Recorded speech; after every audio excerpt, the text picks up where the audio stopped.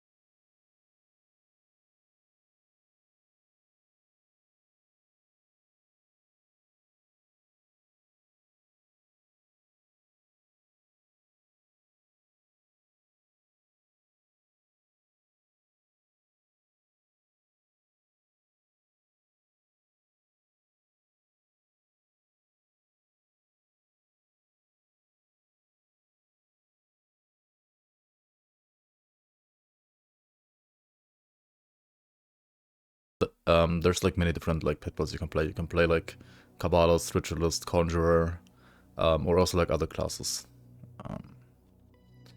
But obviously we're just gonna like play Warden's Judgment first, and then I mean this is the like 4 skill points of the skill itself, which also like helps a lot with damage. And same for this. This gives you like another skeleton as well. And of course like anything that has like pet stuff on it, like pet bonuses here, is really good too. So if you just like write bonus to all pets in here as well, we can also like see other, like maybe like find other green items that, you know, are good for pets that we might want to get. Like Chosen Visage maybe, but then again I guess this is probably going to be better for like skeletons. There's like faction items of course as well, which most of the time are like slightly worse than monster frequents, but they can in certain situations still be like very good, or like, well, you can like use them on slots where you wouldn't really like find anything for monster frequents anyway. Sorry. So that's like all the helmets. Yeah, like for example, like shoulders from the factions are really, really nice. Like Rewari Shoulder Guard is a level 35 item that you can get like very, very easily, very early into the game. Like Rewari Cuirass, like the rovers in general have like very nice faction gear early on in the game. So getting access to those, like to these items, is gonna be very helpful. Same for like Bismil pants, honestly, like these are kind of nice too for pets, right? And of course you have like the Warden's Judgment. You also have this for like, well, like acid stuff. This is actually another like ritualist item, right?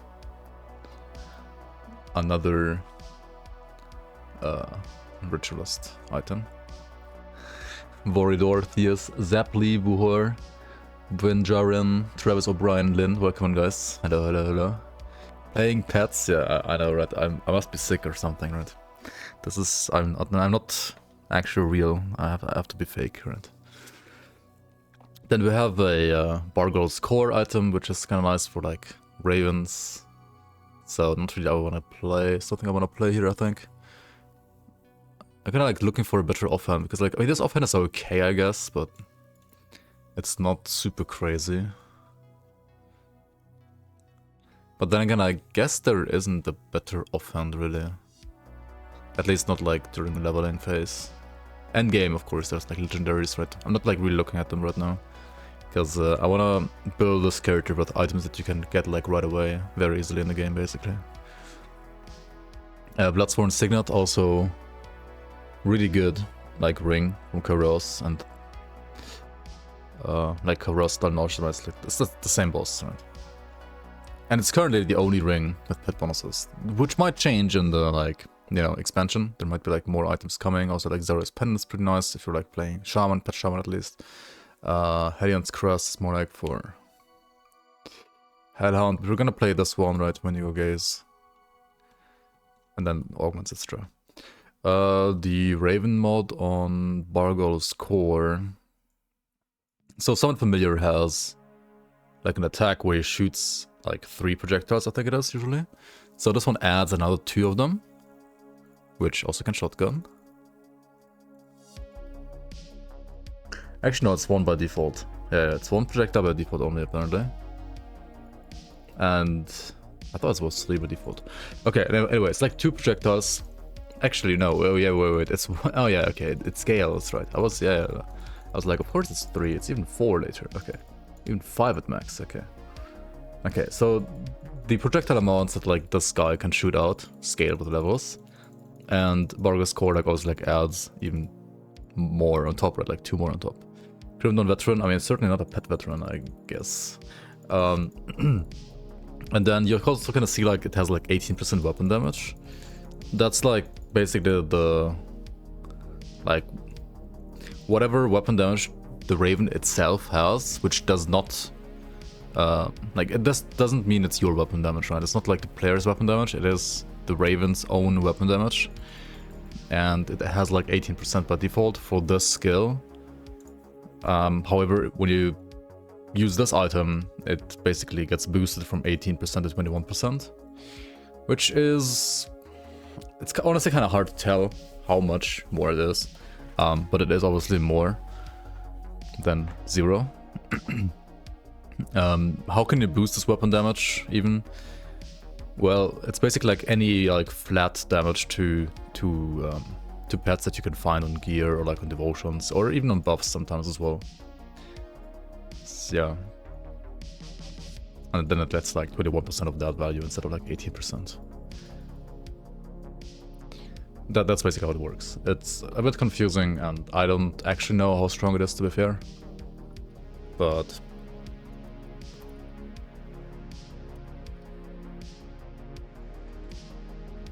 we'll see. We're gonna play a pet Necromancer on hardcore here. For the first time actually playing pets. Actually, I mean, no, not for the first time, but Cabal is a ritualist. Still drawing breath, I see. So currently this is gonna be one of those like just play through normal single class runs that I'm doing quite a few of right now. I might eventually finish this character, but for now it's gonna be like single class and normal only. So we're gonna like do everything on normal difficulty, as I mean you pretty much always should. We're like starting out at least like new, and at the end of that we want him to like we want the character to be like ultimate ready. Now how well that's gonna work for pets, we're gonna see. Like I have honestly like almost no experience with that, so this might be kind of like a learning experience for me as well. I mean I've played like pet builds in the past, but I've not played that many and it's been quite a while, and also I know like what to look out for to make like non-pet builds ultimate ready. But I mean, I guess I'll see like how hard it is to also like balance out like pet resistances on top of like player resistances. We'll see, we'll see.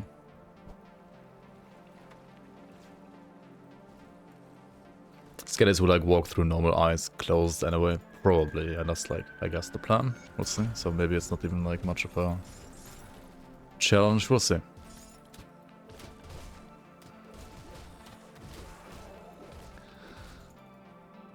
I mean, at the end of this, like, in the next episode, basically, I do wanna at least, like, get through some of normal to, like, see how it feels like.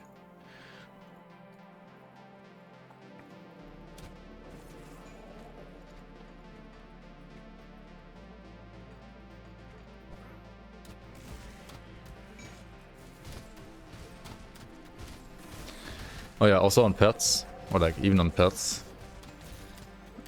I guess we're gonna go with our good old reliable fireball once we're level 5. Because, I mean, it's just the best. Like, what else do you even play?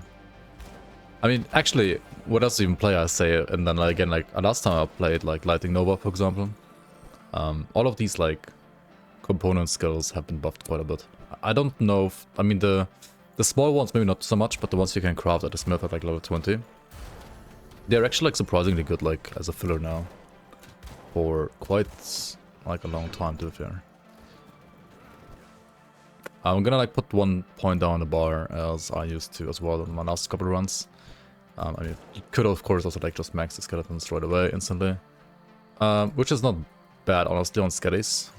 But I also do like to get some stats, like some HP and so on. Or like some, well, like ability to wear gear. Which is why I would usually always recommend you to put like 1 point into the bar. It might tank your damage back a little bit in certain, like at certain points in the game, but it's, I would say, like the smoother, like easier to follow scheme overall.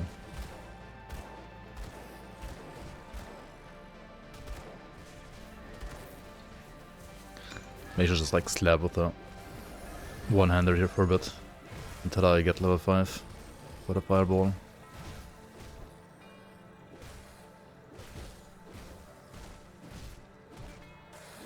You can also direct your pets with the pet attack skill that you can like bind to whatever button you want to, right? That's one over here, pet attack. And you can like make them move around or also like focus on a specific target. Right. Which is, well, gonna be a must use eventually. Okay, we are level 5, which means we can use the Francis's gun.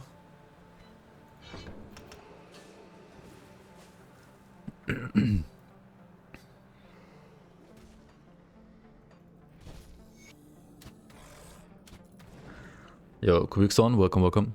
Looking forward to this. Hopefully you'll get stream VOD if you want to make it to the end. On YouTube you always have VODs. Like if you go to my channel and then like click instead of on videos, you click on like live streams.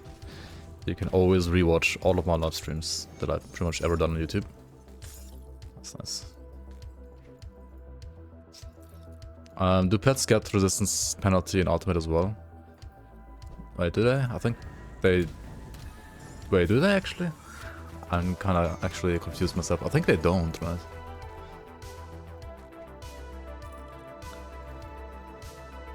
Or maybe they do. Wait, hang on. Do they? I gotta check on Green Tools real quick. I haven't played pets in so long, it's actually kind of unreal.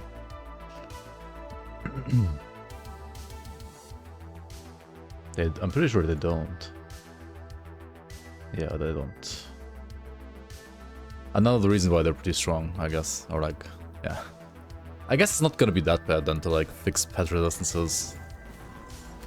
Yeah, like just make sure they're capped once and that's it. And then after that, like just worry about your own res. Which, to be fair, like can already be hard enough. Like some resistance types are, I think, like really easy to fix. Others are rather hard to fix. And if you're playing a solo Necro, like I will on this playthrough, which is honestly ultimately a bad idea. Like you should always like do dual class, it's way better than single class. It will be actually kind of hard because like Necromancer doesn't give you any resistances on its own, compared to like Occultus, which like fixes your poison acid resistance instantly, or Shaman, which gives you like lots of Aether and Pierce resistance, also to pets. Solo Necro is kind of like painful defense-wise compared to those two classes, which is also why it's like very good to, well, combine Necromancer with either Occultist or Shaman, especially when playing pets.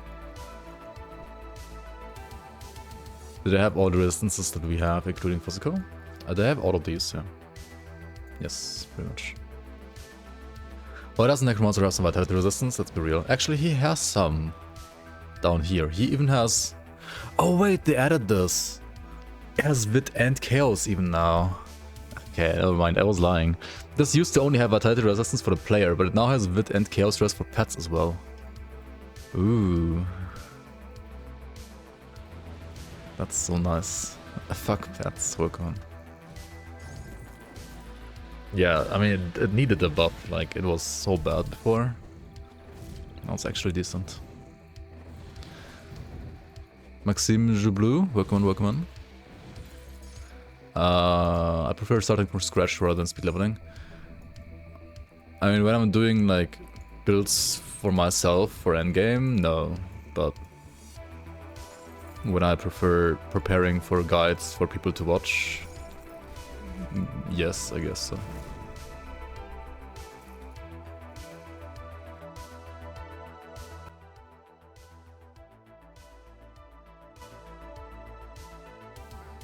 Can skeletons survive endgame? They can. Also Notkin, welcome on. What build am I doing? This is just gonna be like pet necromancers and mostly skeletons.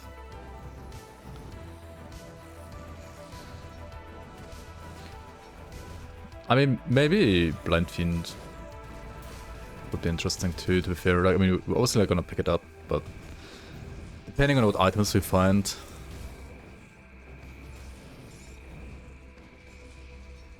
Maybe we play it like as a main skill over skeletons. If skeletons for some reason like start to fall off and not feel good anymore, then I guess we could do that. So Pets has the skeletons, right? It has the Blight Fiend, and it has spirits, like Sundering Wraith, like Sundered Wraiths from the Reap Spirit ability.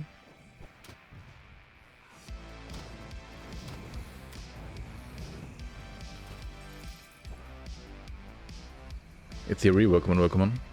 I mean, Pets can pretty much do all the content, right? I mean, we've already like shown it on stream like quite some time ago, or like multiple times as well, to be fair.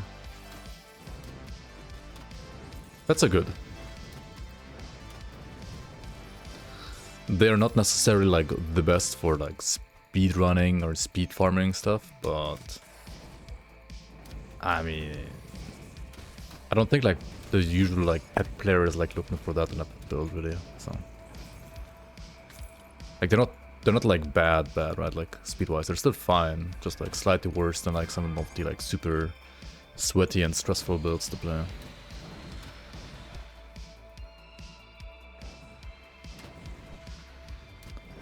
Okay, level 8, which means we can use the Conjuring Bone once we get enough spirit for it.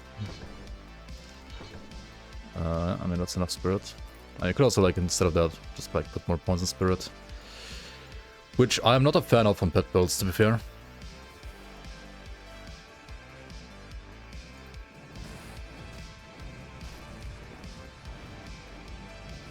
And spirit gives you energy, like regeneration, as well as like magical damage, which in this case would actually like boost my fireball, but on the other hand,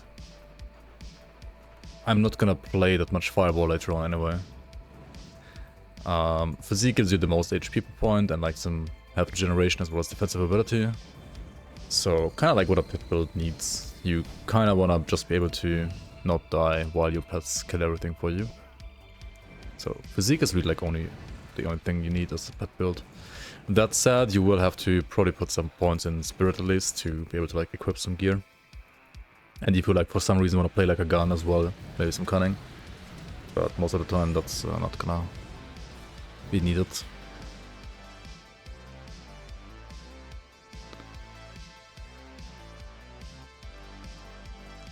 What made me choose Necro over the other pet classes? Honestly, the only reason why I'm playing Necro right now is because I haven't played it like in quite some time. Like I've like gone through all the classes like once now, except for Necro and Soldier, I think. And okay, I also like didn't do like Oathkeeper properly, like in this like current series that I'm doing.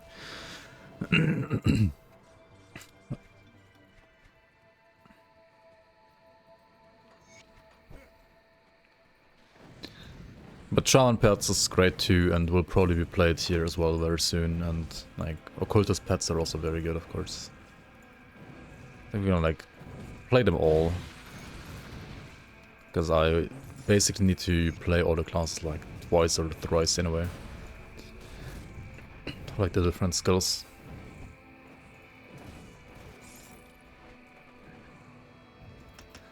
Trying to find a Necromancer this guy, but didn't find any. Yeah, I mean, so I have a Skeleton Kabbalist endgame guide, I think, and I have a like Divider as well that I made at some point. But those are kind of like old. And also the how to level a Necromancer video that I made like also 5 years ago, something like that, was mostly focusing on Ravenous Earth. And it was like using skeletons for like level 1 to, like basically for Act 1, but after that it was just Ravenous Earth.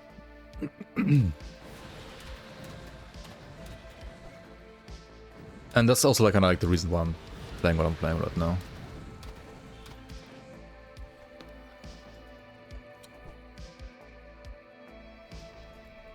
Hello, hello. What's the best leveling build for Necromancer right now? Is it still RE or Bone Harvest? I think RE is probably still better because you can just like run and let the thing do its thing, right? Bone Harvest like requires it to like stand still more.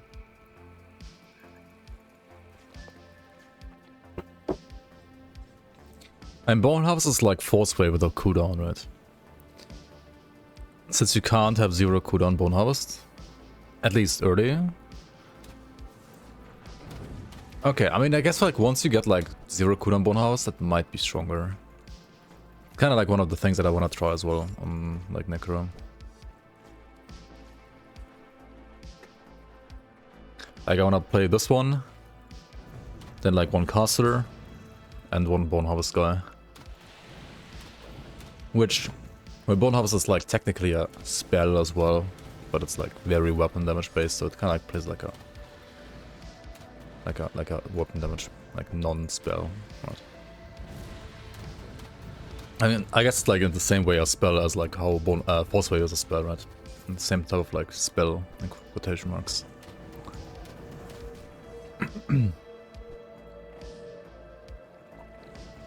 Yeah, you would dual wield the like bone scythes, whatever they're called, from the guys in Mountain Deeps. Yo, Daniel, welcome on. Good day, good day.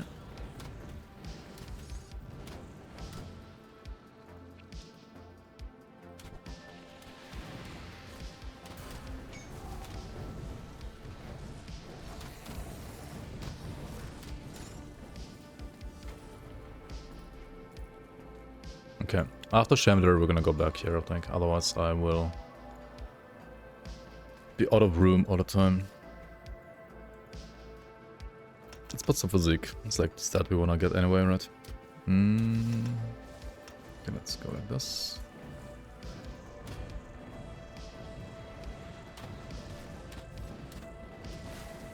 Necro, Omega lol. I mean, it's a class in Grandon that you have to cover. I don't think Necro is that bad actually right now. Especially, I think pets are a lot better than they used to be for Necro. Like, Necro pets used to be garbage. I mean, not garbage. They were never bad, but they were like slightly worse, I feel like, compared to Shaman and Occultist. And now I feel like it's about the same. Like, they're really solid now. Oh, hello. And, I mean, Caster is probably still fine as well, even though it got like slightly nerfed.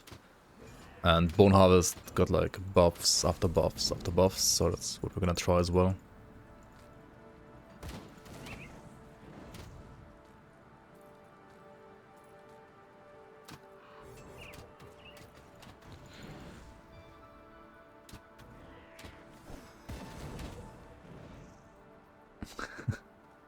Frozen Omega.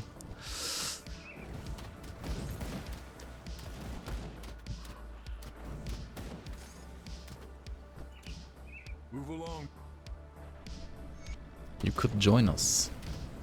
Which one you choose here on this character literally doesn't matter. Oh yeah, we can put more than 3 Scuddies now.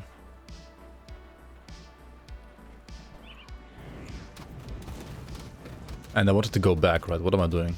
Oh well, guess we're going for one more, like Riftgate.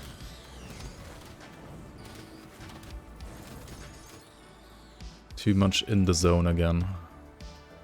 Just pressing forward. And also I should like get devotions. As always, even on fucking pets, you just pick Jackal. Don't question it.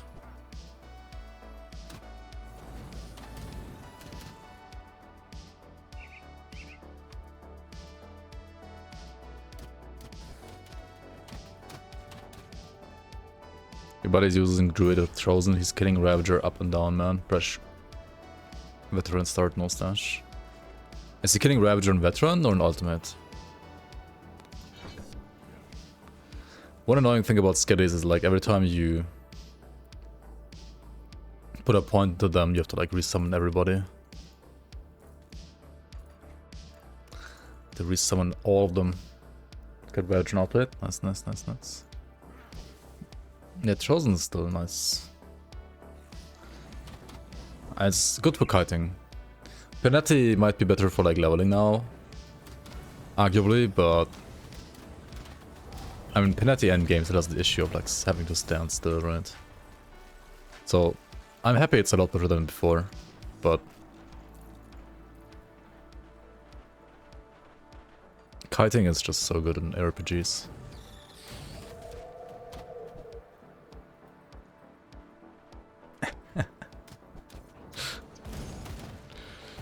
People are hating on Necro, man. Like, Necro's not bad, it's just annoying to play sometimes. But I think like melee Necros are actually harder or more annoying to play than like caster or pet Necros.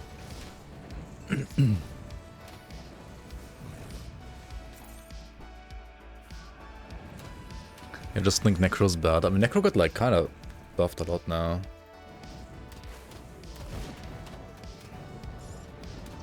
Which I would still not say it's like S tier.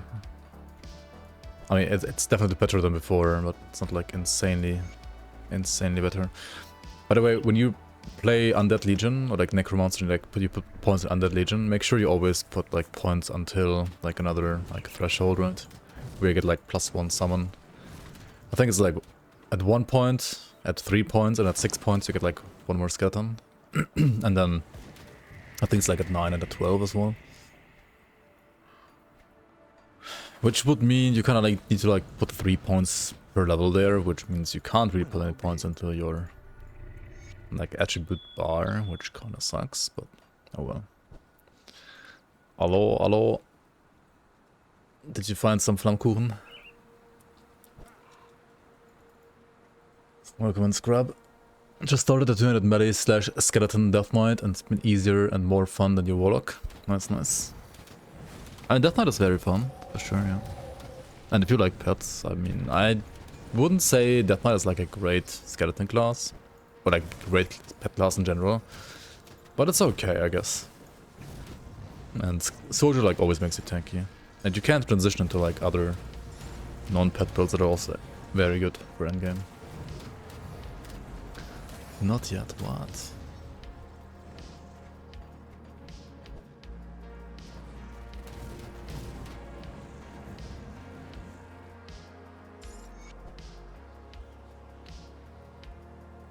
Soldier or Arcanist at gold classes?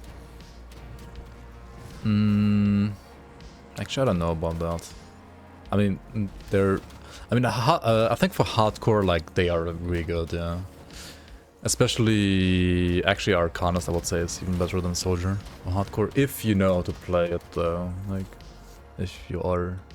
I mean, I guess if you're playing hardcore, you should, like, kind of know how to play the game anyway. Maybe.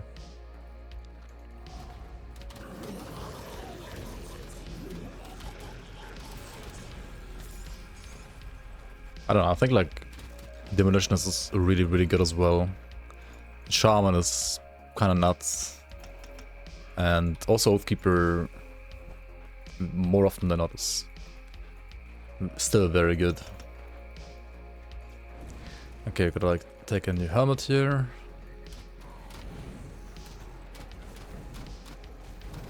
What is this mega for propaganda with Demolitionist? I mean, I like Demolitionist as well. It's just a good class, I think. It's just fun. Okay, but like objectively, I guess something like Shaman is probably better than Demo. I mean, Nightblade is always the fastest class, pretty much.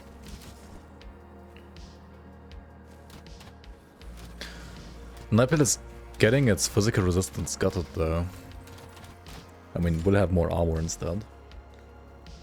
Can you play War of Pain late game? I mean, for AoE you can with like certain itemization. For single target you always need something else on top. Like it's never good enough for single target only. Give updates. If you want to play this update right now, today already, then you can like head over to the forums and get the access key there for free, basically. These like public playtest patches, you can always play whatever you want.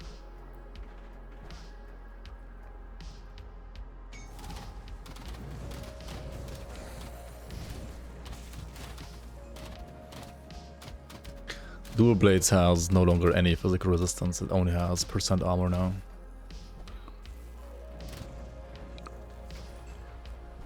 It gets quite a bit of armor, but that is a interesting nerf. Yep. I mean, Nightblade was like insane before, but that is quite a nerf. 07 for Nightblade in chat, yeah, pretty much.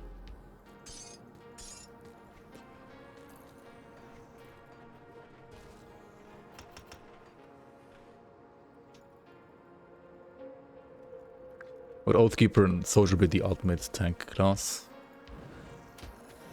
Oathkeeper Soldier is like the ultimate like shield tank class. If you want to play like a two-handed tank class, then yeah, like Soldier Shaman is better. Like water. It's also like better for regeneration, like health regen.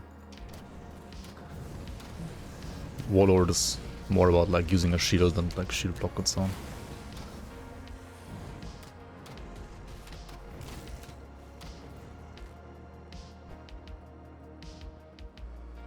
Did I eat the sweet popcorn? Actually not yet, it's still in my kitchen.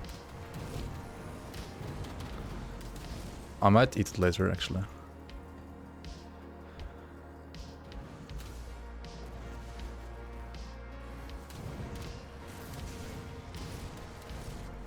I kinda always like feel bad about like throwing away food, so I just can't. I'm just gonna eat it at some point.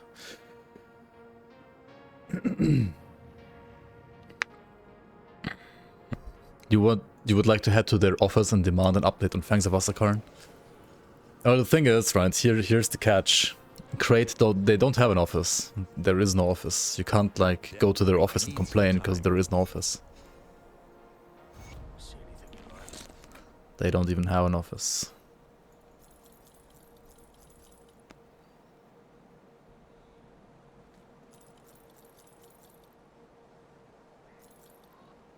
We got a mirror band. Oh, that's actually really nice.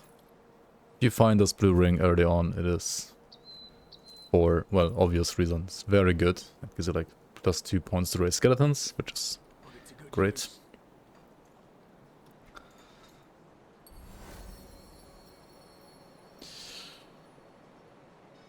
Shepherd's Crook is like really good, right? Especially early, I think. Okay, I need to like actually probably ask you guys what are like the best pet devotions right now. I mean, I've played pet pets in the past and obviously I made devotions for them too, but metas have been maybe changed. Oh yeah, like put some of this here, right?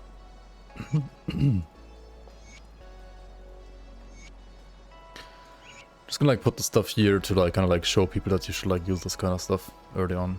Don't be afraid to use components.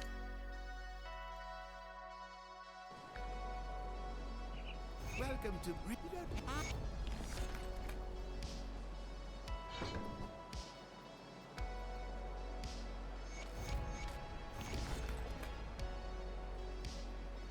saying. Well, since I cleared for this.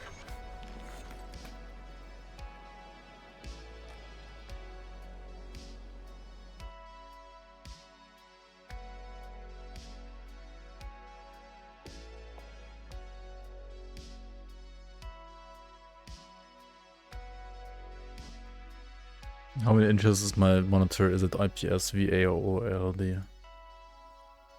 Hang on. I don't actually don't know by heart.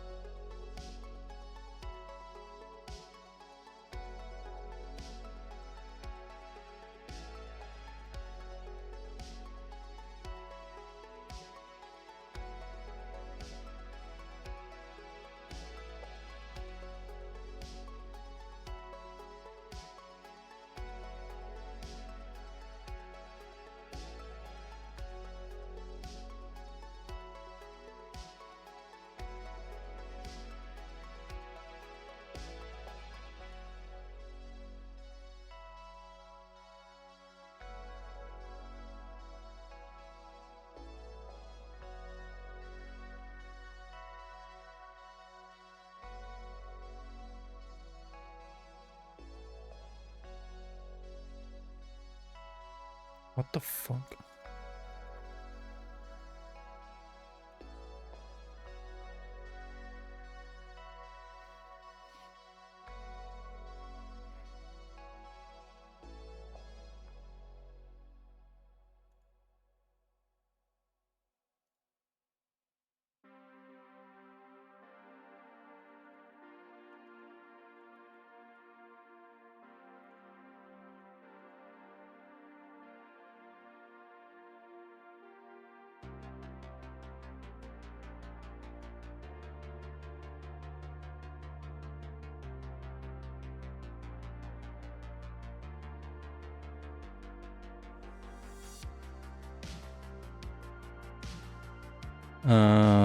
Okay, fuck, I didn't find it, man.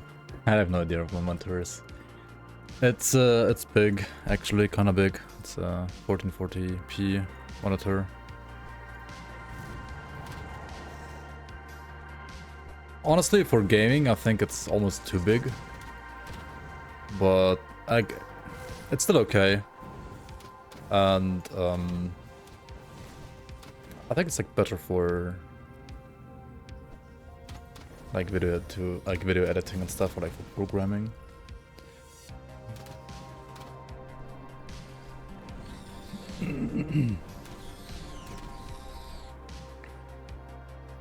It's dumb to remove resistance from dual blades. Reaper, for example, was already squishy.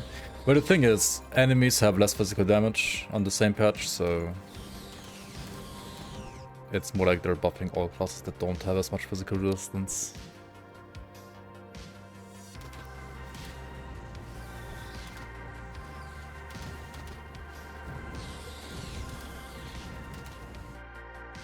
I think mine is 27 as well.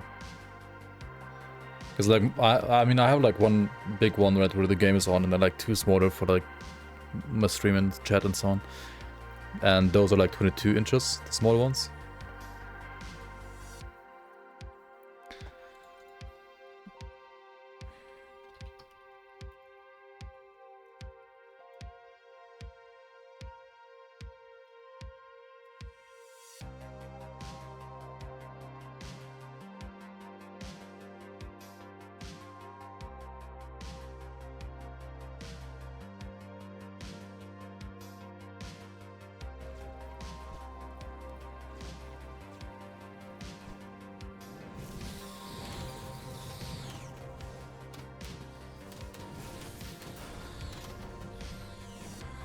Pets?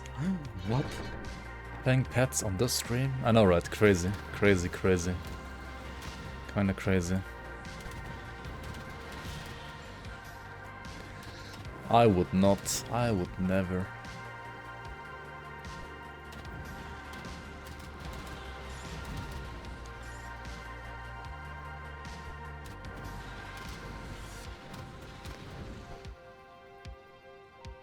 Just normal run for ultimate run? Mostly just normal.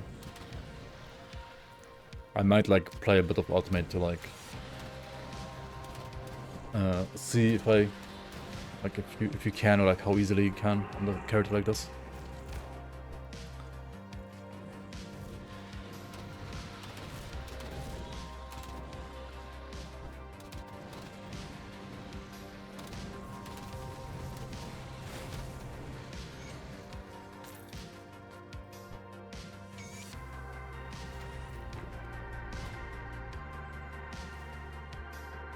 I feel like whenever I'm actually actively searching about like hardware and stuff, I kind of know my stuff, but whenever I'm not searching actively, I have like no idea what I'm even like using myself. Like I have to like look it up again because like, I don't know, I'm just like thinking about other stuff and then I forget about it. Elite run when? Maybe next year.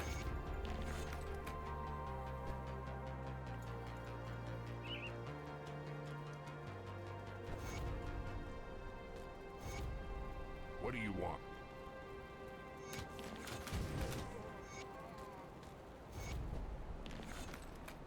What's I? Good, you're back. What am you that good? Good work. There have been warden. Alright, I will end the Warden's life. Let's end the Warden's life. Rest in peace, Warden, Sanch. I mean, he's not dead yet. I got another, like, damage to Pet's ring for some reason. That's cool. It's kind of lucky.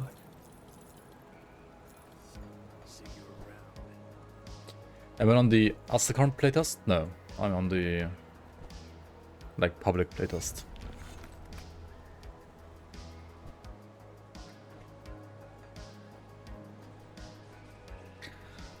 But maybe I should play on the Astakarn playtest even. To like show stuff like the Chaos Gaddies and so on. That's true. That's true. That's actually very true. Hang on, let me check real quick.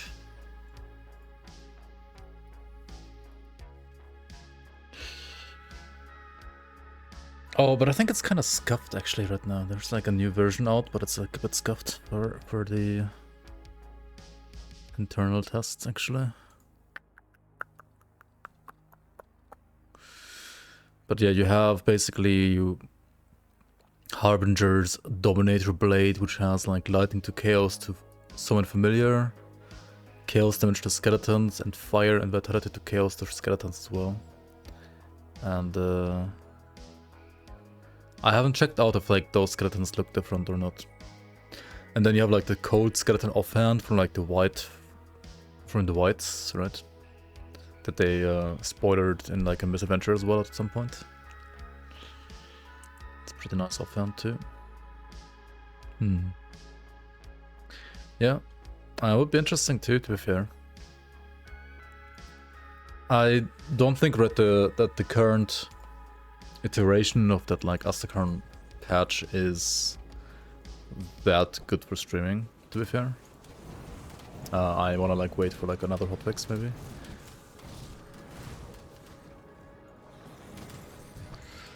Maybe like next time I stream it's already out and we can like play on the like play the same character on the Astakarn patch as well.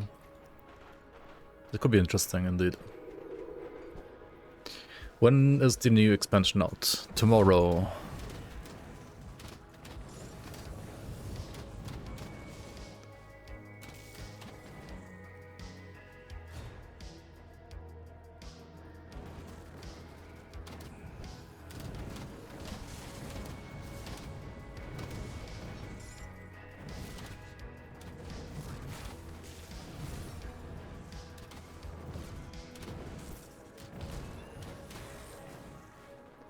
It's one of the tomorrows at least. It's one of the tomorrows that will eventually be tomorrow. I have no idea. It's gonna be at some point this year. I don't know yet. I know as much as you guys do. Which is basically nothing. About the release date of the expansion at least.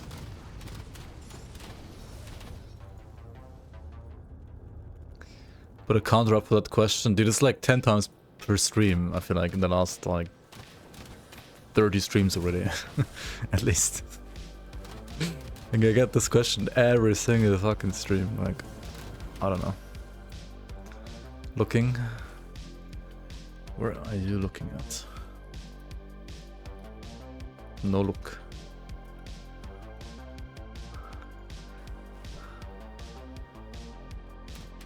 It's out now? It's out exactly now, yeah. Now. It's out tomorrow, actually.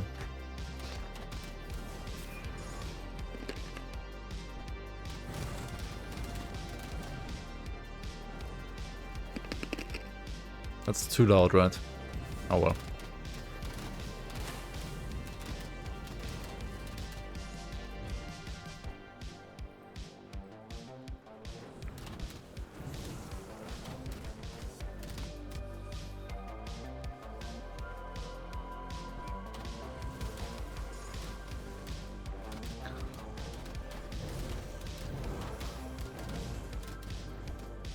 It's kind of chill. You just like walk and that's it, right?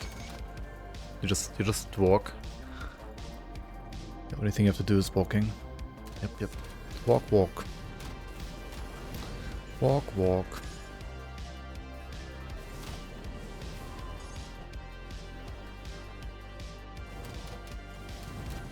The age of misinformation, SMH my head, yeah.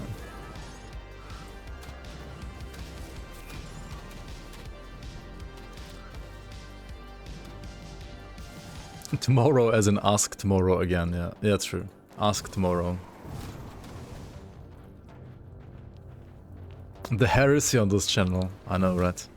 Unbelievable. Playing filthy pets, what the hell, man. Welcome, Shashishada. How you doing?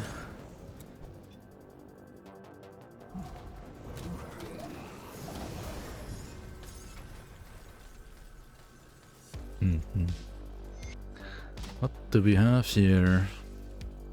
Hot garbage, that's cool.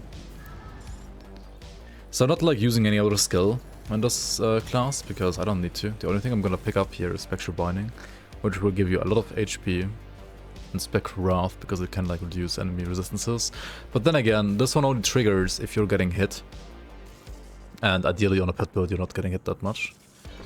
So we're gonna like leave them as 1-pointers for now. And like increase those points maybe later. Just getting like raw stats from the mastery bar gives us like enough HP. We don't have to like invest into Spectral Binding all that much yet.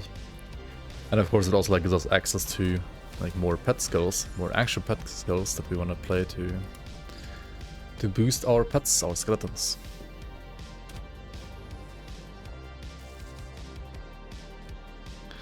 $10 is a low estimate.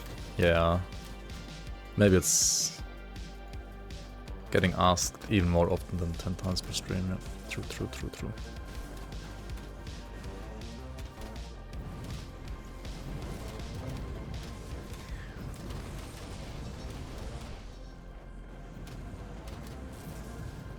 I should just make like a...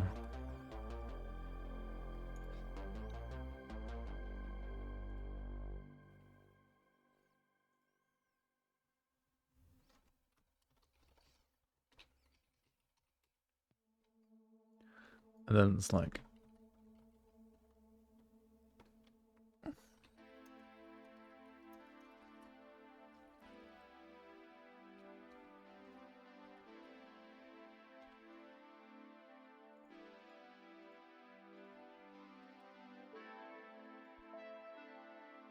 like this, right?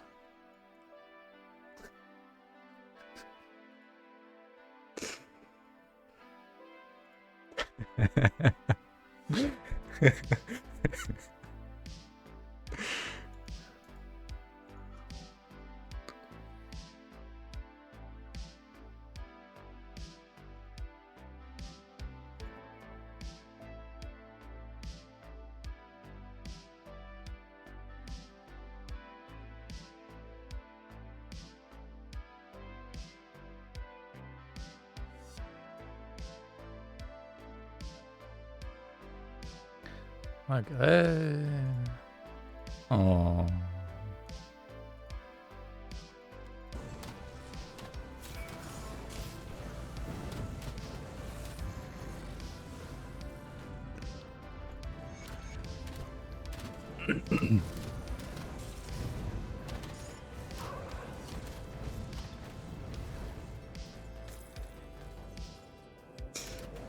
You quit your job if it's tomorrow.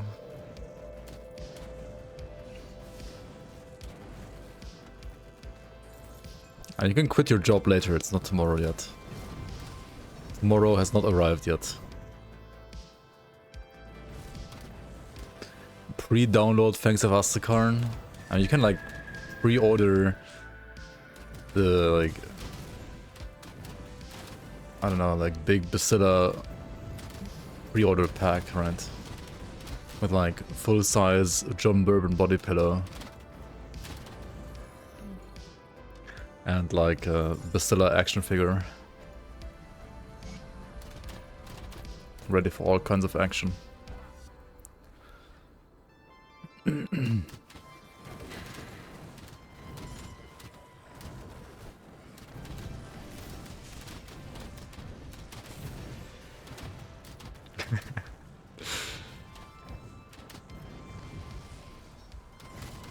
Sending money now.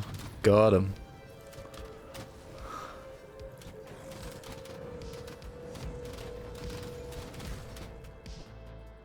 Who really wants those things? Those are disgusting, right? Could you tell me where I can find them? Like, I really want to know where, like, what content to avoid or like which websites to avoid. So I can like put them on my blacklist, right, in my browser. Yep. Exactly. That is fucking disgusting. Okay, time for more Skelly boys. They are now stronger and better than ever, right? We made skeletons great again. I guess like Xanta actually like made skeletons great again, to be fair.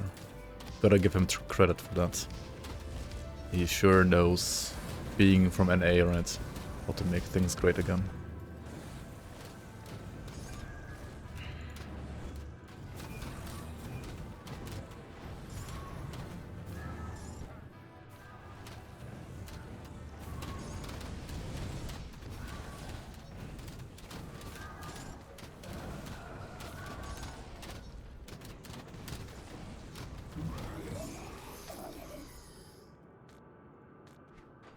Okay.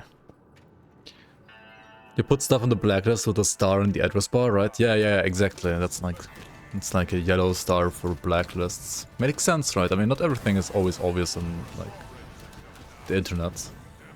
Right? Some like computer stuff is like very unintuitive, but yeah, it's a golden star to blacklist stuff, obviously.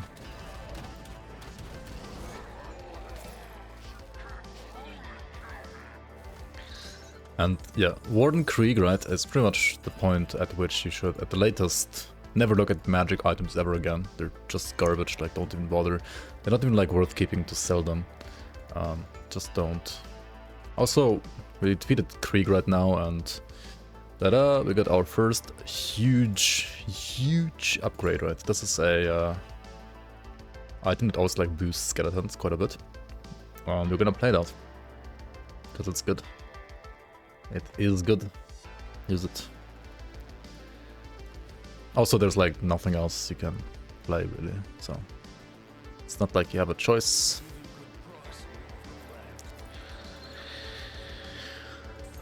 Also, this item here is honestly kinda nice. More pet stuff. Yum. Make sure to upgrade like your armor. Primarily with resistances in mind, so you should have like more than 0, right? Like me right now, definitely way more than 0.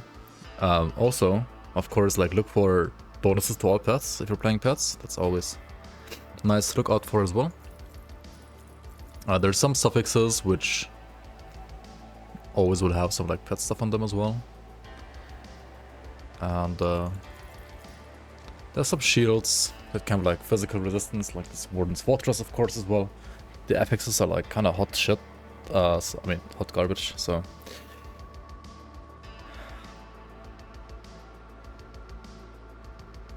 Hot shit would actually be kind of good, right? At least in slang.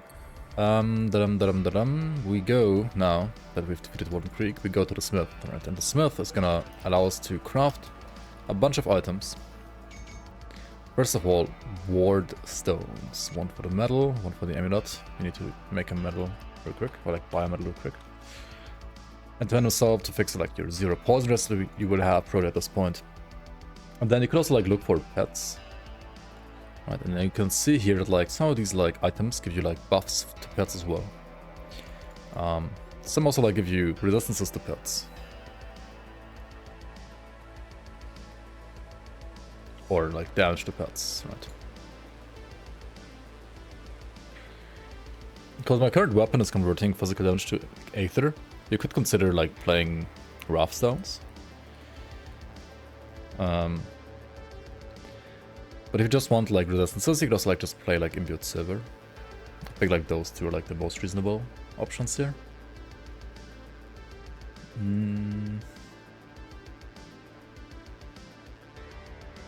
Bullying enemies in non-veteran again, yep, pretty much. Is there a way to make your minions use all benefits of your main hand? Not really, no. Thank god those Basilla plushies never got sold, who knows what people would have done to them. Maybe there would have been some modifications, yeah, who knows.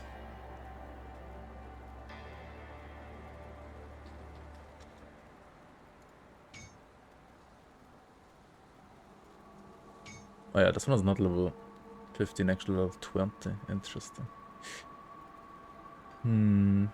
Also yeah, another thing you wanna craft usually is like scaled hides. To increase your armor absorption. You wanna usually have two, like one for the pants, one for the shoulders, for example. It doesn't have to be like that, but yeah, it can help.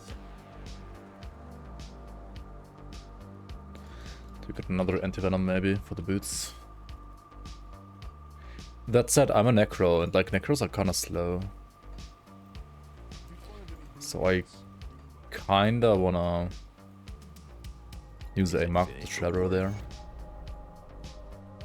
The Warden's defeat is a great victory. Alright, John Bourbon. So you before we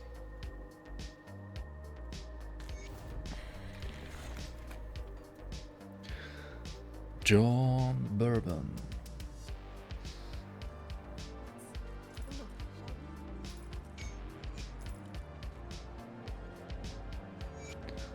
John Bourbon. 98 is usually enough for leveling, I would say. Wanderers, pet HP. This one has Pierce Rust, that's nice. Another Wanderers. I don't know, I kinda... I mean, you have to, most of the time, like, prioritize resistances over pet stats. At least when it's only, like, one single pet stat, like just was there on that other item. Right? Here's the fabric. Take it, please. Take it, take it. Oh yeah, one more thing we should craft. We should like craft a relic. I don't think there's like any relic with pet stats like right away. There isn't.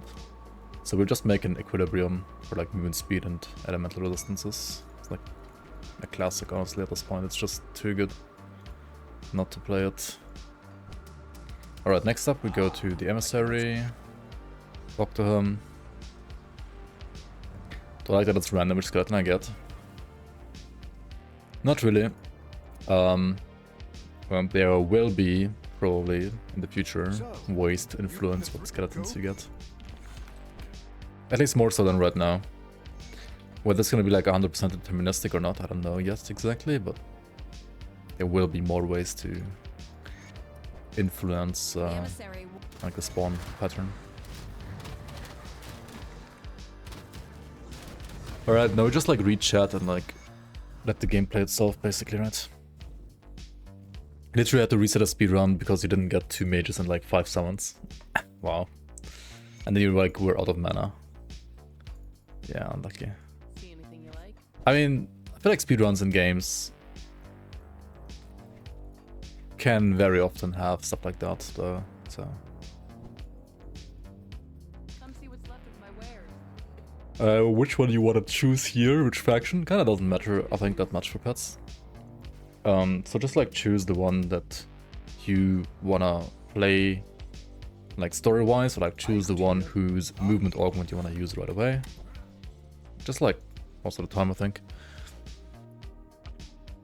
Come see what's left of my wares. We're gonna side with the Reek, I think, maybe. I mean, you can also like side with like Bismir for like the Vash. Put it to good use. I think I just wanna play this teleporting pets. It's not necessarily the fastest, but also like going through these menus is not really fast either if you misclick all the time.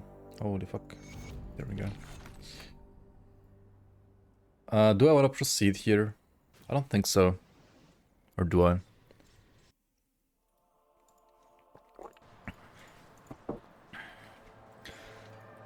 I think I want to get like a medal.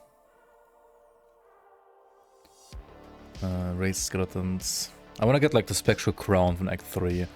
There's a like you can get like Korvax's burning blade in Forgotten Gods, right? Which is kind of nice too.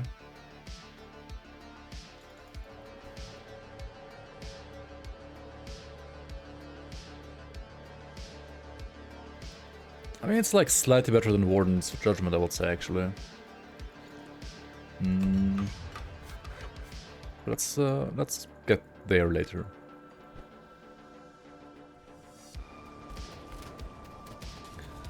Your heart is calling for Basila.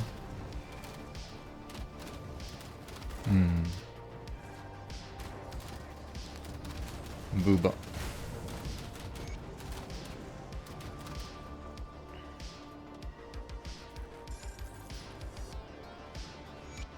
Okay, we got these. And they're just tankier than what I have. We got this. That's also tankier than what I have, but...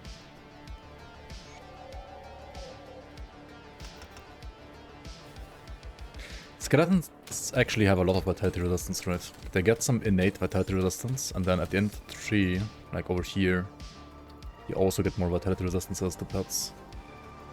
Do I have any pets right now, actually? Like any res? 15% Aether. That's it, okay.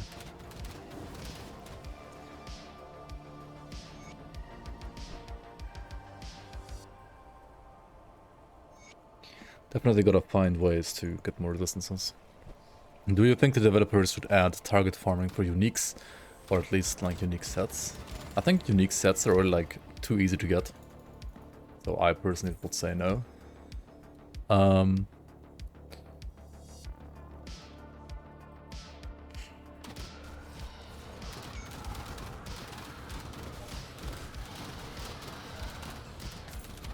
I don't think they need to like remove transmutation, but like just transmutation like existing already like makes getting sets like very easy.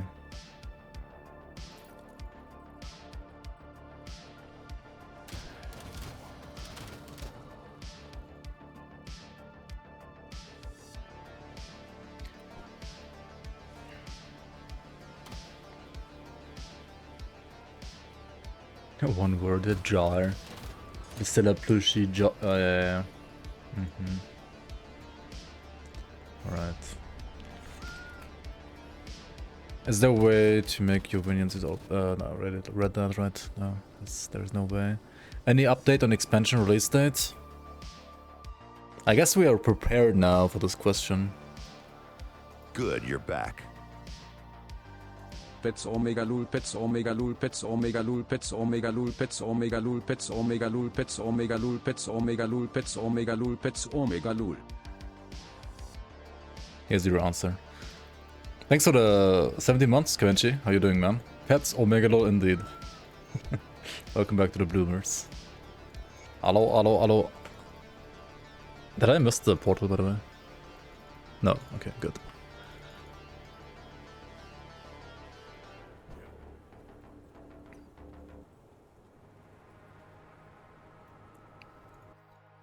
You're stalling IRL, playing PoE. What?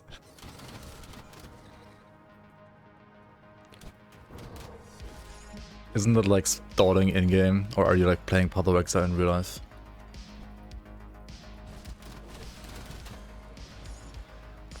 Still saying Exile?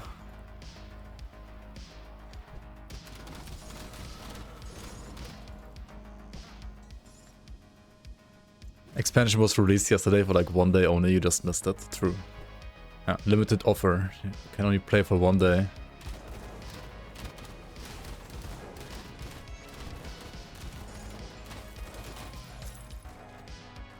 I think my pets are strong enough now. I'm not even gonna like bother with Fireball anymore. Don't even need Fireball. Just be a pet, right? And your life is easy. Or like rather have pets in this case and your life is easy. It's not like in real life where you have to like babysit your pet. Here it's like the pets babysit you.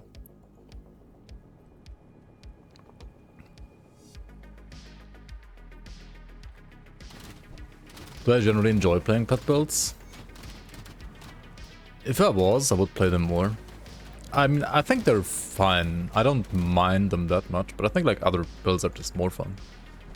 I'd say it like that. Full pet build? Yeah. There isn't... I mean, okay, like a normal difficulty, right, like an early game, you can like kind of like do whatever you want in a way in this game. But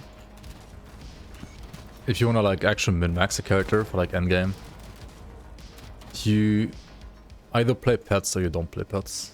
Like full pets or you don't play pets pretty much. Like hybrid builds are...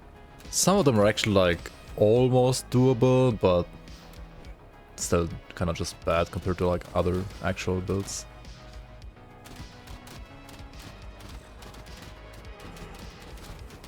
Okay, I'm literally just walking, right? Defeating the game by walking. That's insane. Very intense gameplay. Holy shit, dude. Has to cast curses and explode corpses? Yeah, here you also will cast curses, but we're not there yet. We don't care about curses yet.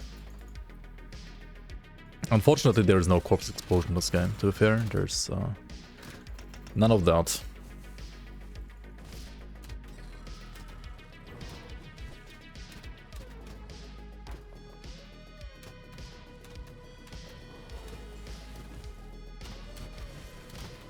Oh, should I get the Blight Fiend too, right? Another pet. What's better than pets? Even more pets.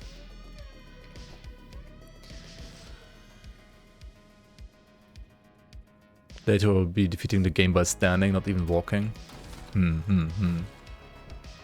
I guess so, yeah.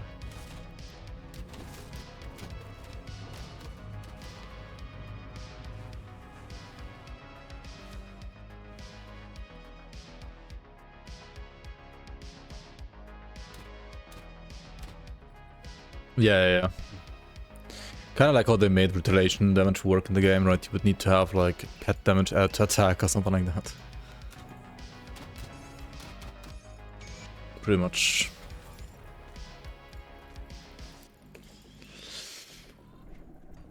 Or maybe like attack damage added to pets, who knows? That's just like Winds of Astakarn, standing still and winning. True. Winds of Astakarn is especially standing still. Maybe it's also winning, but it's definitely standing still. Okay, so these guys, right? These guys will have insane stuff, right? You have like Wrath of the Beast Tincture, like a small like buff that you can like activate for your pets that you can buy here once you have like reputation. They also have like pet gear and more pet gear. Kind of nice. Also, what you could always do is like when you sell items, right? You don't want to like look at all the items. You can do this right here. Like, write pets here in the buyback screen, and then like just sell everything. And then if nothing lights up, then I guess you didn't find anything for pets, but we did. So we can now use this one. Cool. That's like the very, very lazy way to do it, and you probably shouldn't always do it like that, because if you only do it like this, you're gonna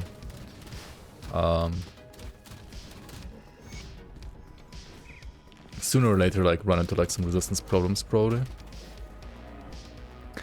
What build am I doing? I'm just doing like lazy skeletons for now. Necro and Occultist. You can do Necro and Occultist or Necro and Shaman. This is just gonna be just Necro for now. I'm not gonna play this character all the way to endgame yet. But eventually. Maybe. We'll see.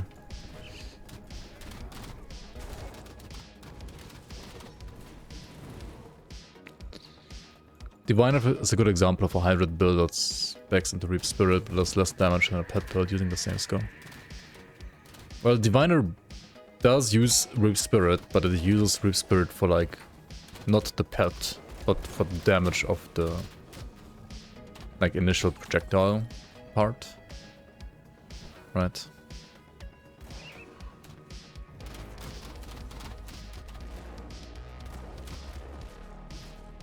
Diviner is not a build really. Can use for pets too? Can it? But then it's like, but then you play like full pets, right? It's not like you play hybrid. You play either or as well. Or not. Like there's plus spirits and skill. Is Motor Trap a meme? No, Motor Trap's fine. It's totally viable. Lost Souls. Lost Souls is great for Kabbalist for sure, yeah. If you wanna play like pet Kabbalist. Allows you to go from 3 to 5 spirits. Wants you to focus on the pet aspect too. I feel like if you play like Diviner for pets, you... Well... I mean, as I said, you can't play like certain sets that like pretend to be hybrid. But you either go like full on pets or full on like non-pets. I think Diviner is the same, like you either play like full caster or you just like play full pets.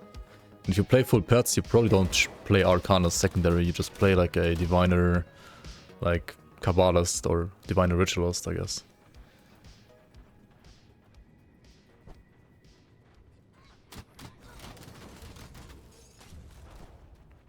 Ritualist in this case, I guess, yeah. So like you can play full pets with it, but don't play Arcanist.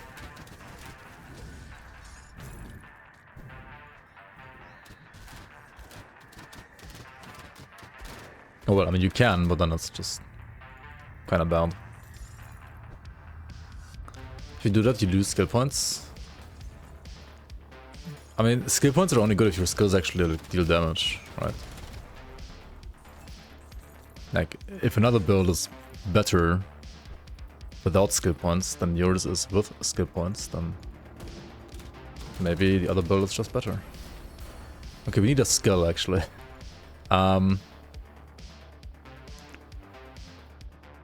What skill do I pick?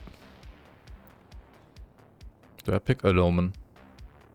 I mean, I kind of want to pick Bone Harvest right first, maybe. Okay, so we pick Bone Harvest, put it on the skill. This is literally just gonna proc the devotion, nothing else at this point.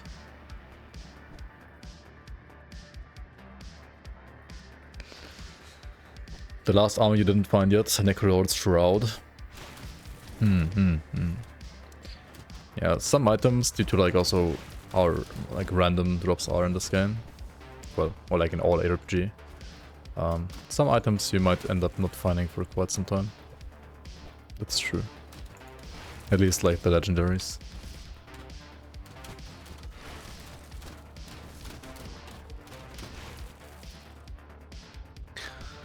Yeah, Eloman is like another skill we will have to play eventually, probably. Or Ravenous Earth. You could also play, but it's like 3 skill points more that you need. Like they buffed the DR on this skill as well on Decay. You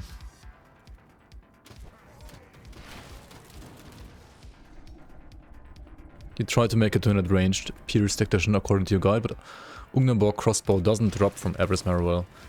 Yeah, that's a very recent change actually. I need to probably like remake the guide. Or like at least put it in the guide somewhere in like an info box or something like that. You can, for the time being, like play messengers cannon from Forgotten Gods. But ideally now, what you have to do actually, you have to be hostile with Barrowholm, right? So maybe if you're here only and you haven't traveled all the way here yet, right? Once you get to Barrowholm, kill them, right? You have to be hostile with Barrowholm, and then like in the cellar of Barrowholm, there's gonna be like a... Like at the end of the cellar, there's gonna be like a chest where you can get the crossbow now. You can also get the crossbow in Shattered Realm, yes. I think you can like pretty much get all items in Shattered Realm. Actually no, some of the dungeon exclusives you can't get there, but everything that can drop outside of dungeons, like Skeleton Key dungeons, can be found in Shattered Realm too.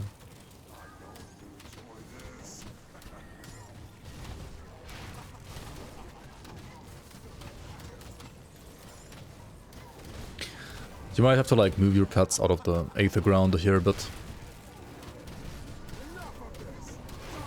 Grande. Otherwise you just like walk around in circles and like watch the pets kill them.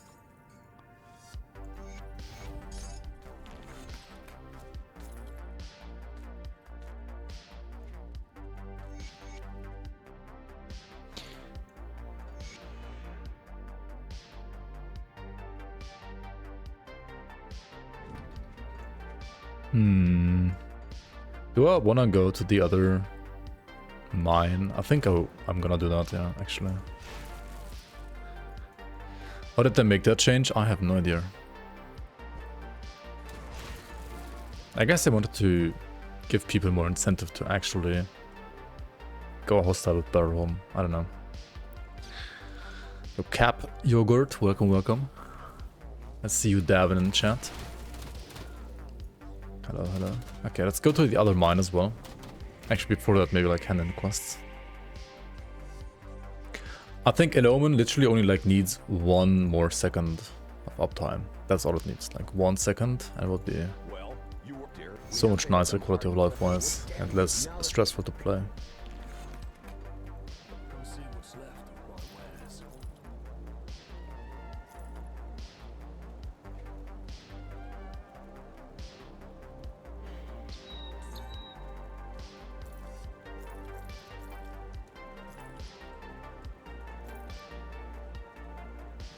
Oh, pet boats, pet stuff, I mean. Pet stats. But I'm like losing my own stats, oh well. We got this one with like Spectral Binding now, never mind, we're playing this one for sure. This helmet here, 3 points Spectral Binding means we just get like more HP and physical resistance. We don't care about the 8th dimension Spectral Binding, it does not affect our pets. Because Spectral Binding is only a buff for like the character player itself and not for any allies, unfortunately. But I mean, still nice to have.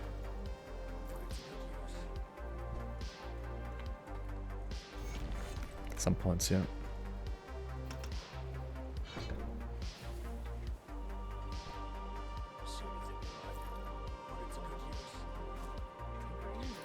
Alright.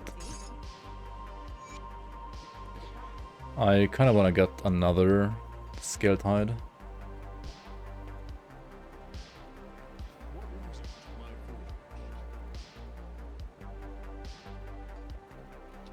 How do I not have a Breasted Purr? Okay, I can also craft that one, I guess. That is weird. Unholy Inscription is a really good component that I want to use here. But how the hell do I still have yellow gloves? Hello? I mean, yeah, it's true. I didn't find any green gloves yet. That's weird.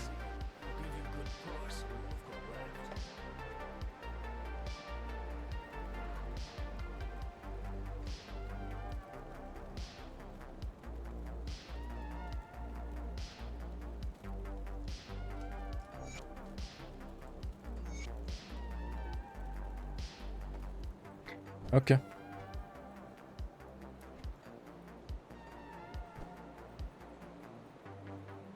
Come, friend, back to business. Nobody. You're looking at Barrowholm map as the Forlorn Cellar, the one I should be farming for the crossbow. Yeah, like if you're hostile with Barrowholm, there's like a cellar in the town itself that you can enter, and then in there, I think at the very end there's a chest, and that chest can drop the crossbow. Which is weird. But I guess that's how it works. Hello, Mac. Hello. I've been convicted to at least 2 streams of pet builds.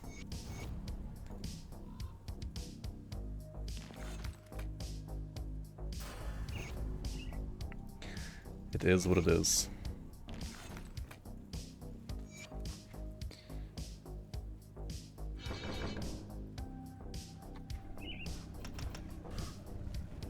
Okay, we wanna check out this cave right here as well. Like this mine here, rather. Because in this mine you will find, like, encounter a boss called Hellion the Rat.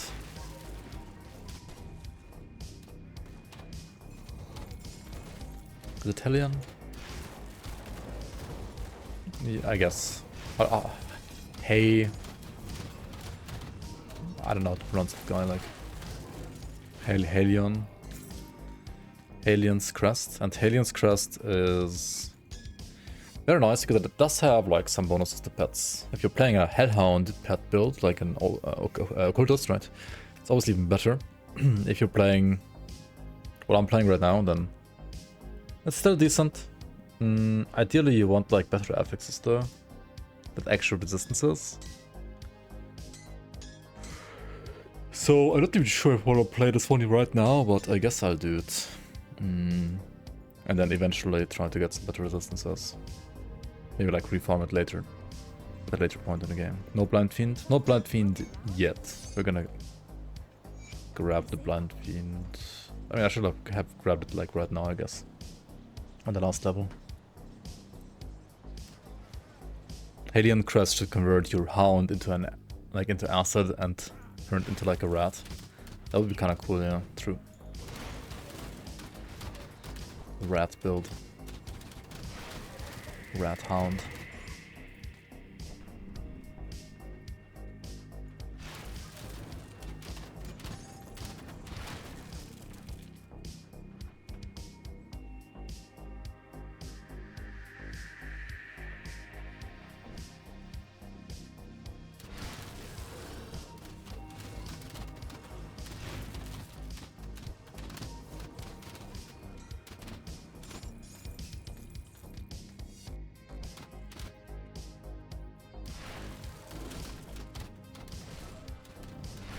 Go forth, my skeletons.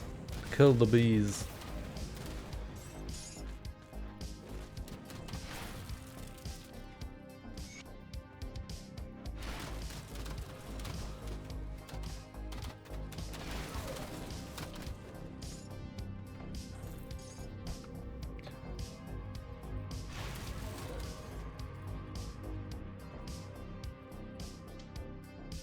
Thanks about the Karn is not gonna add new devotions.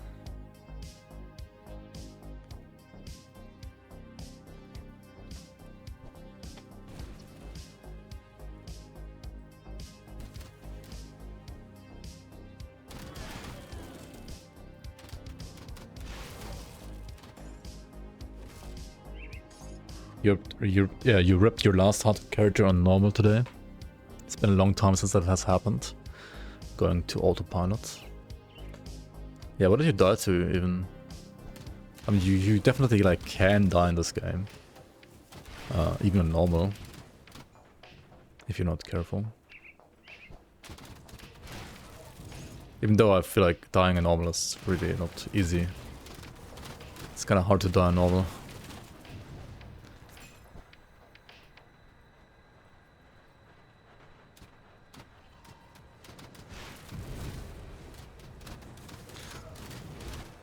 Is there a way that enables that players which join the host's game get the progression for their own character? Like you mean like by just joining the game, they will instantly get all the progression that the character they're joining also has already?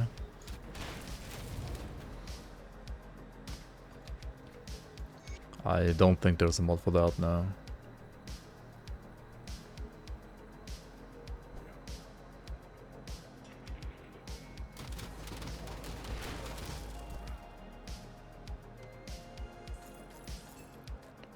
You have to either progress through the story together.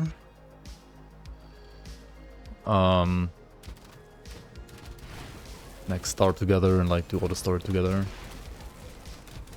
Or whoever is like behind in the story has to be the host, right? Whoever is behind should host the game, basically.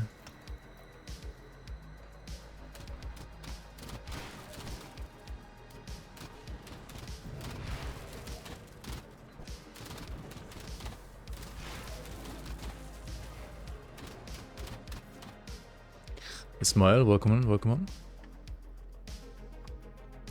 Tell Zentai to add 2 skilled coins so we have a nice even 250. What are skill points right now?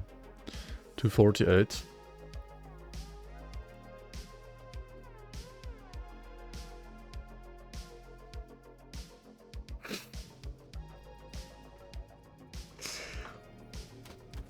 I think it's gonna be a non-even number once again. They are adding at least 1 skill point. But it's apparently, at least as far as I know, it's not 250. And you're right, they could have like used that opportunity.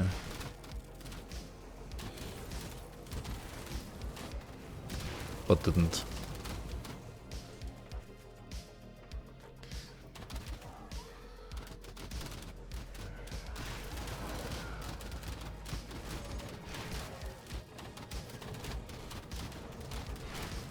It's probably gonna be more than 250 even. Like maybe they add like 3 or 4 skill points, something like that.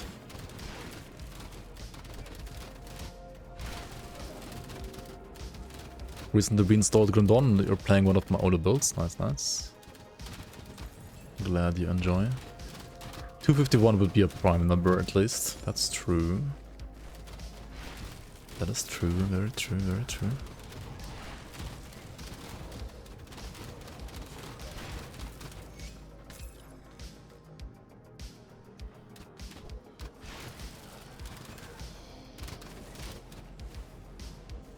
Only the host gets progression, the player who joins doesn't get progression.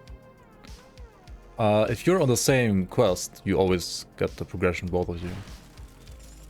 But if like the host gets progression and you didn't, then it's because you fucked up in some way or form.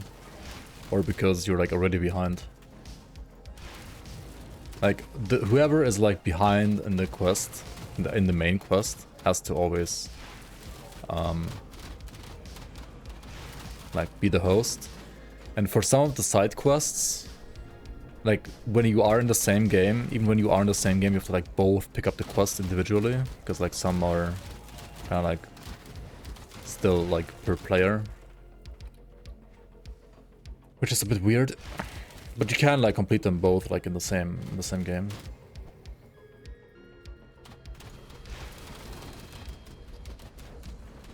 Yo, Magifer. What up, MOBA nerd? MOBA nerd? MOBA nerd? Auto.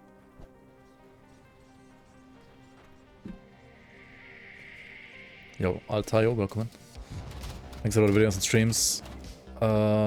Question, swapping out 2 blues with 933 armor each with 5% physical resistance for 2 double rares with 1600 each and no physical resistance. Is that a downgrade, ignoring other stats, or not? Kinda hard to tell, to be fair. Like, it depends on like how much total physical resistance you already have, like before and after. And yeah, I don't know. I know you're saying like ignore all other stats, but it probably depends more on the other stats.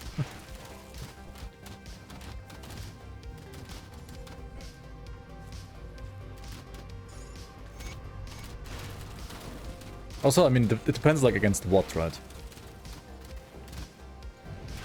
Like, it depends on like how much armor you have with the low armor piece. How much armor you have with the high armor pieces. Like what the total armor is pre and after, and like what the total physical is pre and after as well. Very hard to tell, I think.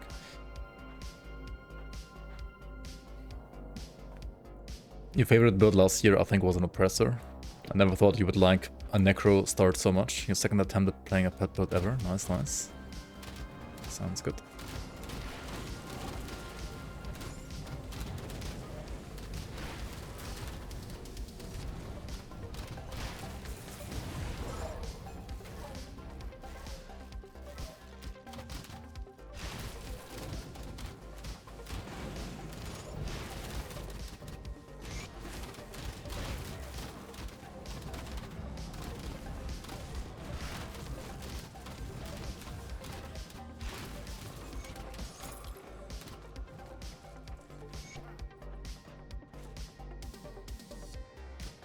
Call of the Grave is like worth at least 1 point, I think, as well.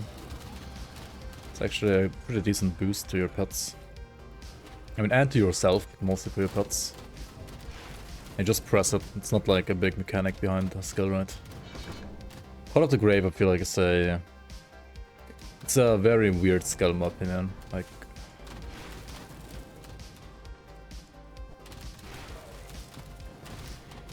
it kind of like feels like halfway made, like halfway there, finished. I don't know.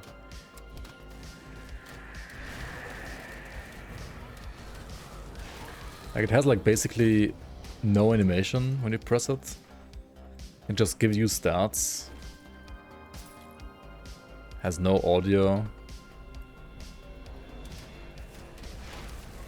Call of the Grave bugged. I maxed it out thinking it boosts pet damage. It does. It does boost pet damage. It boosts your own damage and pet damage.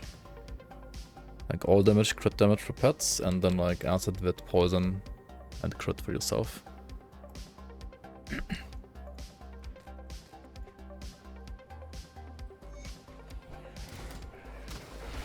Like, it's a fine skill.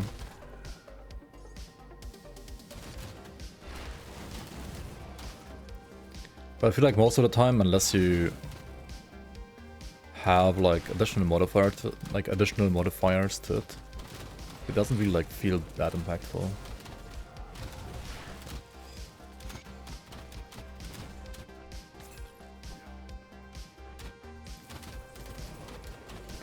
Yeah, I mean, you can either like spam it non-stop, like not fighting any boss soon, but if you're fighting a boss, then save it for the boss. Or if you're like too lazy, like just never press it unless you're like playing a boss, like fighting a boss.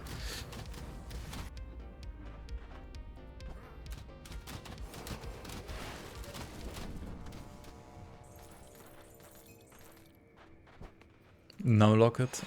Yikes. And I guess you could do that, yeah. Technically.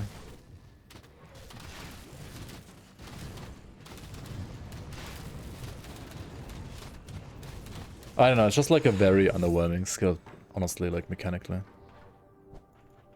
I don't know what they were like thinking when they made that skill, like... It's a bit weird. It could have also been like just like a part of the spectral binding line in a way.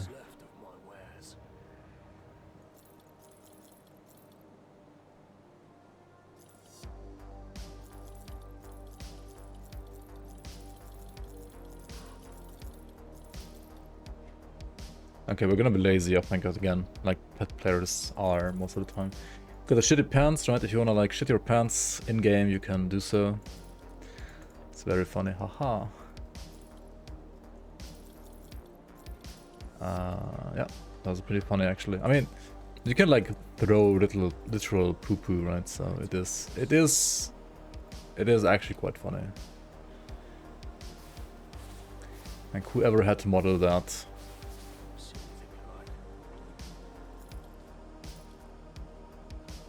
That has to have been a shitty job, that's for sure. Anyway, green gloves though, like please don't walk around with yellow gloves until the start point, like that's embarrassing. That truly is embarrassing.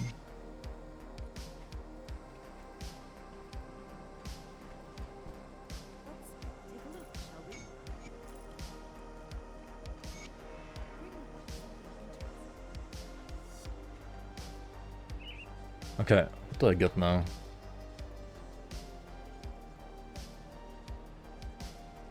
I mean, it depends a bit on like what damage type you go for as well, right?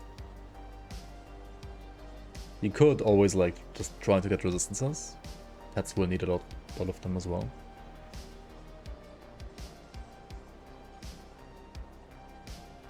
Should spoil Ascended Soiled Trousers. I'm pretty sure there's gonna be like Ascended Soiled Trousers, right? Like no way there's not gonna be, like how, like considering how flippin' popular that item has been over the years. And then you just gotta like shit your pants IRL for maximum immersion. True. You gotta play soiled trousers with soiled trousers. Like while wearing soiled trousers. Skeletons drop fire meteors. Why are they considered physical damage? The vitality damage is little to nothing. The skeleton, like the fireballs, are actually considered fire damage. You just don't see it in game because the game's tooltips kind of suck sometimes. Honestly, it's only like a skeleton problem, like when it comes to tooltips. To know what kind of damage skeletons do, actually, you have to literally go into Grim Tools because there's like no other way to look at it. And then there's like a setting here. Show all pet attributes and skills, for example, right? Then you can like see, well, all the skills of like the base skeleton warrior. And then what was it again? Like tab. You can tab through the warriors if you press tab while like hovering over the skill. So this is, and then by like the names of the skills, you have to guess which skeleton it is. Like Death Bolt is obviously the ranged skeleton, right? These are like the crossbowmen. This one, Fire Shard, are the mages. And now you can see the actual damage of their skills, and that is fire damage.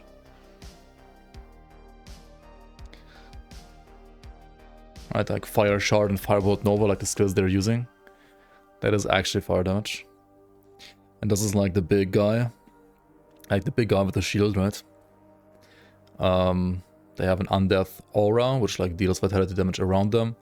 And then like they also like shoot missiles, which also like deal vitality damage.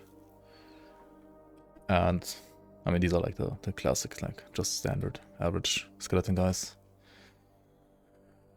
Which is interesting. It's also very interesting that you have no idea about any of that in-game. Vitality damage boost gear is actually useful for skeletons. I mean, it depends what kind of skeletons you want to like focus on, right? Also like depends on like how you convert your damage. See you around. Grim Tools is such a large part of what makes this game fun for you. Yeah, for sure. I mean, without Grim Tools, the game, I mean, it's still a great game, but some things would be a lot more painful to figure out, or like a lot more like painful to theory craft around and so on and so on. But you can't choose which skeletons you have. No. That's the funny part. You can't choose which skeletons you get. Yet. The expansion might change that. We'll see.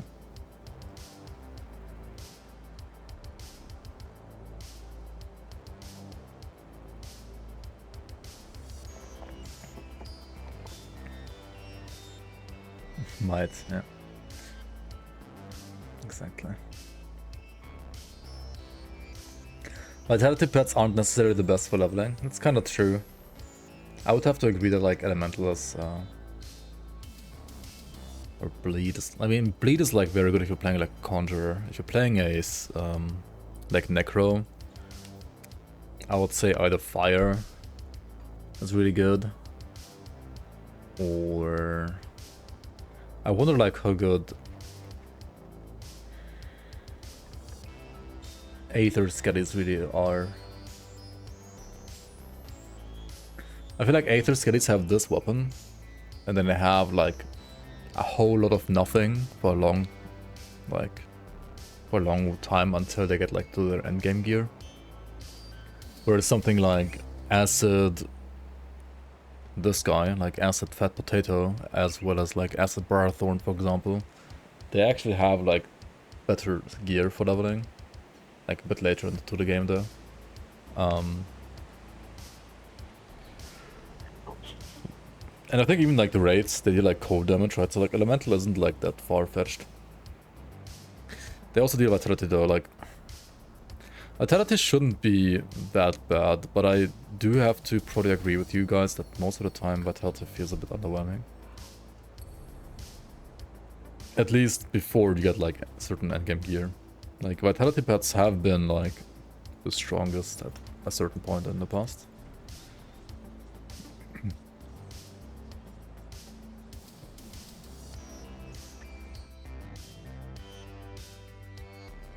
So yeah, once again, to like see, or like to figure out how, like what kind of damage types, like what kind of damage skeletons do, you go to grimtools.com, right?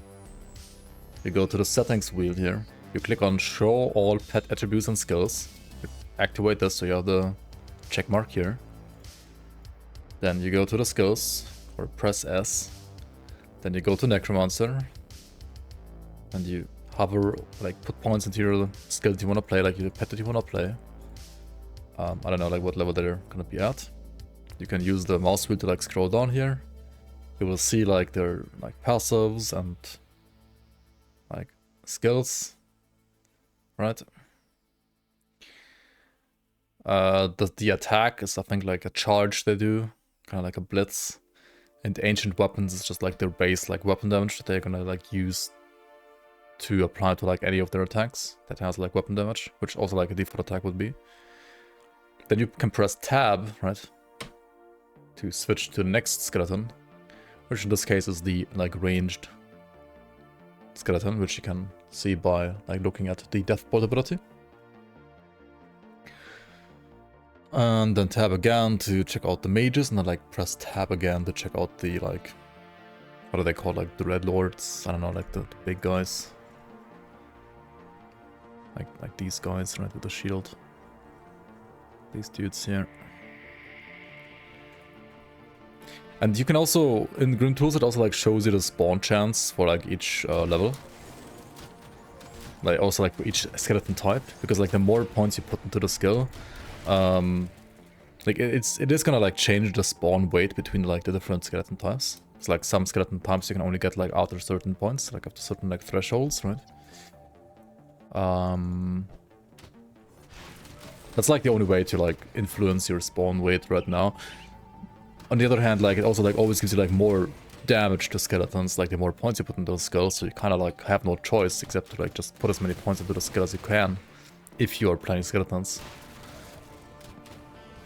So hopefully itemization in Hexabastikarn is gonna make it a bit more nuanced than that. And allow you to like customize skeletons in newer and more different ways.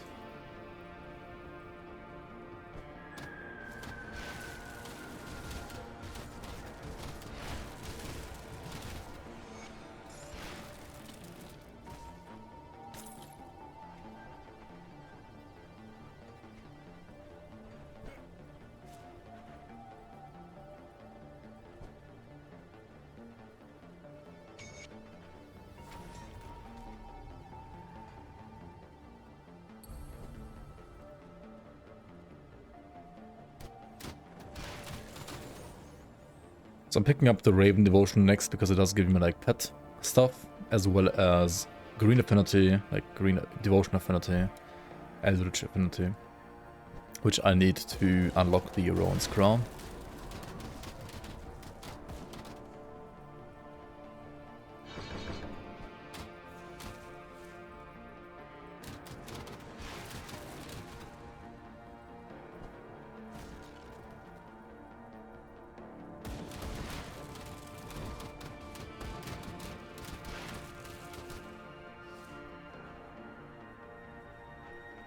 It's okay, nobody plays pets anyway, so it doesn't matter. I wouldn't say that. I know you're like memeing, but... And I don't play that much pets on stream.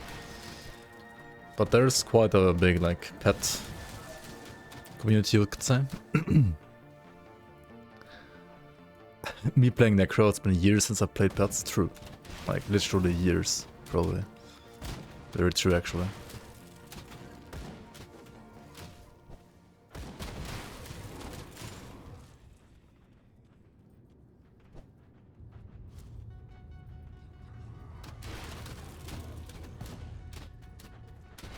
In as Pansico Conjurer.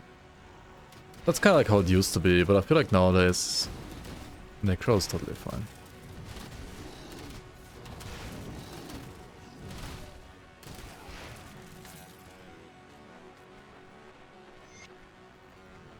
Necro like finally got a series of buffs. Pet Oathkeeper leveling. I mean the Fireball leveling.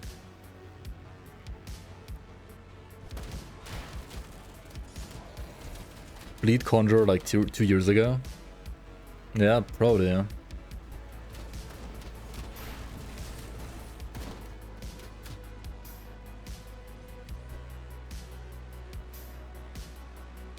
Well, if it is, I came upon these.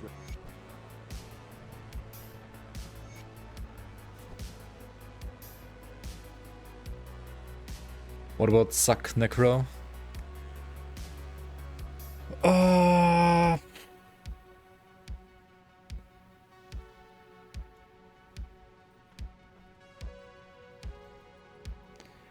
I would say Suck Necro is... I don't know. I mean, you have to stand still to suck, right? And get down on your knees as well, maybe. But... I don't know, I don't think it's like... I mean, maybe it's okay, maybe I should like try it again.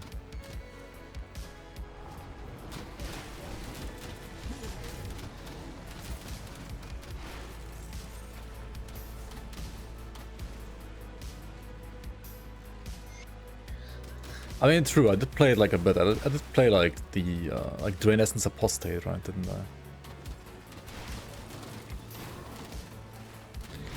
I mean, maybe Apostate was like especially disappointing.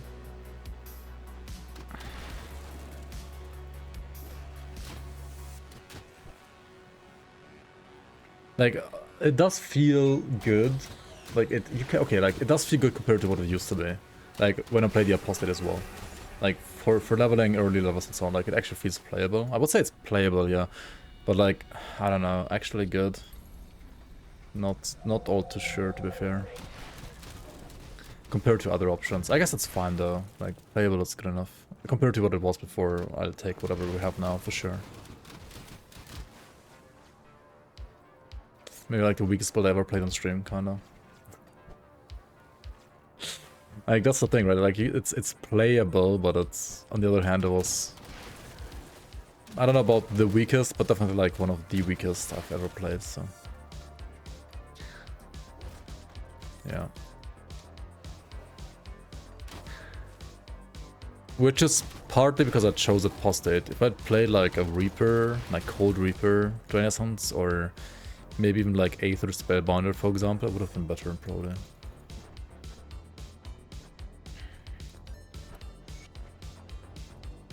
And what's missing from the Diablo 2 experience? I guess like Corpse Explosion? I don't know what else is missing, to be fair.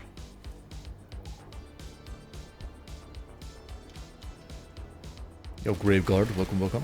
Mercs, Mercenaries. Mercenaries to tank for you when you're playing Necro.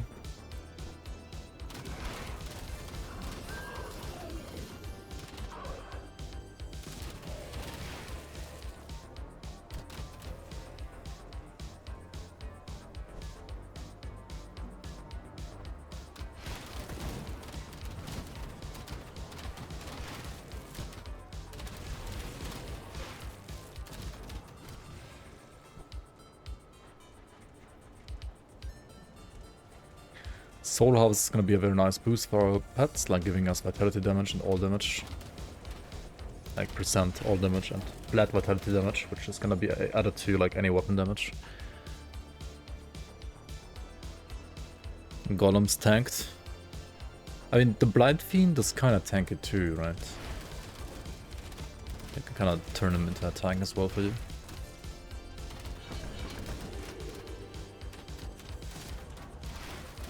And now since I have like saved some affixes that had bonuses to Spectral Binding, Soul Harvest rather, like the Wraithbound prefix on my amulet, my belt, I get +6 to the skill from items instantly. Which means I'm gonna get a way bigger boost than I would without it. Usually how long does it take for these test patches to go live? I would say it's like 1 to 2 months, usually like 2 months-ish, maybe 1.5 months. 6 weeks, something like that. There were like different time frames, I would say.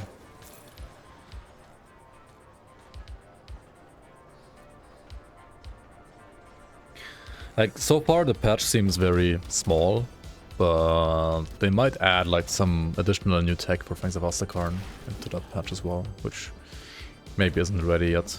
We'll see.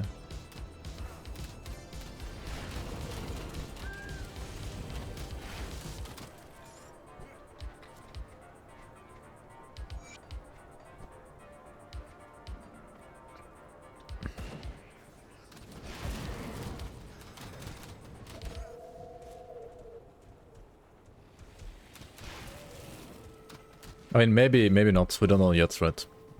This might be all there is for this patch. There might be more coming.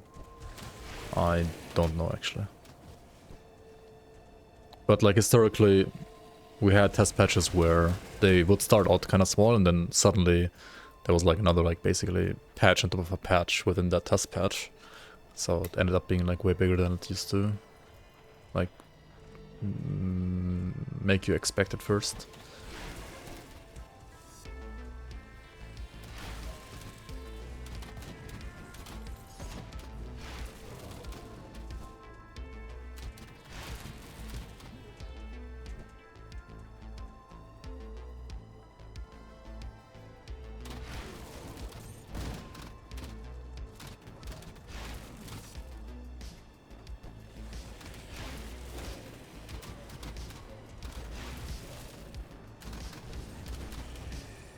How bored am I right now? The more bored and the stronger the pet build.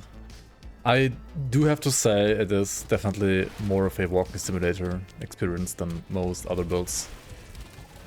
Which some people will like, some people will say it's boring, and I am generally a bit more in the boring camp.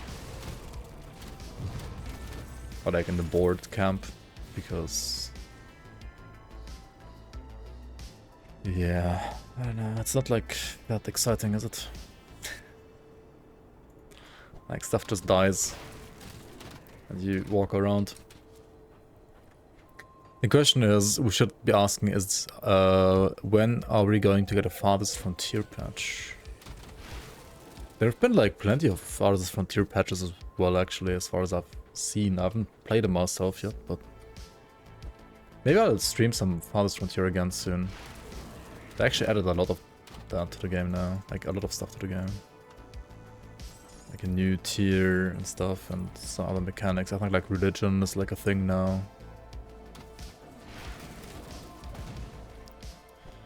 Some new mechanics.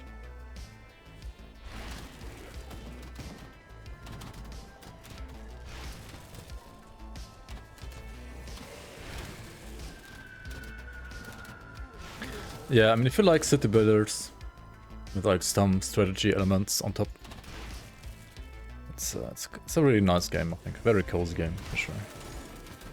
Very cozy game.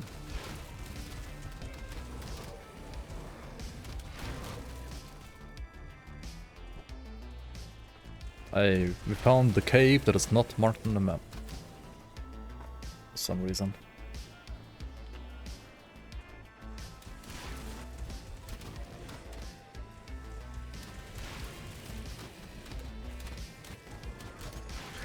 These caves that are like not marked on the map, but like not really that hidden either, do you feel like they...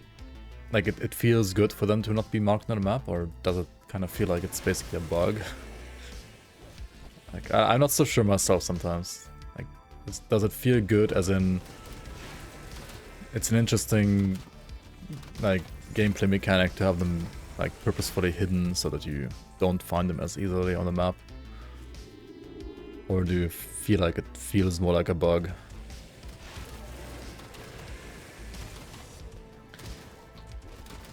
Maybe this is like easier to answer if you're like not a veteran of Grim Dawn, right? If you are rather new to the game.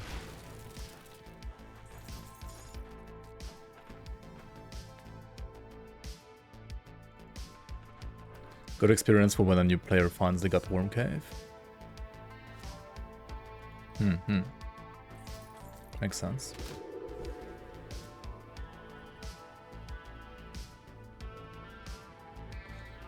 Am I hyped about the upcoming LA League?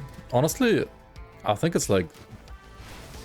I mean, that one and FoA 2 to 0.2 patch are like the two biggest things we're getting up like between February and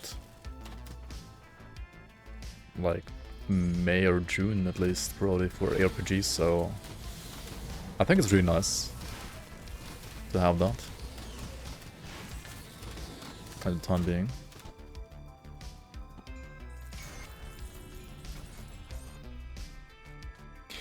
If we chose a second class, we cannot change it after we put points into it, right? They should have let us do that. I think Titan Quest had that. Titan Quest did not have that, I think. And well, yeah, Grim Dawn doesn't have it either.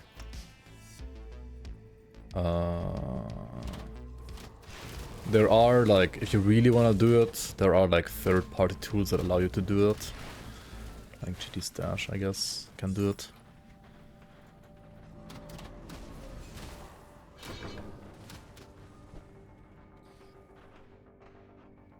The hidden spots don't feel rewarding enough for the hunt to find them. Mechanic-wise, I like it.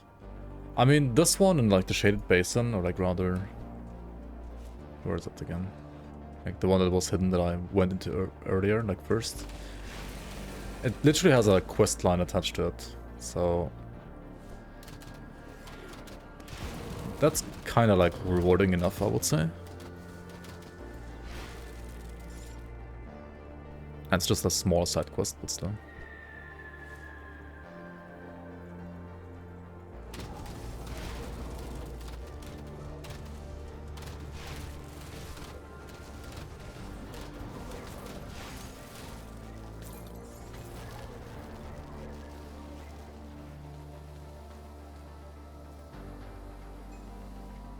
I know, I'm full.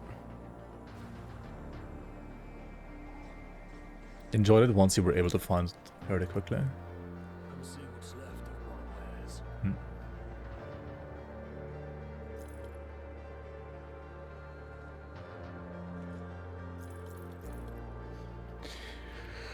Hey, we got the Blight Shard Amulet. It's kind of nice. It allows you like to have another pet on top. The Blighted Rift Scourge.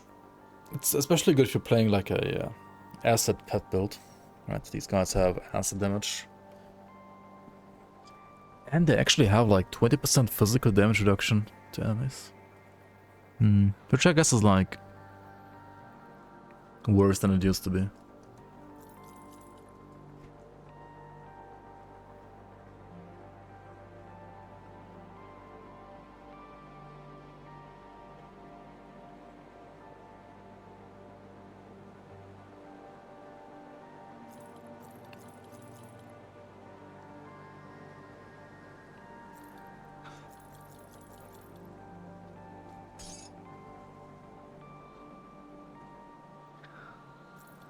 Steel Heavy Axe of Binding. I mean, unfortunately, we can't play that item.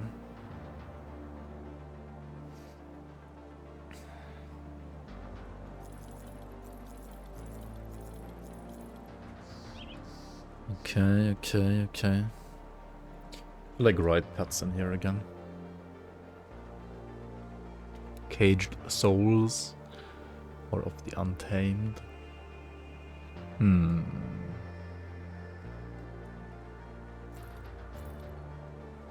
Reap Spirit Shoulders. Actually, we're gonna keep these, I think. Yeah. Why not?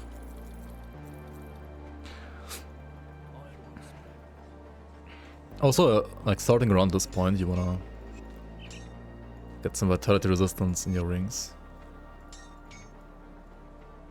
Like soul shards or corpse dust, at least. And I could also play this one, I guess.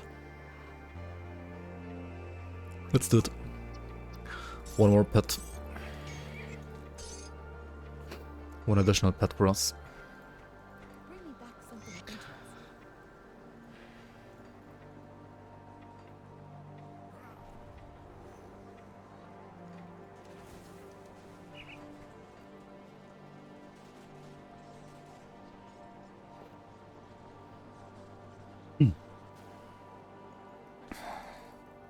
Small side quest, whose dungeon leads to the next side quest.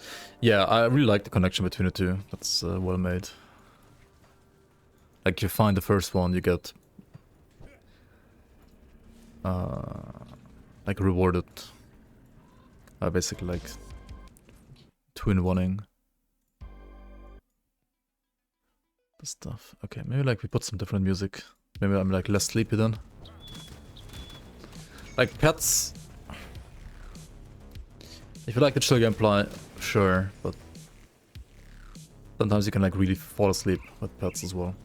If you are out of dynamite, don't go to the mines and farm dynamite. Just go to the homestead smith and craft dynamite.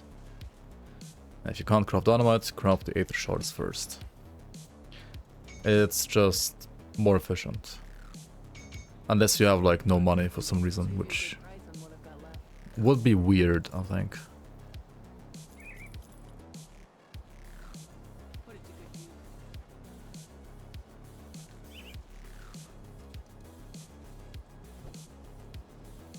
Maybe we should like make a cup of coffee as well, yeah. Coffee sounds good actually.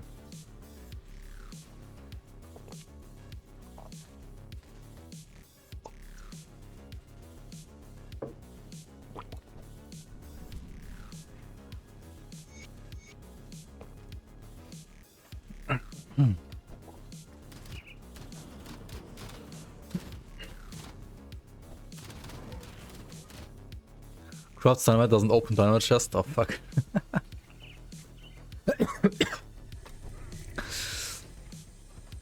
I actually forgot about it.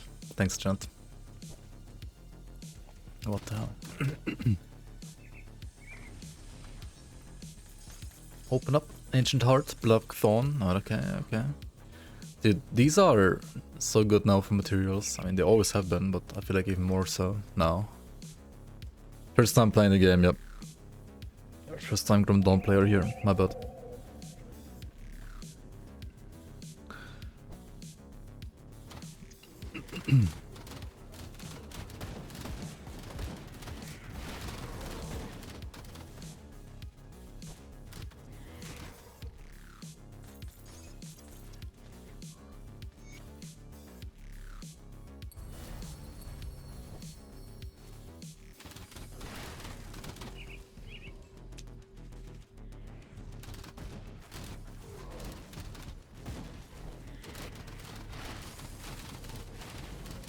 If you are actually first time in Grim Dawn, right, you should just full clear all the maps.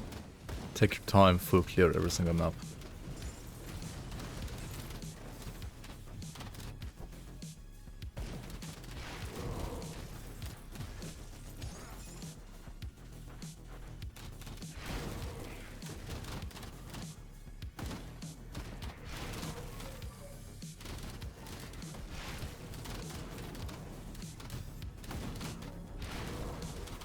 Just love Grim Dawn's exploration in general compared to other RPGs.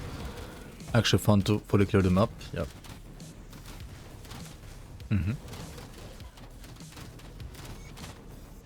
I mean, yeah, it's really nice. There's always some chest or some side quest or something else that you haven't seen before in some like side area. Or well, like in some corners of the map sometimes as well. And sometimes not, but more often than not there is. You found all the one-shot chests and didn't feel like it was worth it at all. Yeah, I also don't think they're worth it really. Like, if you are like new to the game... I mean, even then. Oh shit, I missed the hero, what the hell? What is this? They're like attacking him through the wall. Okay, I guess that works for some reason. Okay. And that's one very interesting wall.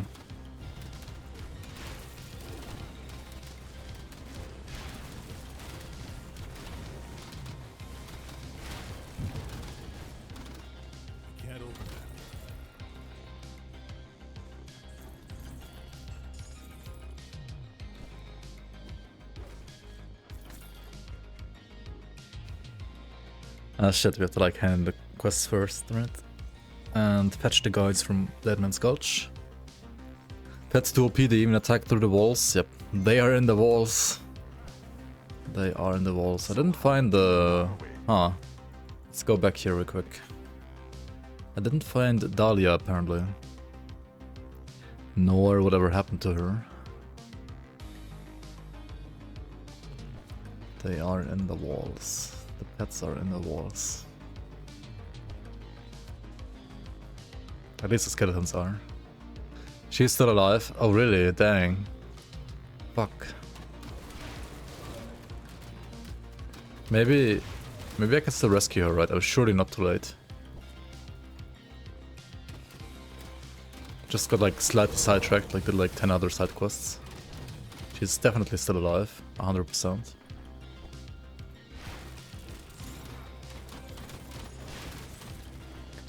Bozeman's Folly. They all say I'm insane for taking the caravan through the deep road. The only thing that's insane is paying bribes for those smug bastards and controls of Smuggler's Pass. May as well pay the Imperial tariffs.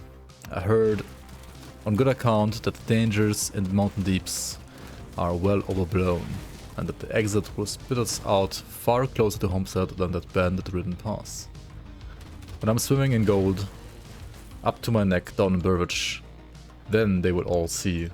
They will all see that Bozeman was right. Well, I guess he died. Oh no, and she fucking died too? Are you kidding me? Is it only because I like was sidetracking and like Jagged Waste? Otherwise she always lives, right?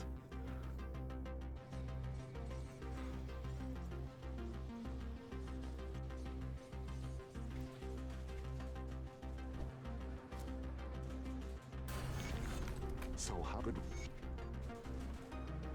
You gotta like speedrun, right? If you get to her in like the first 30 minutes of like starting your game, she's still alive.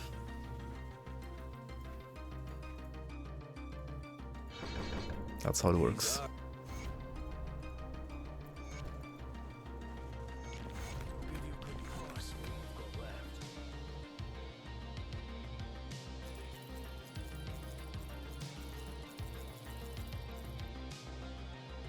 Actual pet offhand? Okay. Let's go. Actual pet helmet? I would lose like resistances though. And the spectral binding stuff. I don't know about that. Okay, if you are about to head into Blood Grove, which we would be after like Amalgamation, and you have 0 chaos resistance, you just instantly die. So this is not good. We need some more chaos res.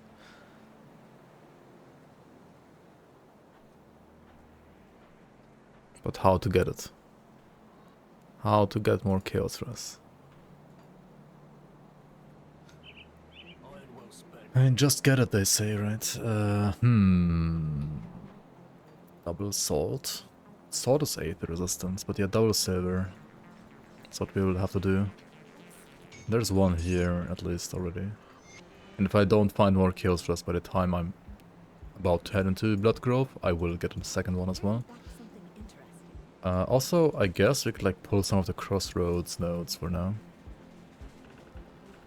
Is it harder to manage gear? Especially resistances on a pet character? I would say it's like slightly harder than on non-pet builds, yeah, probably.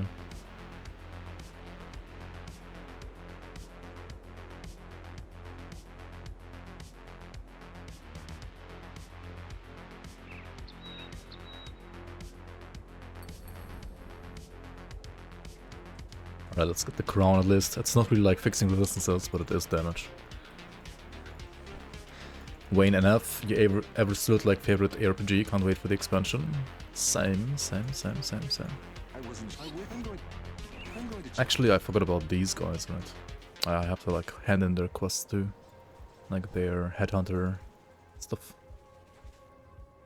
Pet builds, deport this maniac to Spain. Wait, why to Spain out of all the places? Pet builders get deported to Spain, huh? What?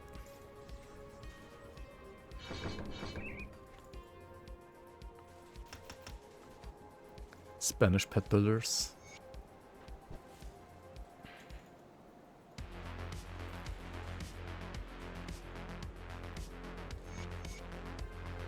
Oh, we can wear the shoulder piece now as well, right? Legion is split on Legion is I see split. the Legion is split on On 2 fronts even.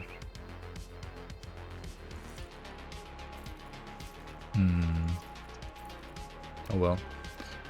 It's pet stats though. Pure Necro? Yeah, for now, for sure. Dun, dun, dun, dun, dun. I'll give you a good price for what I've got left. Oops. Don't want to sell components really. Don't do that.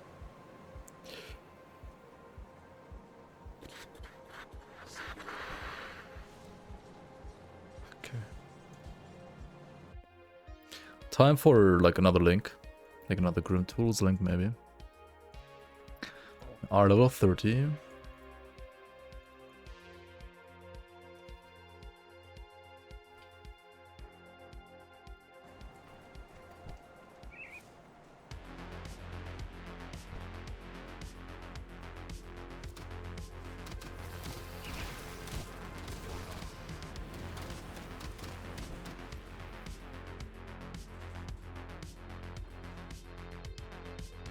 Answer Discord? Huh?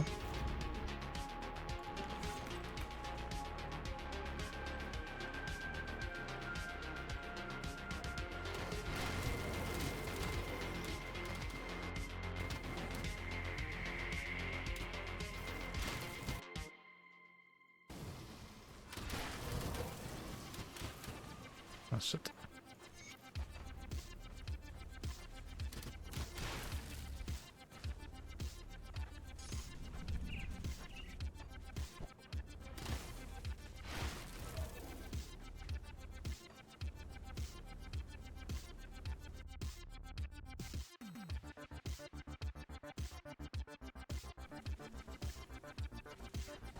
Multiplayer Grim Dawn in 2025. What?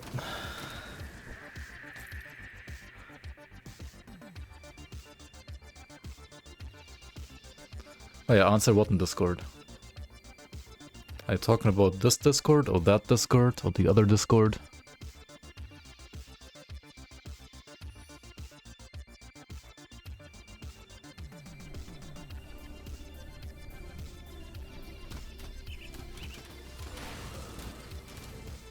You don't know of any other Discord? Dude, I have a Discord as well, right? You know that.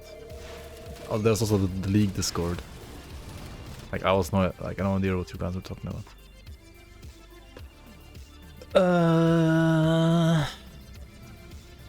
Yeah, what's the challenge though? Right, true. Like, the challenge would be like being able to connect to each other. I think that's like the biggest challenge in multiplayer Grand Dawn. Everything else is easier than in single player anyway. Like,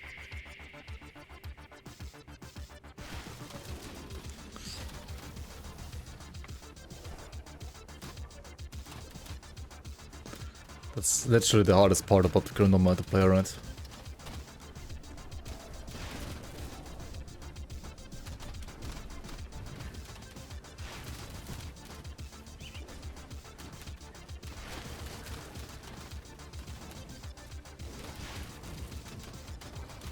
I think it's just like the netcode of the game that's like kind of fucked. I don't know.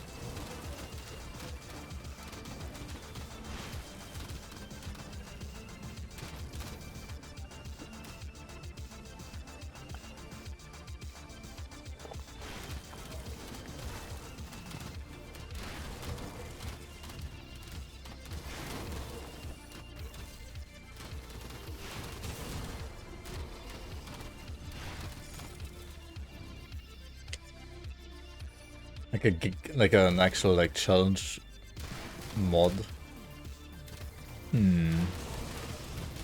Like one that starts with Grim Dawn and stops with like season 8, for example. Yeah, that sounds good.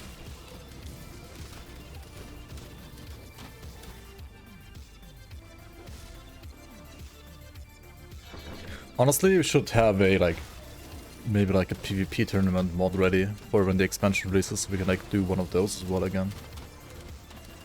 That'd be fun.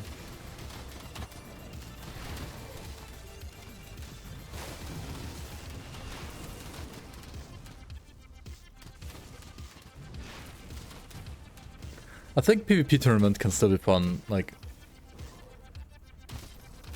at least for like people that haven't played it at all before, that aren't like really like frustrated by like past netcode experiences, right?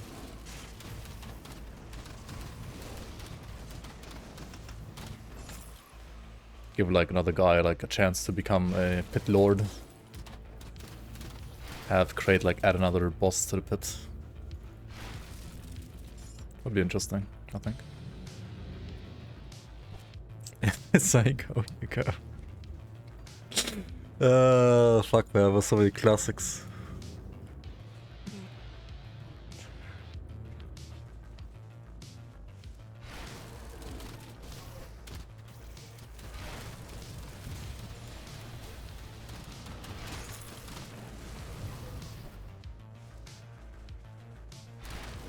My top 3 CRPG games.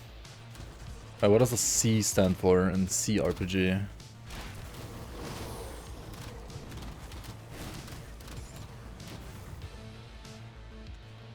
I don't even know what CRPG means, I think. I'm trying to understand what I don't think I actually know CRPG as a term. Computer RPGs? Called roleplay game. Oh my god, chat. Clueless RPG. Crap RPG. Wait, are there non-computer RPGs? What are the others, like PlayStation RPGs? Oh, you mean like real life RPGs like D&D and so on, I guess. Real life. What an interesting concept. Yeah, no. I mean, Grim Dawn is usually abbreviated as an action RPG, like ARPG. Like to me, like using computer as an abbreviation for like a genre of a computer game is just like, I guess maybe like surprising to me, because to me it's like obvious that it's in computer games, so it doesn't like need a C as a categorization. But it makes sense. Yeah. I mean, it's an action, a computer action role-playing game, or like a computer role-playing game, you could say. Yeah, it's a computer game. Holy fuck, I don't have poisonous. Yikes. Okay, quick reminder, you should have more poison than 20. Aye. Let's change that real quick. Like, make another Aether Rust 2? Yeah, maybe. Pierce Rust 2? Yeah, maybe. Resistances are very painful on pet builds. Okay, to actually answer your question though, finally, right? My top 3... So like my top 3 like RPG games, right?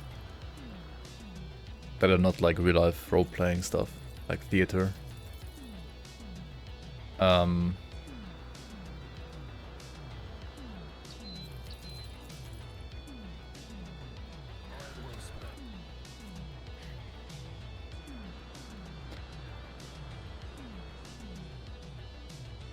Okay, what are RPGs and like there isn't like pretty much almost every computer game an RPG in a way.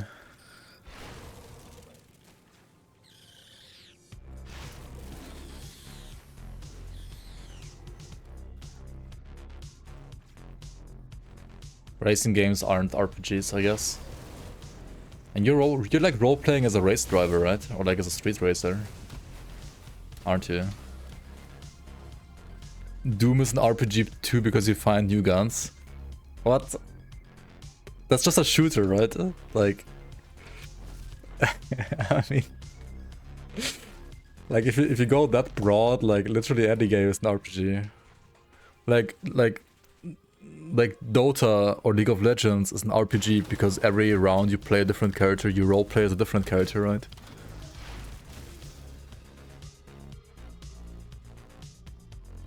CRPG was often said. I've like literally never heard CRPG as a term before today, actually. So, excuse my ignorance. CRPGs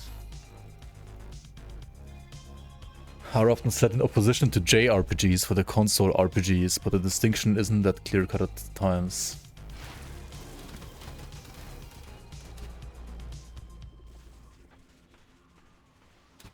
Baldur's Gate 3 is a CRPG. But if C just stands for computer, like, doesn't it like literally, couldn't it be like anything? Imagine if in Dota if people actually like roleplay their characters. Just that type of RPG. Okay. I mean, I guess my top 3 would be Baldur's Gate 3, Baldur's Gate 3 and Baldur's Gate 3 because I pretty much never played a different CRPG than other than Baldur's Gate 3.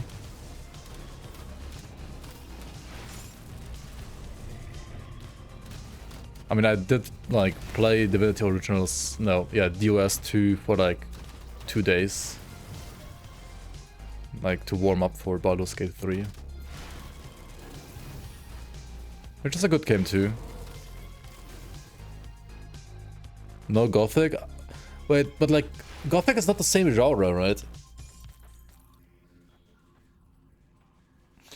Like, oh my god, chat is so confusing to me. Like for you, right? Marion, you say like Doom is in CRPG, you say Gothic is in CRPG because they're like computer roleplay games because they're like roleplay games where you like you play them on your computer, right? And then Twitch chat is kind of like saying they are more like story-driven, like CRPGs where you like control a party, and like RPGs where you like control a party. It's all like a Baldur's Gate, right?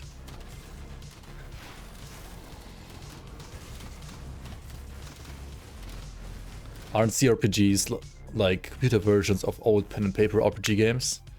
Yeah, that's true. Okay, that makes sense to me too. Which then again would be only Baldur's Gate for me, and nothing else.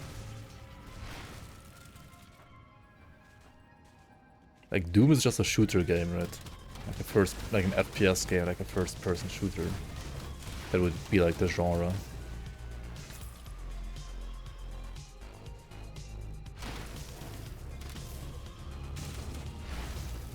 Isn't CRPG technically turn-based?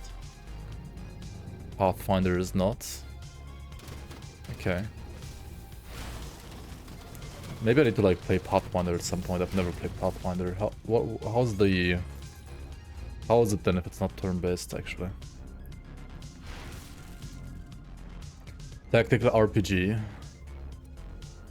Dude, in a way I feel like Dawn of War 2 is a tactical RPG as well, you could say. Pathfinder is turn-based. What? Chat is like hard disagreeing on everything today, it's kind of funny. You thought Gothic was actually considered a CRPG? I would say Gothic is considered like a... I mean, something like Skyrim or Gothic, I feel like are just like classic RPGs, right? Like just RPGs. Like just RPGs without like any C or A or anything like that. It's just RPG, that's it. At least that's how I would describe it. Like that's like the genre I would put it in.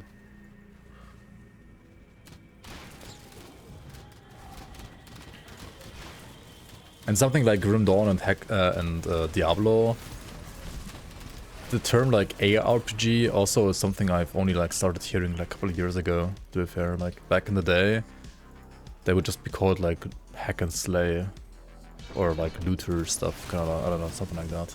Or like maybe like they would have like double tags like RPG and hack and slay, something like that. Hack and slay, I don't know. I feel like hack and slay, just like for example, like at least, I mean, okay, maybe like German labels are like different, right? Like hack and slay and jump and run instead of platformers, right?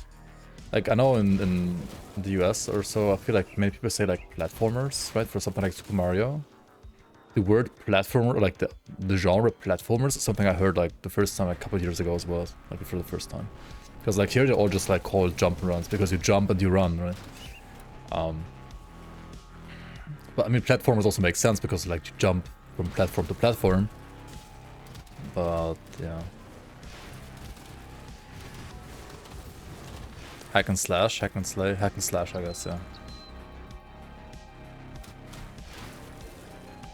True, hack and slash, I guess is more common. Piss and shit instead of MOBA. Are you guys shitting your pants? Because you don't have components on your gear? Please put components on your gear, by the way. Daily reminder to never have a single piece of gear on you without a component. Please always use components.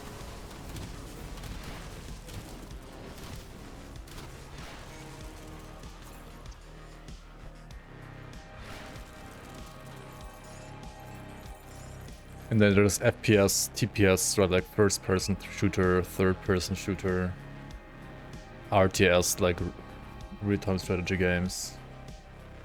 And then there's like tactical, like, or like turn-based RTS and so on, or turn-based shooters. Like tactical shooters. I don't know. Second person shooter. I mean, if you suck at like shooter, right, you always only see the POV of like getting shot in the head yourself, I guess. I guess those are like second person shooters, right? And somebody else always like shoots you.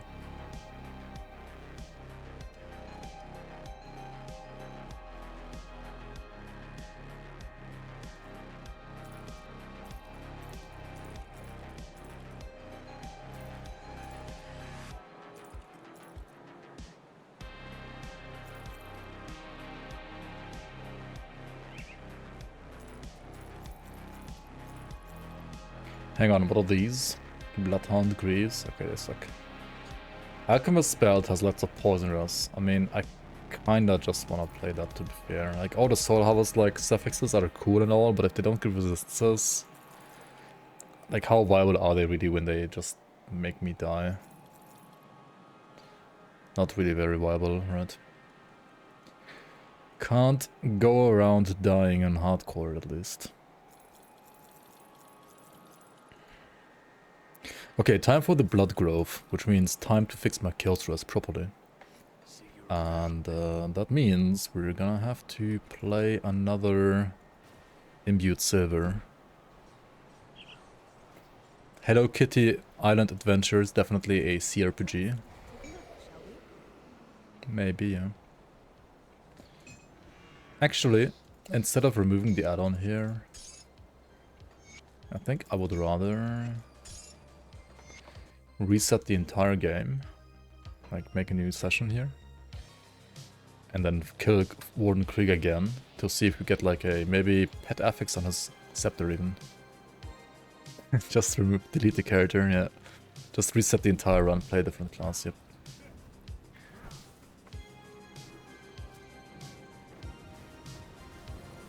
Go next.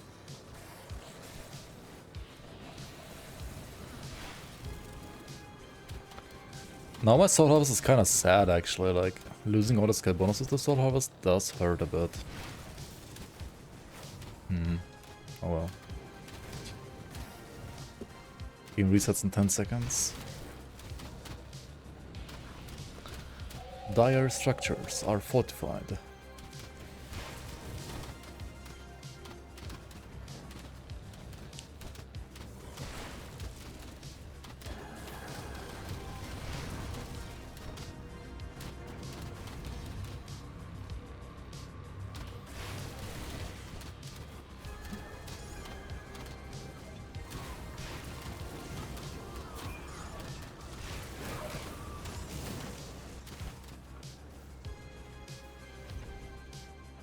Okay. Level 33 Krieg. Come on, drop me a good weapon.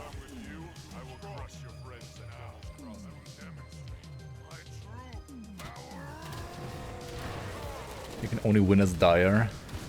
That is a dire victory. Literally. Hey, with another item. Yay, it has higher Aether resistance for pets. Yay, the player stats still suck. Fuck. Do we try again? Let's try once more. Maybe get like an actual pet FX. Or does it have like Aether bias instead of pet bias? I wonder.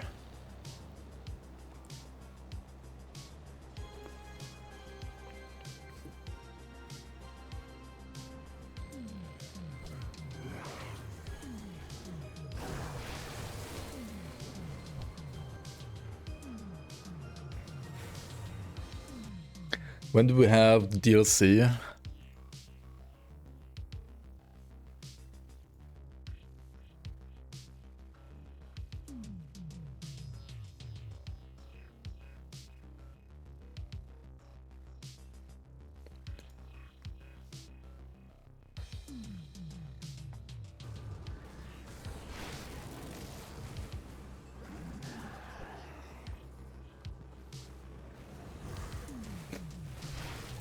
Welcome in, Lord Come 666. That is one of the names of all time. Yeah, DLC release date is not yet known. We have no idea, except for this year.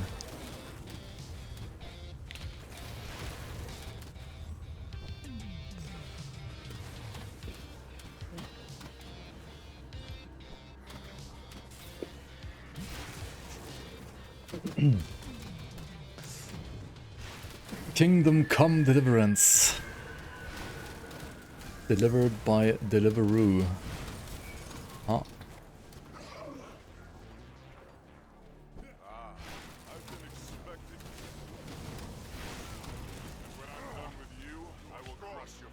Why the fuck would you name your game like Kingdom Come, right? Like Kingdom of Come or what? Anyway, Mage Storm of the Aether is also no pet affix, right?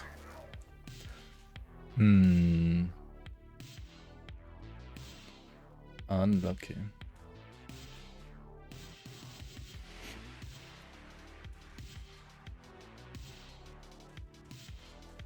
Anyway, we got any new item that's like at least slightly better than the one I just have right now.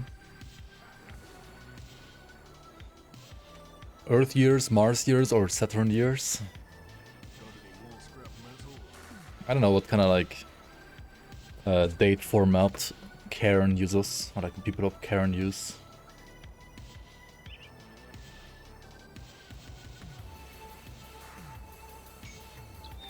In the year 269 after the coming of Logorion. Yep.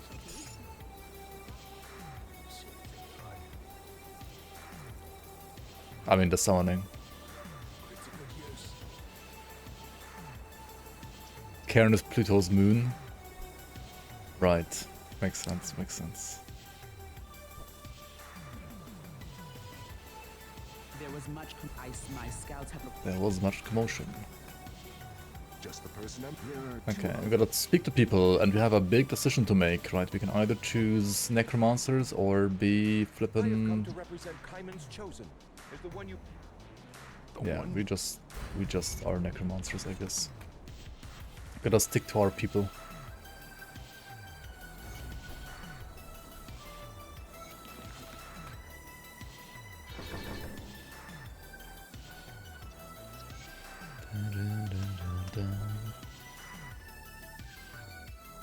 Galactic rotations.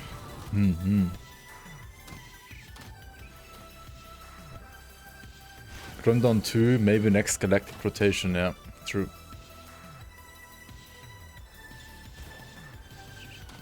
It's only a matter of a couple of light years, don't worry guys.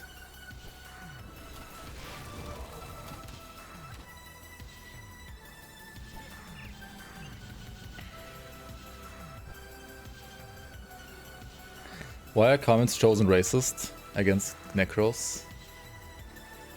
I mean, why are people racist in general?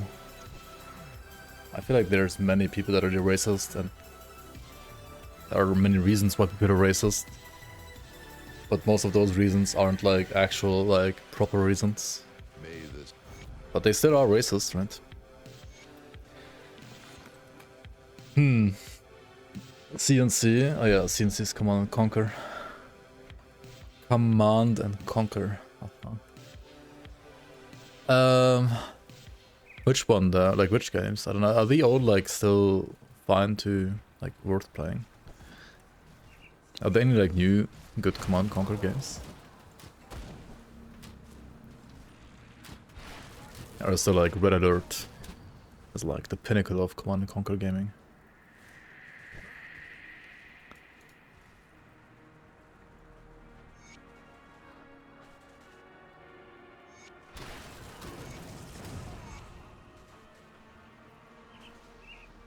Hello, nurse.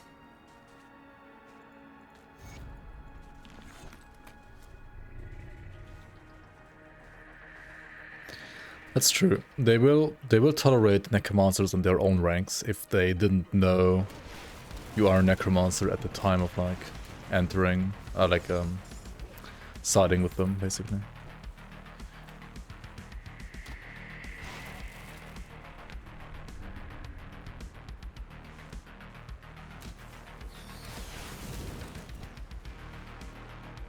Okay, now we are here, and here means at the boss it actually like drops the helmet that we want.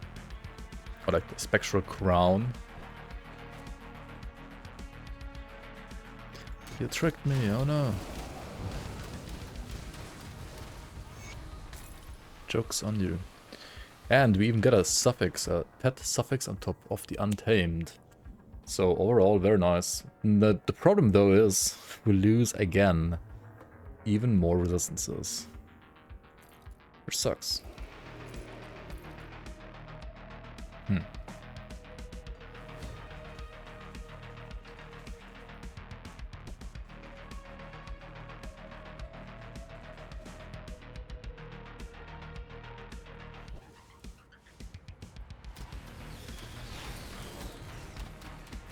Enjoying the new Monster Hunter? Nice, nice. And Monster Hunter is always nice, I guess. I've never played a game called Monster Hunter, but people always say the games are always, well, they're like solid.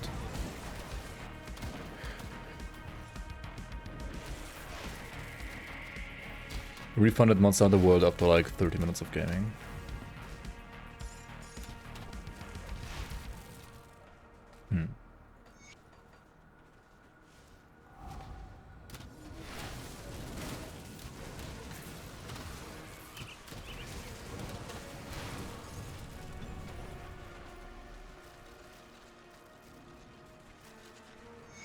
Here it runs like shit for most people. You get lucky that you have like 60 FPS.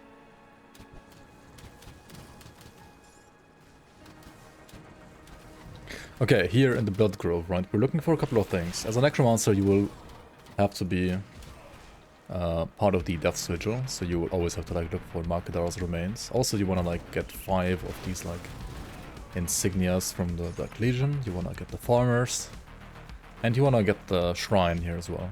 You technically don't have to kill Bolvar, but I think we're gonna do it anyway, because you might run into him depending on like where he spawns. And I'm running the literal absolute bare minimum of Chaos Rest we can have at this point, basically, because it's just 2 immune silver, which you can always have. And apart from that, I have literally 0 Chaos Resistance, which means this guy's gonna probably kill me, but we'll see. I mean, just hide behind your pets, right? Just hide behind your pets.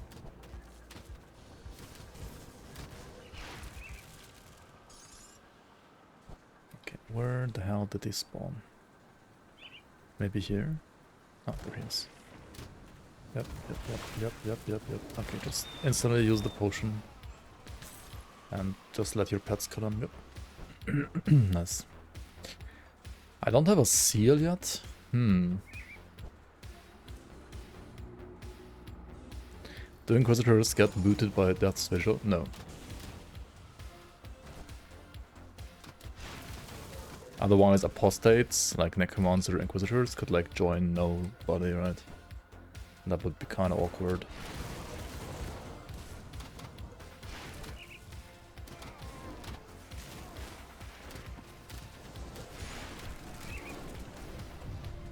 Like, Death's Vigil will, like, comment on you being an Inquisitor and will maybe not like you that much, but they will still tolerate you. And they will still be fine with you being in their ranks.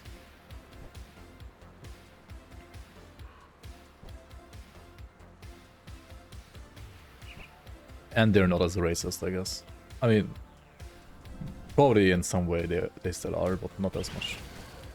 Anyway, over here, right, there is a secret shop. If you go from this portal at the Blood Grove, cross the bridge, and then like this, right? And here, at this shop, you can buy items, or at least like some of them, that you otherwise wouldn't be able to get if you are siding with the Death's Vigil. In this case, it is the Death Watcher Pendant. And you can also like get some blueprints here on top if you want. We could like use this one right away, or come back later and get a different affix, or like reset the game to respawn the shop, or just port somewhere else for like around like 30 seconds and then come back. See what's left of my wares. Like either resetting the entire session or like porting out for like 30 seconds will respawn the vendor and thus like respawn, like basically like restock his inventory as well. It's the same for all the... I don't really have this. Why did I even buy it? Whoops. It's the same for all the shops actually.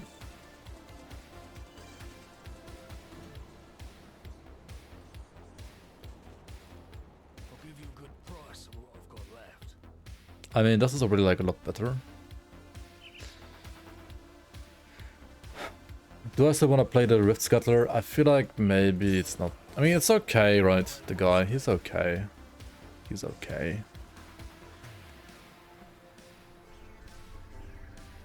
But the skellies are kinda good enough anyway at this point.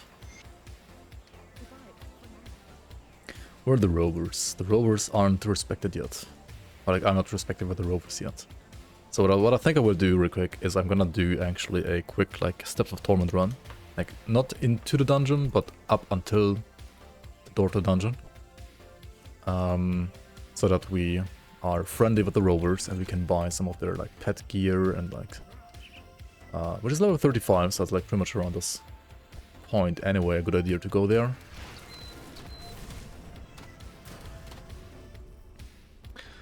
Greetings from Cuba. Nice, nice, nice. Your favorite build is the Acid Retaliation Sentinel. That's pretty cool. Yeah, that's a good build. That is a nice one. A lot of people don't like Kaiman because of who they are, but they are decent because Chthonic kills get reputation like Bearholm. I guess, yeah, they're like arguably easier to max out maybe than Death's Vigil. True.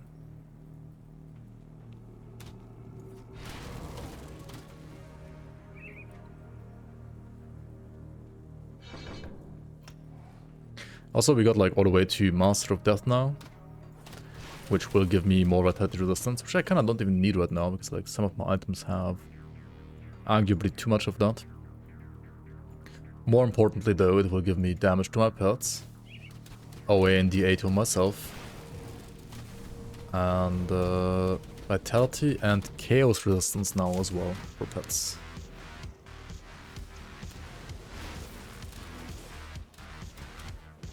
Which they have buffed. It didn't give any resistances in the past. Like for the pets at least.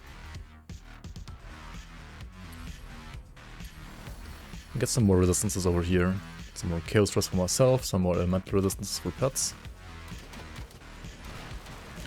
Which are now sitting at like 56 chaos because of my like immediate silvers, 28 aether, vitality, 11%. Tear still 0, poison still 0, and then like elemental at 33.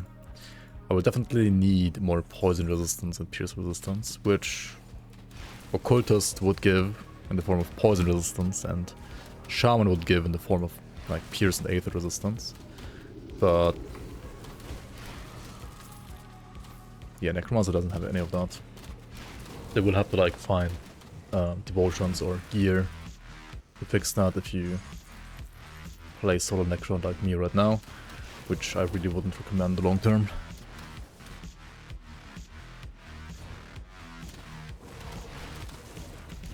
You saw the new class and made a new character to hit level 80 now. But then you're realizing there are no items like fitting your build yet. Gets you better weight for the add-on with Ultimate Run. Probably. There's a lot of new items. There's a lot of new items. A lot of new items.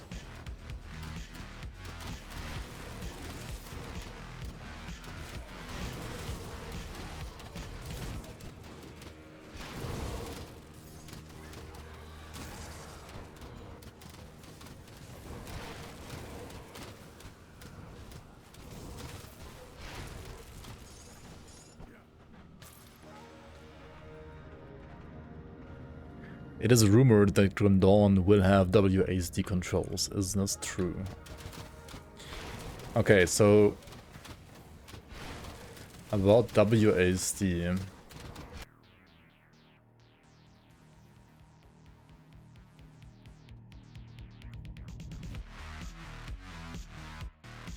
They made this post recently. Honest question, run and gun WASD movement like in PvE is strictly off the table. We're not revamping our animation system, rebalancing the game to shoehorn that at the 11th hour, like some other game with a new season in April 2nd. That style of gameplay is generally what we think of when we consider proper WASD implementation. But controller-based WASD movement where you need to stop to cast attack is doable. Is that what the community is looking for? Question mark. And they're basically like asking, hey, or like saying, hey, we can't do like strafing style WASD, like, you know, moving while channeling Aether Ray anyway. But they might, depending on the feedback, like consider a WASD like support that's basically like just like controller, where, well, I mean, you would still stand still when you're like attack stuff. And they've had like this post here. Wait, why is there no link to this? Hello, URL? What the hell? What's wrong here? What's happening?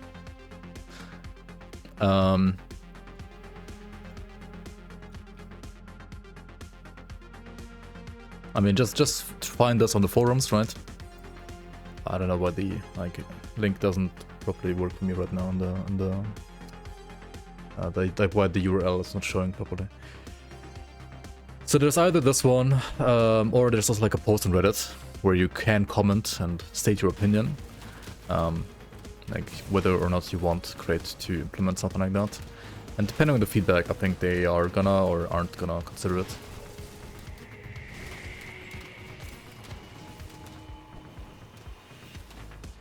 I mean, I personally would probably never use it if it's not for like strafing style stuff, which I think would be only really like needed or like cool for like channel abilities like Aether and so on. I think other stuff getting strafing would also make them like probably too OP. That said, obviously like there are some people that might enjoy that, so I don't wanna like tell Crate to never implement it, because there might just be like enough other people. And to be fair, holy fuck, I need more pure stress. I have 10%, thanks. Hang on a second.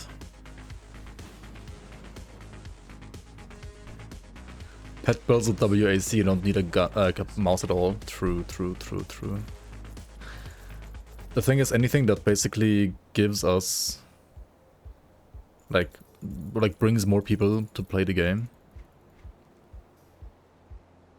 is nice, right? And if there's like gonna be more people playing the game because of WAC support existing, I mean, I don't mind that.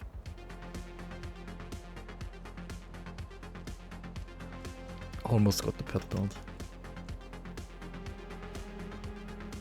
Kind of hard to get like pure stress when you don't actually like actively look for it, which I probably should have.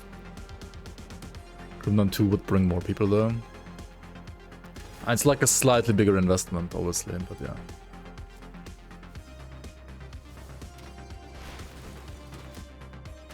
I mean, I think if Crate, or like whenever Crate does Grimdawn 2, obviously that will have WASD support. Because at that point, I feel like it's gonna be a well-established like feature in ARPGs in general anyway. So not having it at that point would kinda, you know, be bad.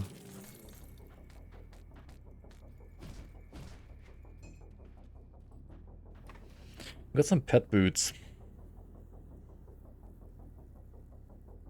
It's kind of nice, but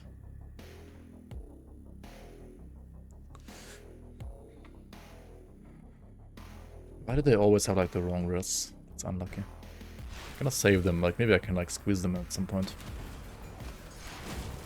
Not quite yet though. Which pet build would I recommend for a new player? I would either recommend, honestly, like Necromancer, Shaman, Occultist, right? Those three classes. Choose 2 of those 3 and you're gonna have a fine pet build. I made a Conjurer, like a Shaman Occultist playthrough at some point in the past, which it's pretty good, I would say. But the Necromancer combinations are, I would say now, also like equally good.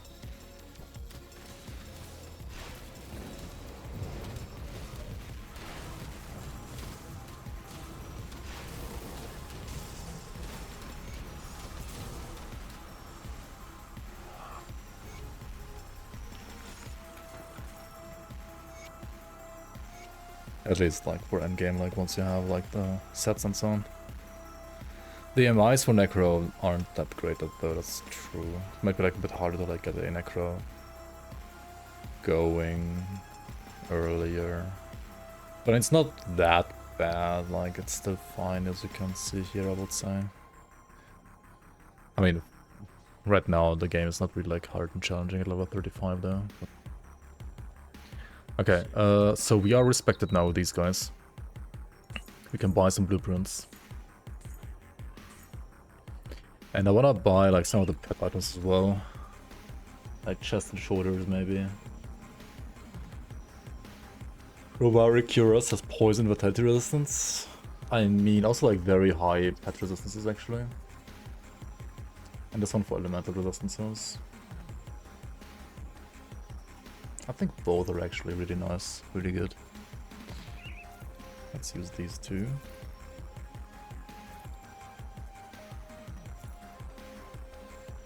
And we also will craft the runestone now.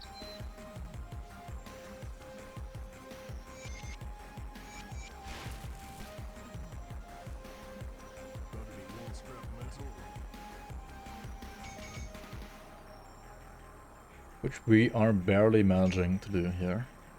Now, runestone is an insane component at this point in the game, because it gives you like 36% resistances, like 12 poison, 12 aether, 12 elemental. That's really good at this point. Okay, are we getting more pierce resistance somewhere, anywhere?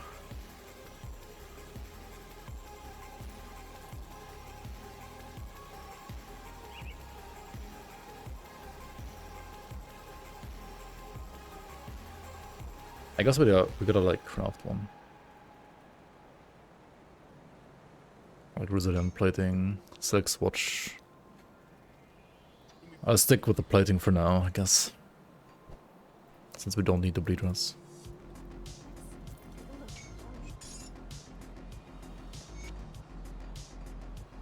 And I'll also like play a Golos ring.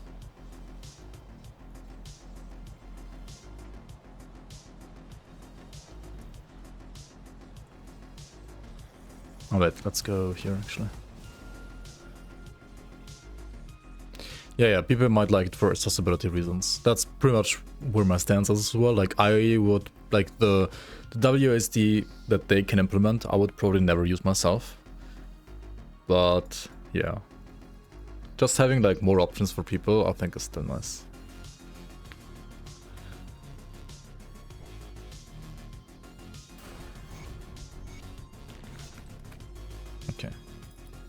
can switch this, switch that. Put like a resilient plating here. Maybe I like put one here as well, to be fair. Like armor absorption is obviously like very, very good to have, but you also gotta get some resistances at least, and having like only 10 or 25% is really, really bad.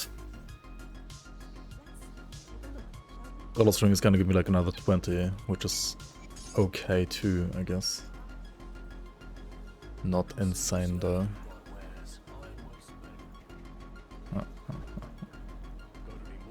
Let's make another resilient plating for the meantime.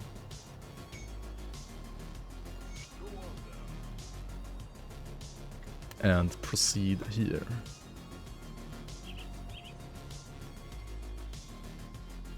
What about FPS shooter mechanics? In Grim Dawn or like which ones specifically are you looking for?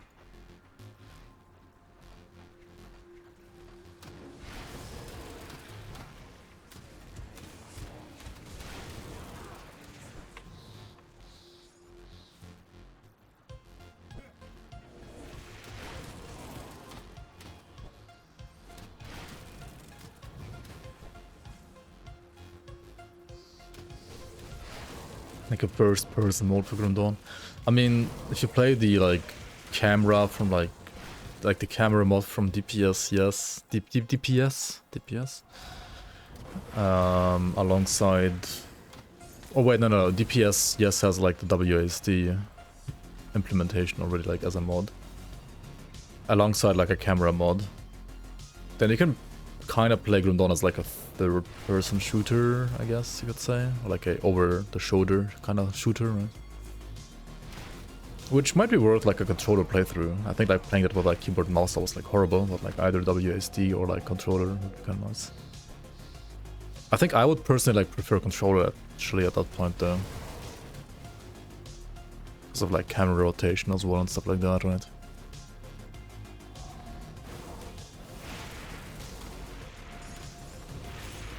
And also, I don't know about hardcore in that like mode, but maybe you should play that a bit on stream even. Is that something you would like to see? Playing like the DPS, yes, or like the camera, like third-person style Grim Dawn a bit. The one thing about it that would bother me, or like would bother probably like everybody, is like, there's no proper skybox, right? There's no proper skybox. So the sky is just black. Which, I mean, is fine usually because you don't like see the sky in Grim Dawn.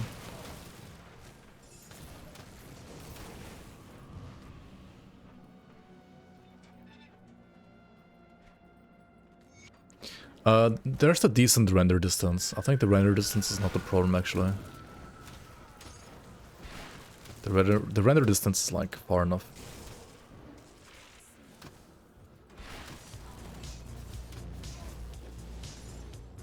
At least from what I've seen so far. I mean, there might be some places where it's not far enough.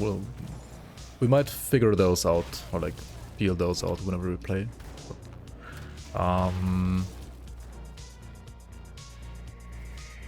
Yeah, they just need to like add a proper skybox on top, and then it would actually look really good.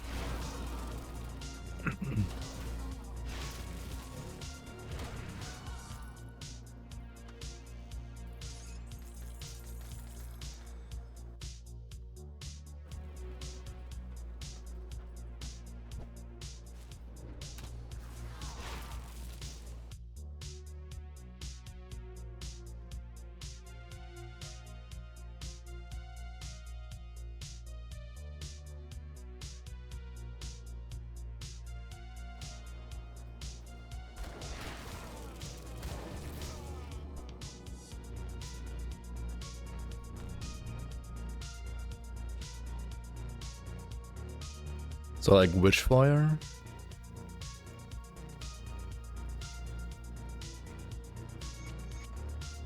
Like just play Witchfire instead?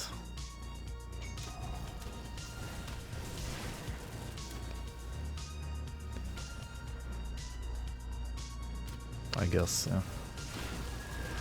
Hello Zarya, bye Zarya. She's a boss, she can be scary, but I guess we're playing a pet build, so we just wreck her face.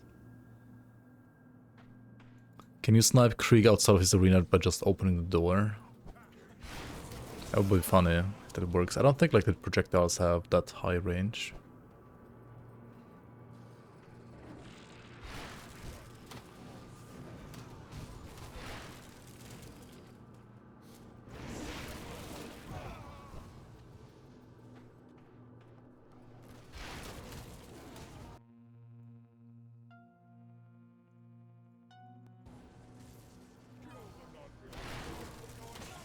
Yeah, true, like the link that you posted kinda looks...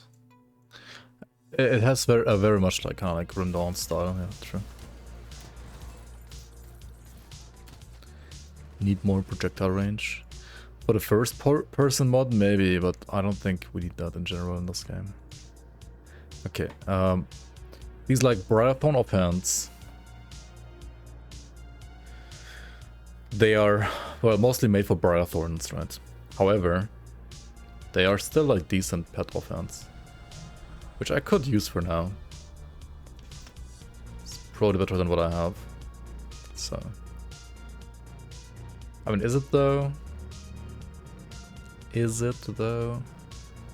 My current one actually has more pet damage. It's funny. It would give my pets more HP, this one, but...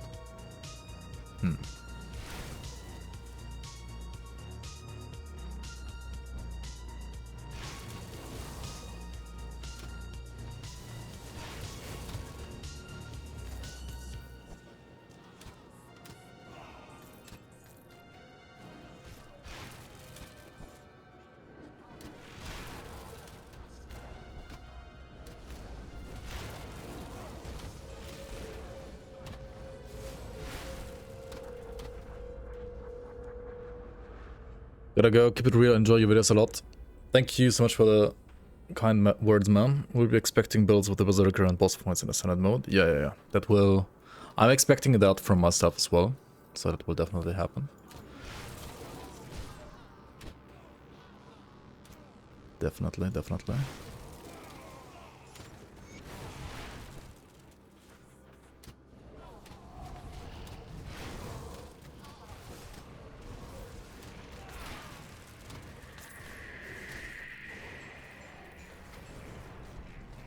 What will the new game mode look like?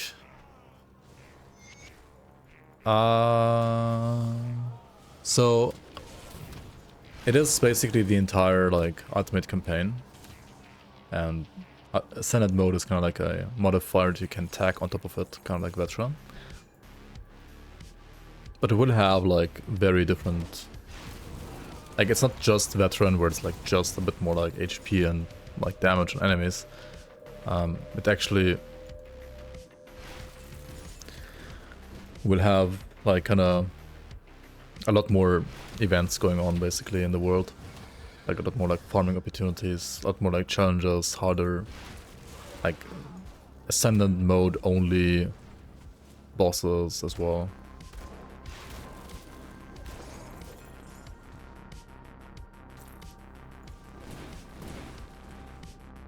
And like Ascendant mode only drops as well.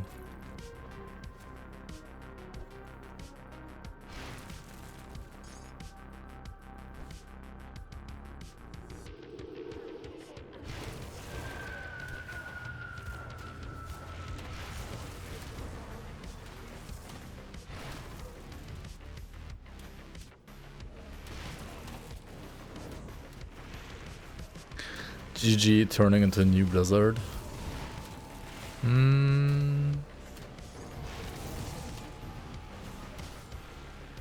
I don't know about that. It's not that bad yet.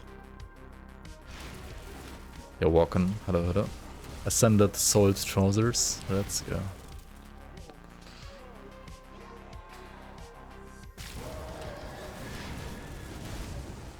Are you welcome? See you around.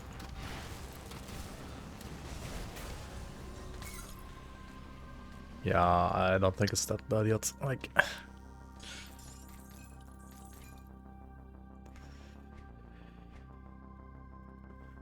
so we got the God of String that I wanted to play, and then this guy and this boss right here should have dropped me a ring too. Am I blind? No, I'm not blind. Well, I guess I'm kinda blind. This is a pet ring. Right, this one will always have pet stats. And also already has like some pierce stress actually. My Aether resistance is kind of bad now though, not gonna lie.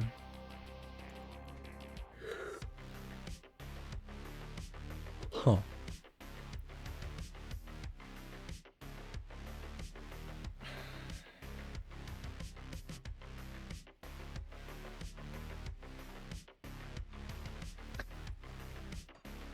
It's fine. For now, it's fine.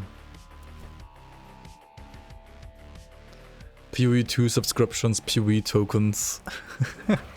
Yeah, are there like any...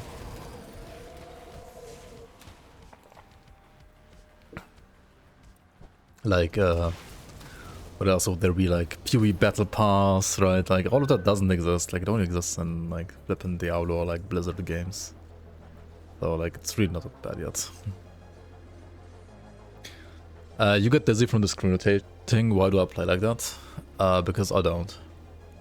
And also I play like that because I personally prefer it to have enemies stand, like, in this part of the screen rather than like down here, because the UI like blocks a bit right of the screen down here. Like, take this house for example. If you rotate the camera like this, you can see like some like more also like below the house here, right? Whereas here you can't like see anything. And like if you go to like the top left corner, you can see even more. So I like to just like have my enemies as visible as possible on the screen, and like kinda just like having my eyes, well, apart from on the health bar, like around like maybe like this. I don't know, like more like on the top side of the screen, which is most of the time I will rotate the camera towards like where I'm walking.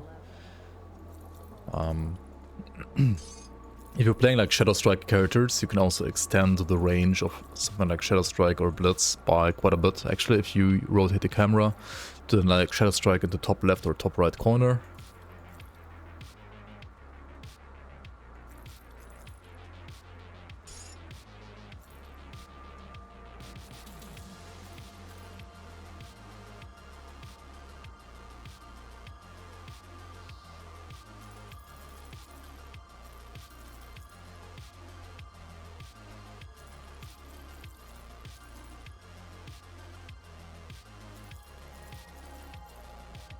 And that's kind of like the main reason, I would say, why I'm doing it.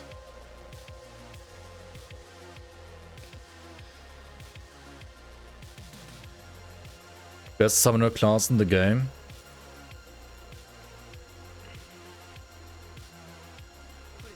I mean, depends like what kind of content you want to do and so on. I mean, obviously the three best summoner classes in the game are Necromancer, Occultist, and Shaman. I would say in the past, like at least for hardcore and like for being just like lazy and tanky conjurers, so like Occultist and Shaman was like the best class. And Necromancer was like a bit worse. But Necromancer has been buffed quite a bit compared to when I last like played pets, so it's a lot stronger and better now, I would say. Is it the strongest though? I don't know. Possibly it's still not the strongest, but definitely better than before. My wares.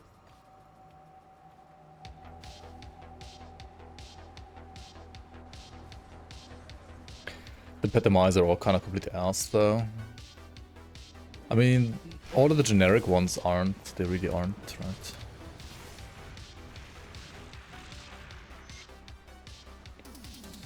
But for Necro, they aren't like that great, that's true. Like Spectral Crown is pretty good. This one is like okay, but it converts to Aether, which you can play with like very specific gear. I don't think you can like really do it as like a first time character-ish. And then I feel like there is very good like ritualist support. But like even on the ritualist items, I feel like the shaman part is better than the necro part most of the time.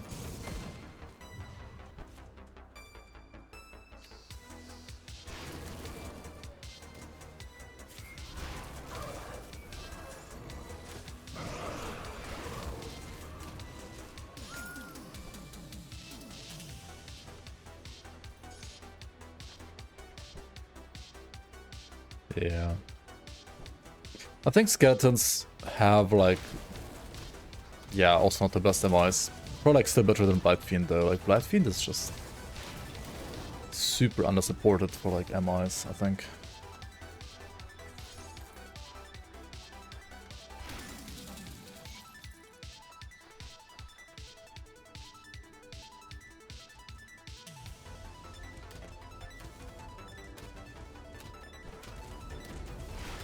Dark One Conjurer.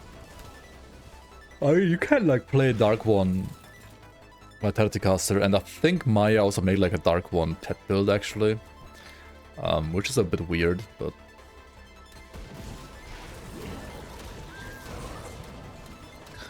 it's probably just like a tanky. Please tell the strongest summon in the world. Wait, didn't I just say that? Oh, it's like you and like another guy like literally like asked the same question back to back.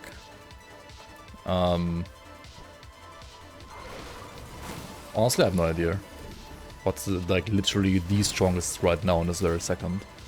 But there are like many very, very strong pet builds that are like very close to each other, and they're all either Necromancer, like, oh, like where they're like Necromancer, Shaman, Occultist, choose 2 out of those 3 and that's it. Like the strongest endgame build on this current patch with like the current balance iteration, I have honestly no idea because I don't play enough pets for that. You would have to ask other people that actually play more pets. But right now, like, meta is changing, or like, balance is changing quite a lot, I would say. Bound Wraith. Oh yeah, wait, we're at the Hidden Path here. I kind of want to like do the rest of the Hidden Path as well. Yeah, for example, like Bound Wraith, right? Like, Bound Wraith is a good pet item, but it has like +4 to skeletons, right? Like, it's a really good offhand.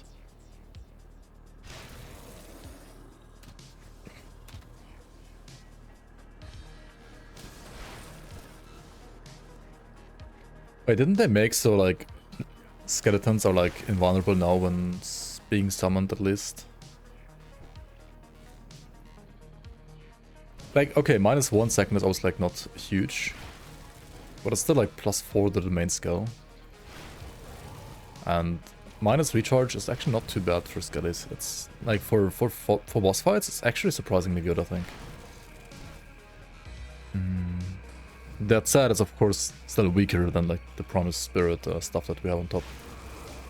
Which is what I said earlier, right? Like all the monster freak ones, like there is quite a few of them that I think are for ritualists, and almost all of them, like almost on all of them, it feels like the Shaman bonus is just stronger than the Necromancer bonus. Which doesn't matter all too much for like playing a ritualist, right? So like, it's still nice, but I don't know.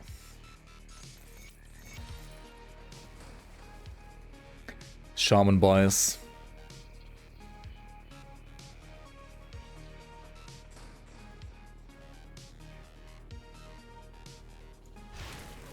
You nearly barfed on my Eye of Dream build, a little drunk that time. Tried the build at work.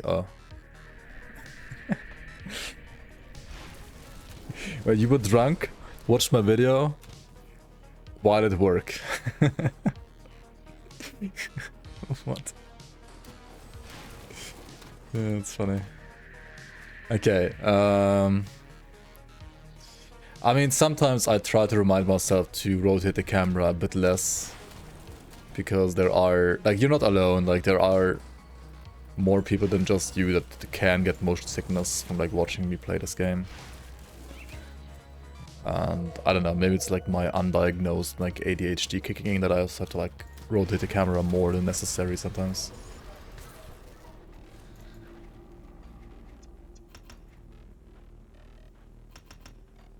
That might be as well. You never move the camera. I don't know, to me like not moving the camera just feels boring in Grim Dawn.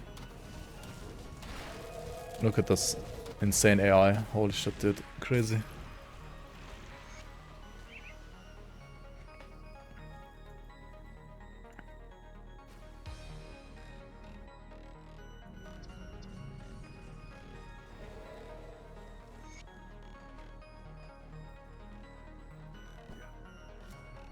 Tape down the, like, play like this all the time, yeah. You have to play IR Reckoning as well. You have to play IR Reckoning like this. Play the entire game like this. Yep. Thoughts on Potion Nerf? I think it's fine. Is it even a nerf? Like, they reduced the cooldown a lot, right? I think it is like a small nerf. You were drunk when you watched it. Okay, I mean, being drunk, watching some rotating stuff, is even worse for sure. I'm sorry.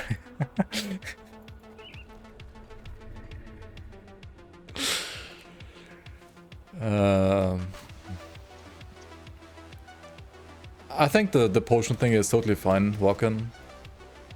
But I also know what's coming. Right? I mean, just take this teaser.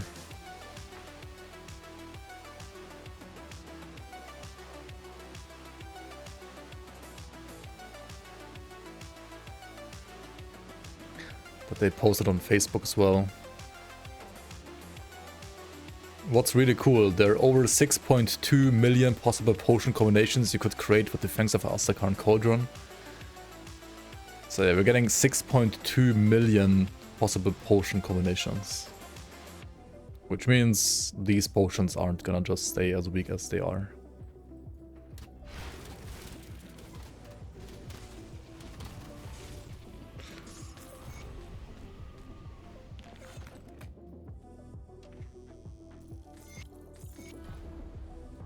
Reap useful and the rest will be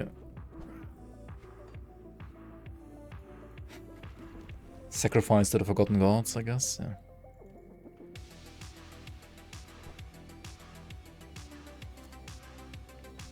The Blind Fiend has one for Poison Briarthorn.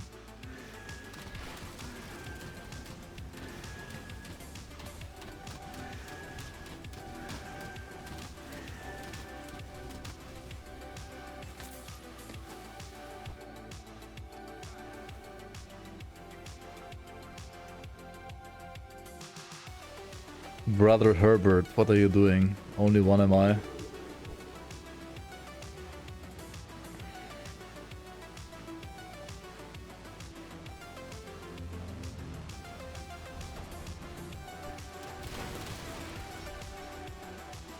Borderlands 2 had 87 bazillion guns. True.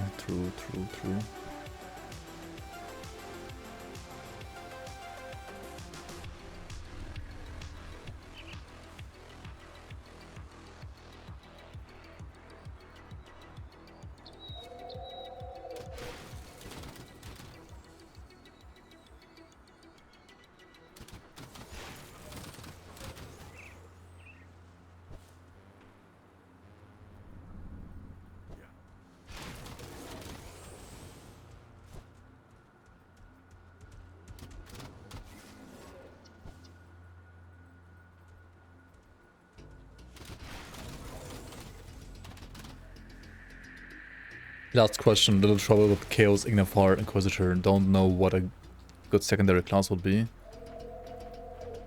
Survive and to buff Ignifar. Any suggestions?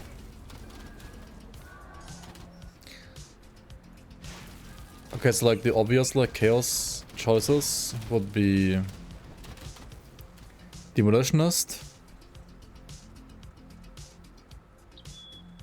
Occultist,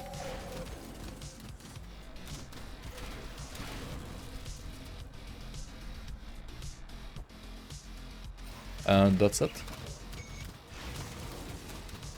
I guess.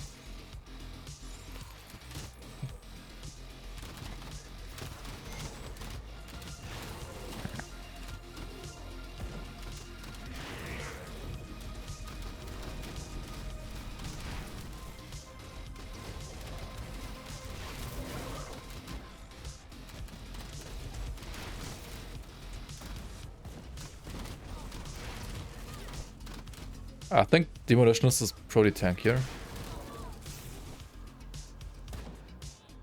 Like Purifier is probably just like the best class for the build, I'd say.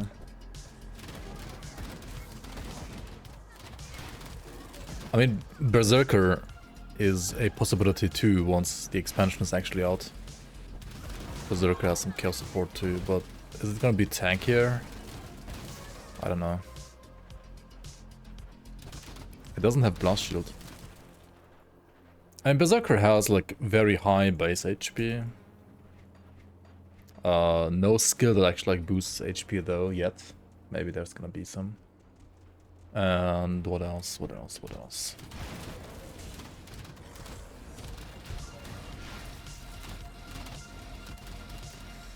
How many green emites can you equip for Reap Spirit at the same time? It's only offhand, right?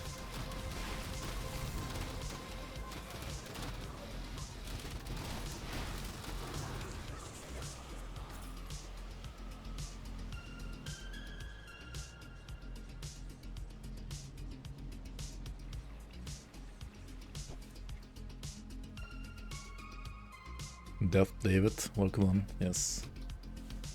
Or should I say no, it's not actually me playing, it's some random AI model streaming instead today. No way I'm actually playing pets, right? What the hell? No way, dude. Okay, let's catch up with these side quests real quick. Pre-recorded, yeah. Pre-recorded, and then I'm just commenting the gameplay from some AI, right? Best and easy build for no-brain newbie.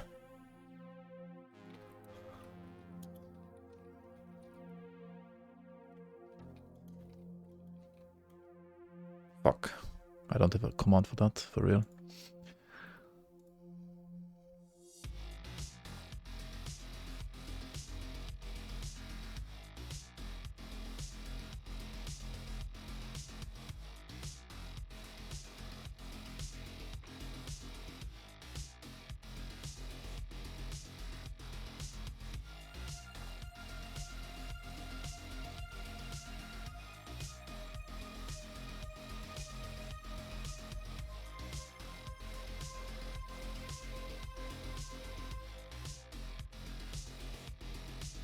Okay, here we go.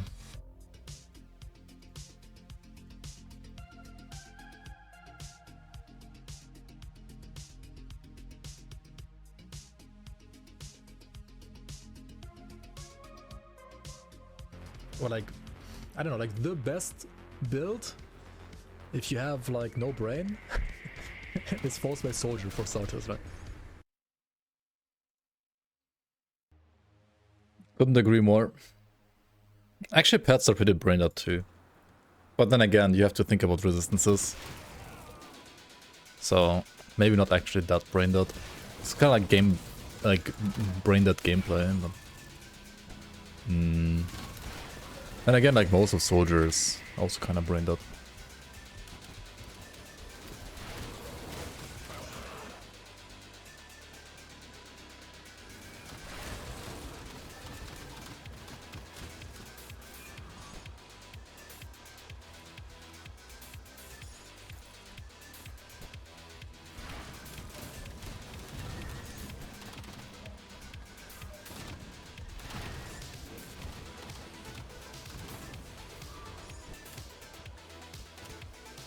Soldier being brain dead is thematically fitting.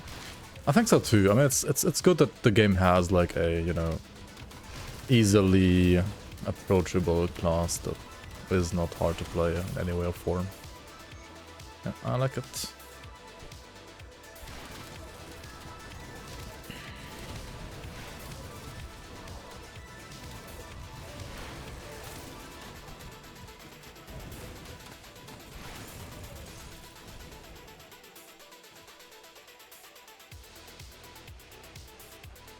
Can be dangerous if Crate only gives lows to Soldier.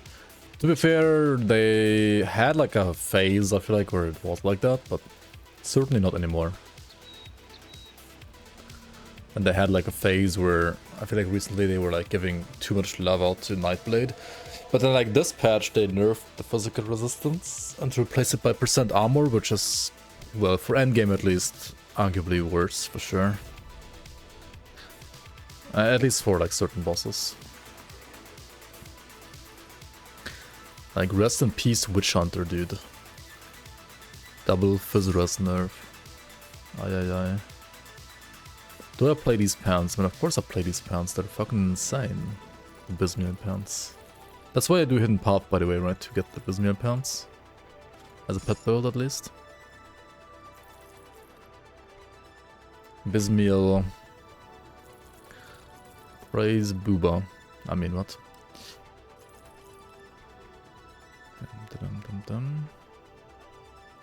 Cool. Hello?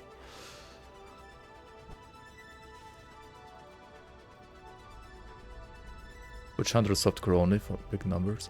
Witch Hunter used to be great for hardcore actually, because of like all the physical resistance you could stack on that class. That's a really nice hardcore class, I think. Not quite as much anymore though, I would have to say. I think. Okay, let's get this shrine. I have still only one left. Yikes. I do need only one for the shrine, but still. Usually I feel like I have way more at this point.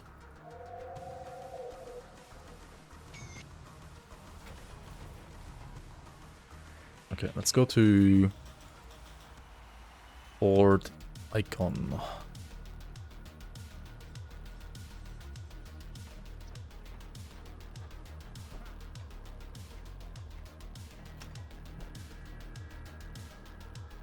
Good. You've arrived. It's very precise. Good, you've arrived. Hmm.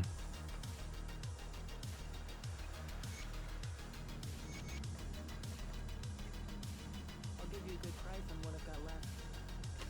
Purging of Scorched Runes. Holy, these are like a lot of resistances as well.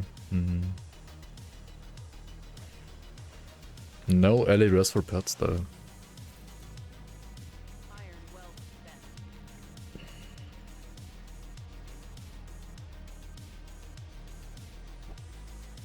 Need something broken down?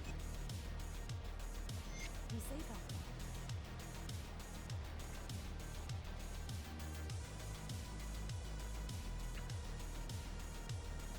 What build can do like 500k melee top attack damage without piano dual build?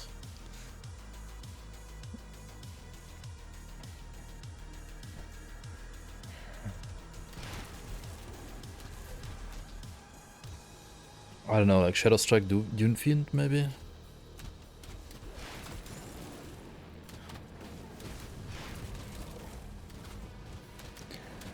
Or just some like RF Dervish or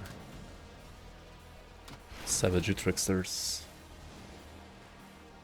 Balagor. I mean, Balagor is not dual wield.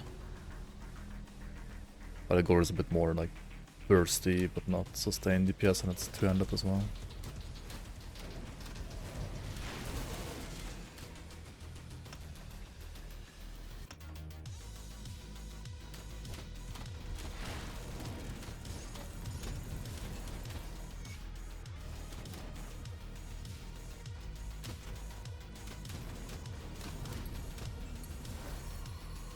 Just like grabbing some resistances for pets now, I think, at this point.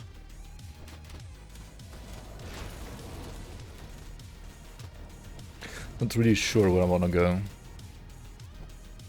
Oh, you can also do, I mean, Razin, right? Like Razin Witch Hunter. Or like Chaos Razin is still, I think, really, really good, isn't it? Or like the Saboteurs. The Fire Strike Saboteurs. The Fire Strike got buffed, right? Dual wield melee Saboteur got like nerfed a bit, but like the Fire Strike still got buffed.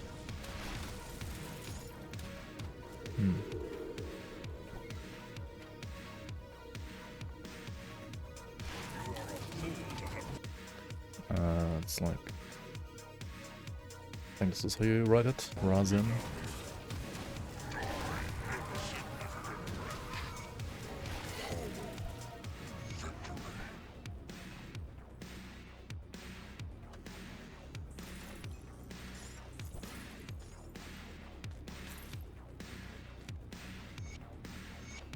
Like Razin Witch Hunter usually. I don't know how active like the people have been with like posting builds lately. I feel like some of the like old build creators have been a bit lazy lately. I mean, I guess myself included. Like the last couple of weeks I didn't like do any like endgame builds or like endgame build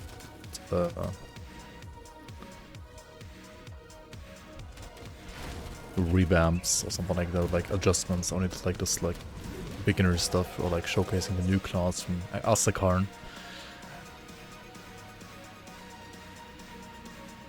I kinda gotta do that as well.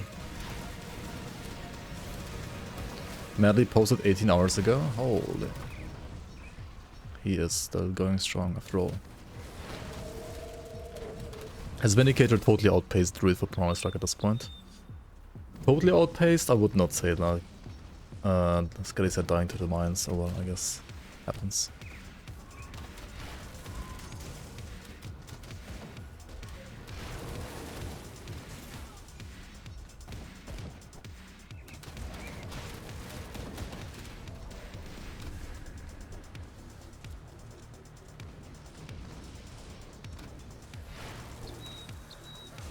Not even sub 1 minute color. That's still really good.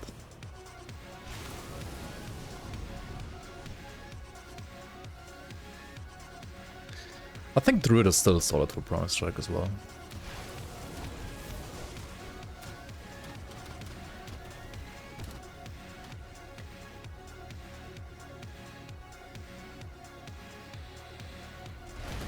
Elementalist. I mean, Vindicator has become like a bit better for Promise Strike. But the flippin' like Elementalist I feel like is even better. Possibly. I mean, actually maybe not. The thing is like Vindicator does have like more movement speed now, right? It's kinda nice. Having more movement speed with the gun. It's pretty huge.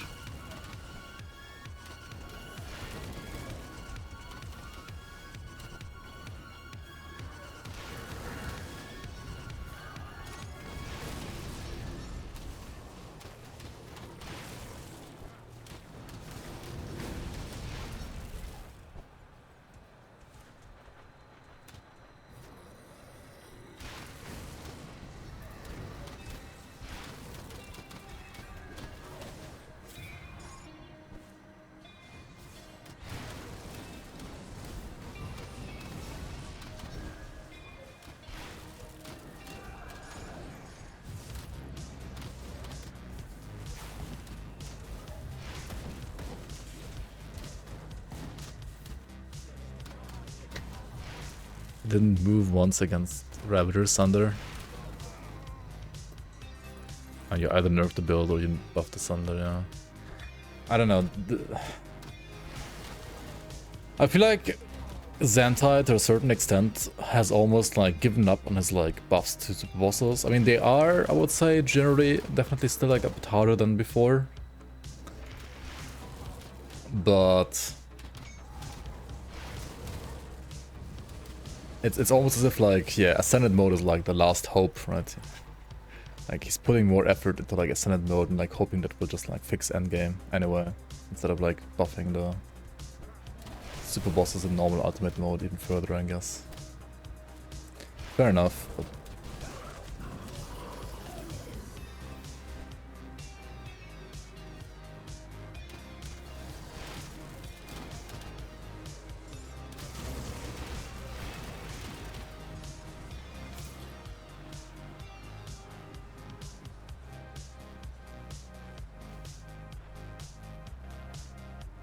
we have seen some of the stuff. Like the Ascended bonus on like green items, for example. Like non-MI greens.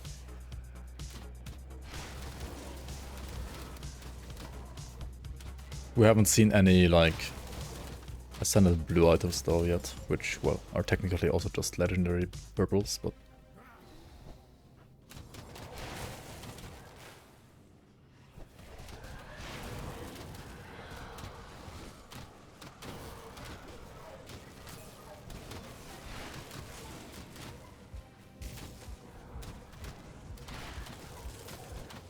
We started playing in what? GWD3. It's not so good. Oh, like the Grim Dawn Diablo 3 class mod, right? We played a dual wield Necro and Nightblade there, like Diablo 3 Necromancer. Interesting. Yeah, I think the Diablo 3 classes made by Grimer are like really well done. They're really good.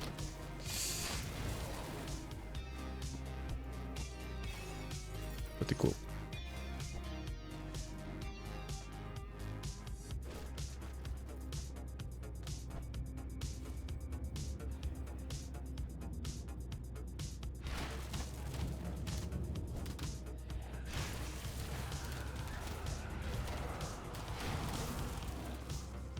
Okay, my pets are like dying too much. Why are they dying so much? Vitality 35, 8 of 45. Fierce 15, poison acid 0, bleeding 0. Okay, so like if they stand in this pool, they just like die, for example. Yeah. Fixing resistances on pets is like gonna be quite troublesome for sure. Probably will have to use devotions for that mostly. And yeah, the occasional like gear drop, I guess, as well. Okay, let's go back to Fort Icon then.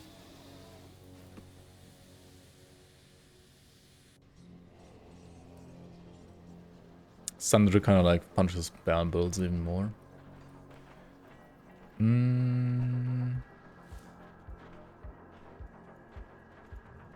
anything you like? I feel like it punishes like...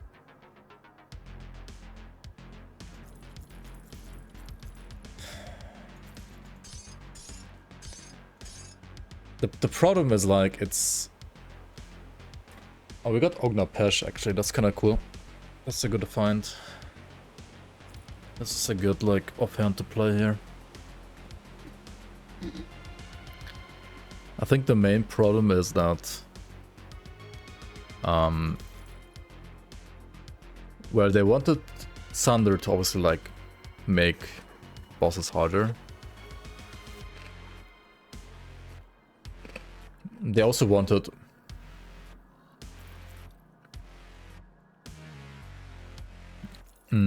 Sander to not necessarily be a thing that you always absolutely have to play around on every single build. Which means that there are builds that can tank it. Like, that's the only thing it can mean. So then you have like the builds that can tank it, and the builds that can't. The problem is often that like the builds that can tank it because of like leech mechanics. At least in Grim Dawn. And then, because of those leech mechanics, it's not only like the build that the same build that can tank it, it's also the same build that's gonna be fast at killing whatever boss, right? So, and leech is like heavily nerfed compared to what it used to be. I feel like it is definitely like noticeable, but it's still like really good.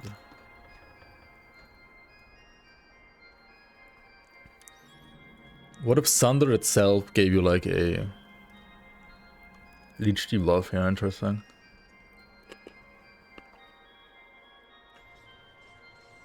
Took you long enough. It appears that the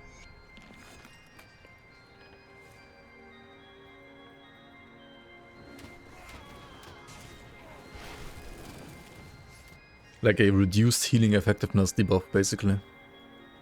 I think that works. I don't think you can like target leech directly. Maybe you can. And maybe you can actually. I would have to check it out.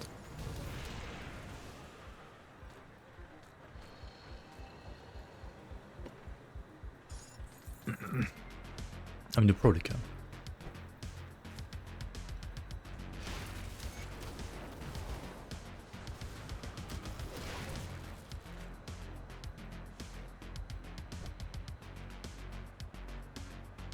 No, Grim Dawn has leech resistance as well, that's true. But some leech numbers on like some builds is just like way too high.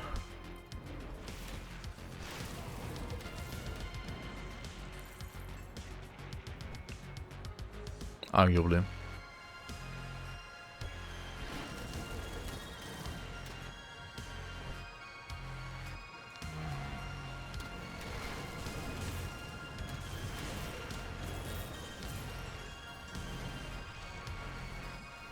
Do you have a video of like the spare binder, for example, that didn't have to move a single time?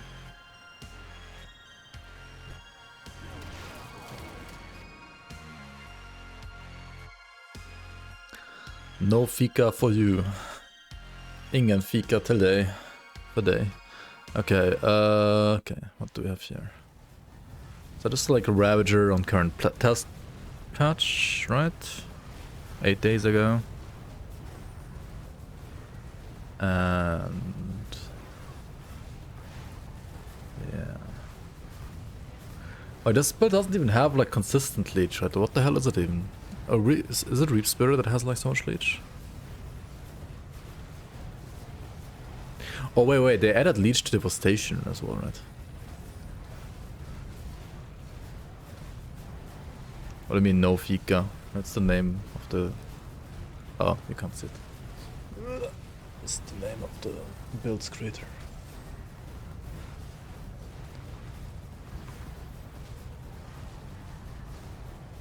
Oh. Yeah, 49 seconds. Wait, does this have like leech on devastation or... No, actually it doesn't.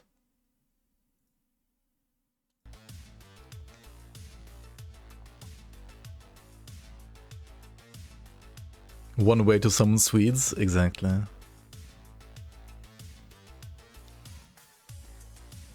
No Pika would be heresy.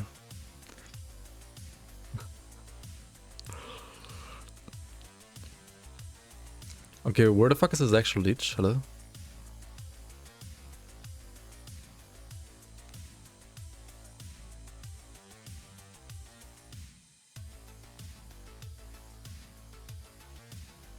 And Reap Spirit has like 400% weapon damage, so obviously that does leech.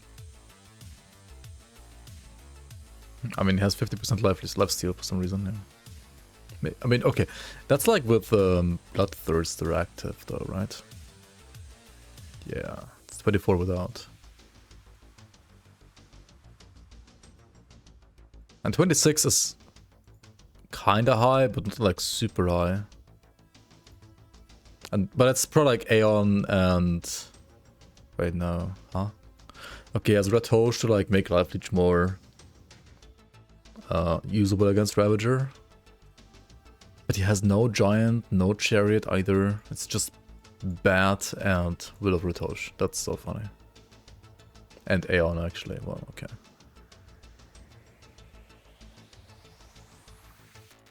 That's really funny actually. Like, what the hell?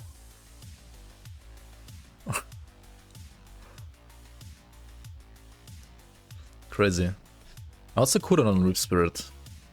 It's like almost 0, right? Yeah, it's 0.5 seconds. Okay, it's like 0.5 seconds, like 400% of weapon damage nuke. With like 26 to 50% leech.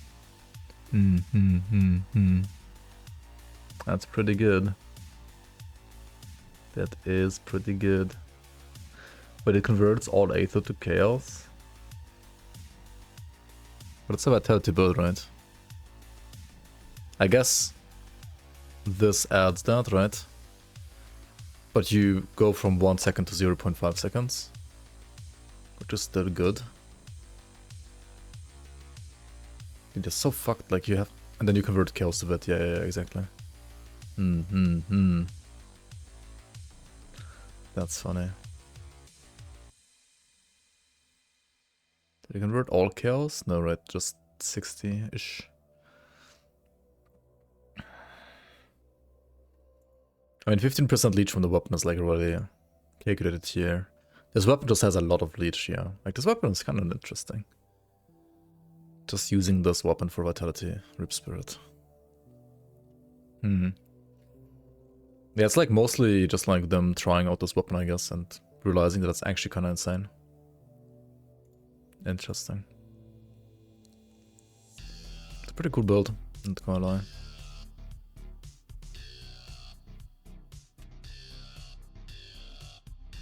The Aether is still Chaos, like he's losing a lot of damage to Chaos. But it still like doubles the amount of casts you can do, which is like basically 100% damage modifier. It makes the Leech more consistent because of that as well. And you do add some Chaos damage, which is partially like converted to Vitality at least.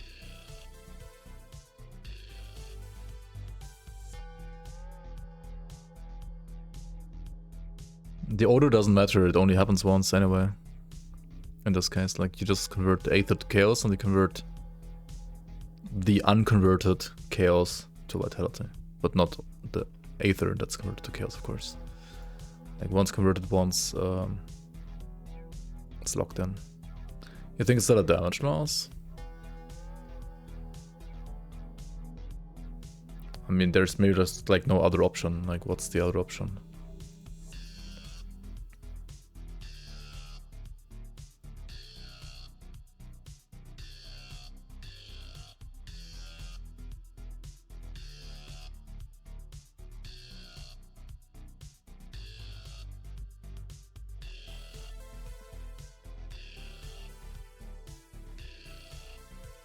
To be fair, even to me, it does seem like a very close call.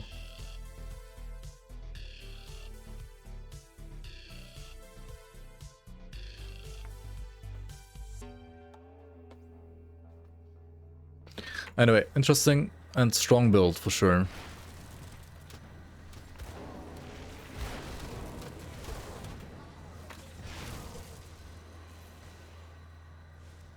The thing is, if they just increase the resistance to Life Leech on bosses, then obviously Vitality would be even stronger, because, well, Retosh has Life Leech resistance reduction, and the higher the enemy Life Leech resistance is, the better Life Leech resistance reduction would be.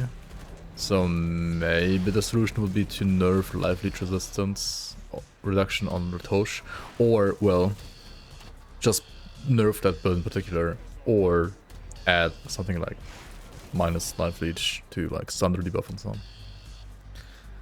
Yeah. Many different options. Doki, welcome in. Just started the game with a Witch Hunter, like it very much, but it's weird that I have to auto attack. Are there no skills for ranged attacks in these two masteries? And it depends what kind of build you wanna do, right? Like, Witch Hunter is either a Dreeg's Evil Eye caster. You can like use the Dreeg's Evil Eye skill from Occultus to like cast a ranged attack. Or you're pretty much playing a melee character most of the time. Which would either play dual wield and like around the Night Blades, like dual wield stuff. Like the stuff up here, or like Blade Burst and Lethal Assault and like Shadow Strike stuff, and then like use the Occultist class more as a support class, like just this stuff and like this stuff here and like this line as well.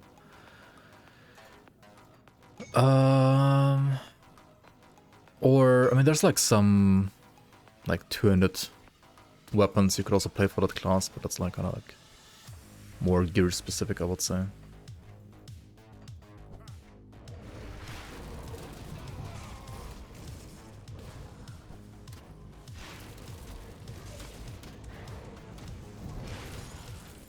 If you wanna like shoot with a gun, Witch Hunter is generally not really the place for that, like the class for that. There's literally like, there's one gun in the entire game that's like good for Witch Hunter pretty much. So at least you can play it technically, but unless you find that gun, it's just not good for guns. Like it's either eyeball, caster, or melee.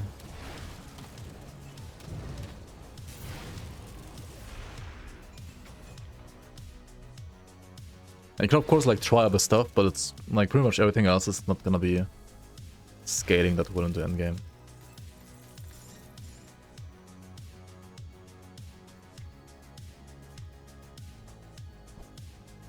Yeah, I meant the Amarasa's Blade Burst gun, not Harbinger. Harbinger is not good on Witch Hunter, yeah. ABB gun should be good though. Acid ABB gun. Which requires the, like, Udenborg, I mean Ashes of My Mouth expansion. And drops in the Udenborg.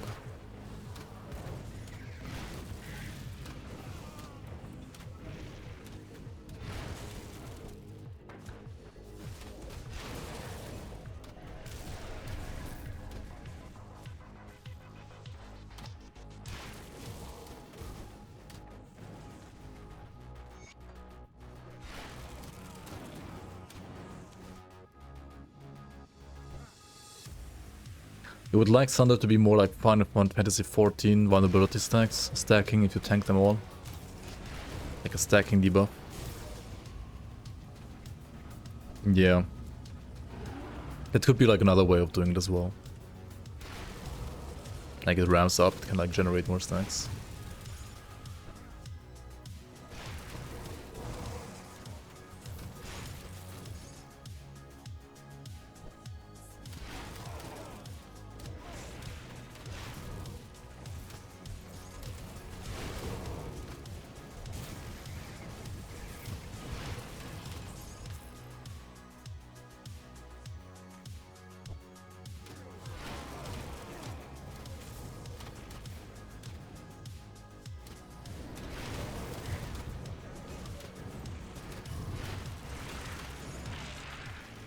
Rip Spirit, Clairvoyant.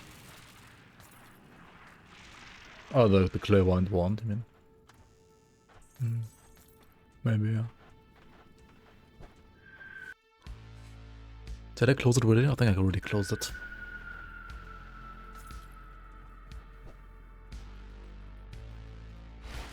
Just started an Acid Cold Blade Master playthrough. Nice, nice. Yeah, Nightblade is really nice. I mean, it's arguably the most fun class, I would say.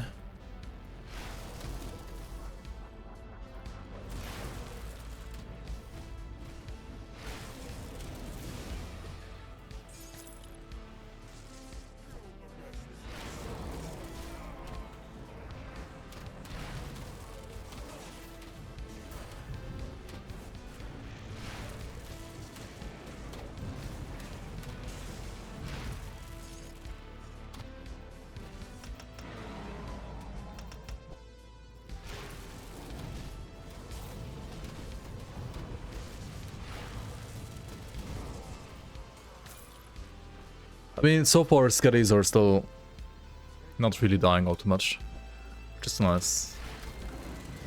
But also I did make sure to buy lots of pet gear, right? If you don't buy pet gear, yeah.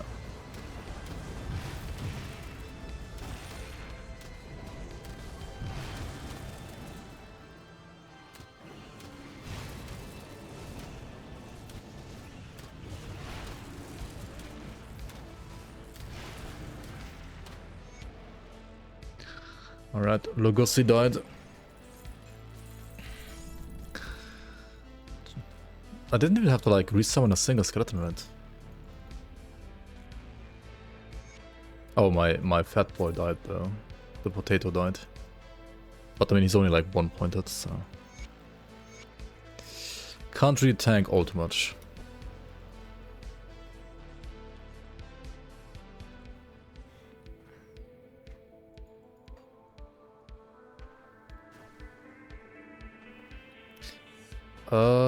Maybe I go recover the lost cannons real quick as well. It's just like two, like that and like Pot of Every are like two very nice and easy to get like devotion points. And then we're pretty much like done with Act 1 to 4, 1, 2, 3, 4, which is I think a good like checkpoint, like a good stopping point for the day. And then next time we can do like the expansions. And maybe next time we even play on the Fangs of Astakarn test patch to showcase and like check out some of the Fangs of Astakarn items that you could also play with skeletons, maybe. Like the Bloodlord's Chaos Skeleton Blade, I think. That could be cool. Could be interesting, right? And maybe there's even more, right? Maybe even more.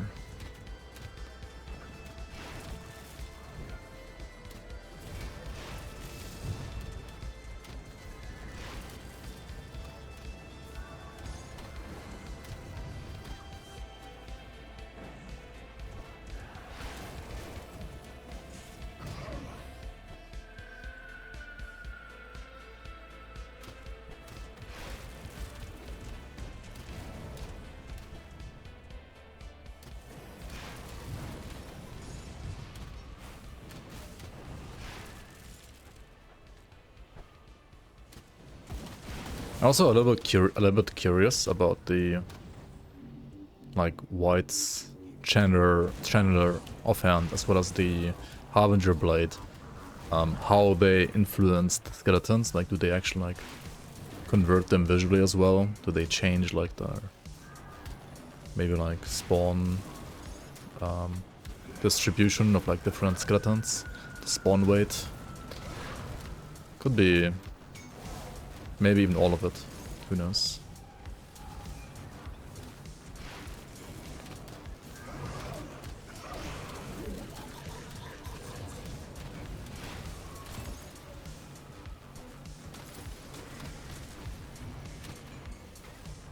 So many items. Grindon drops so many items. Holy moly. So many items. Way too many items. And the game gave me the finger as well. That's cool.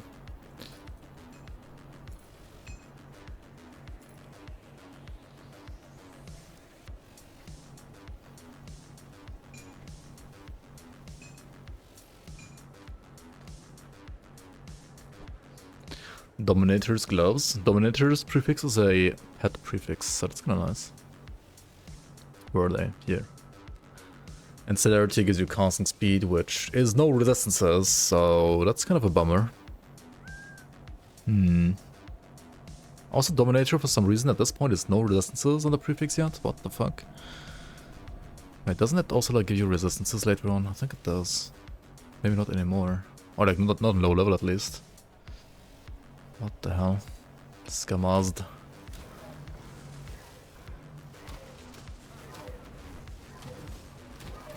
Okay, even more items. Even more items. Even more fucking items. Even more items. Even more items.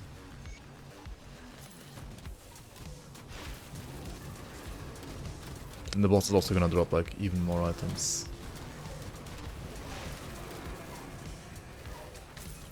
Okay. That is a lot of items. I just wanna go sell real quick.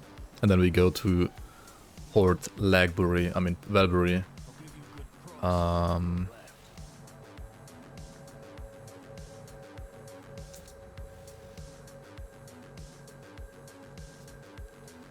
Man, Marrow Band is always like very nice if you get it early, but it literally has no stats for the player right now. Like 71 HP, that's it. We'll probably have to like use a resistance ring instead soon, fairly soon. Something like a Goddess ring, for example, maybe. But honestly, like the affixes on this aren't really good either. They're pretty bad. Pretty darn bad. RE. This is all bull crap. What's this more bull crap? Finger in my face. This is like triple res, but it's not really like triple res because it's like fire and lightning, and like the single elements are kind of like 0.5 times res. It's only like double res.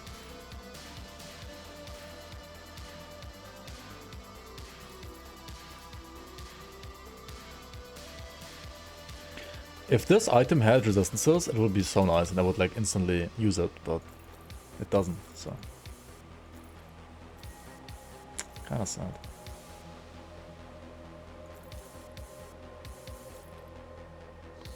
Kinda sad.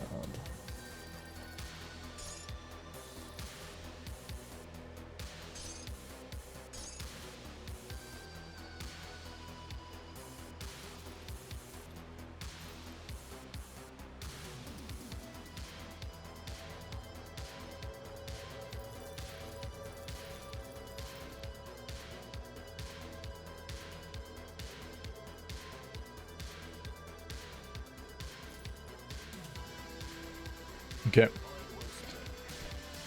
Let's head back. We have more items to pick up, we have more items to sell, and we have another shrine to get.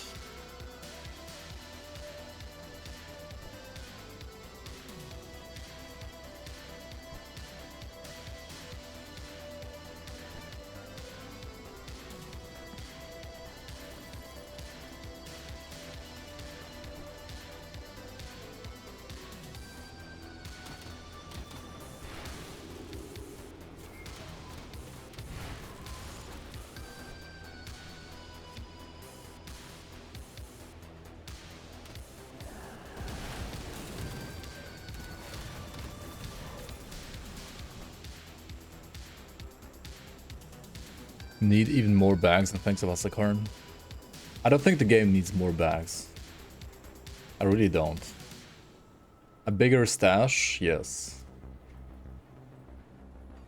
More bags, I don't think so.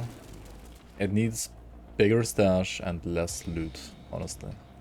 Or like less trash loot. Less like green items dropping, probably.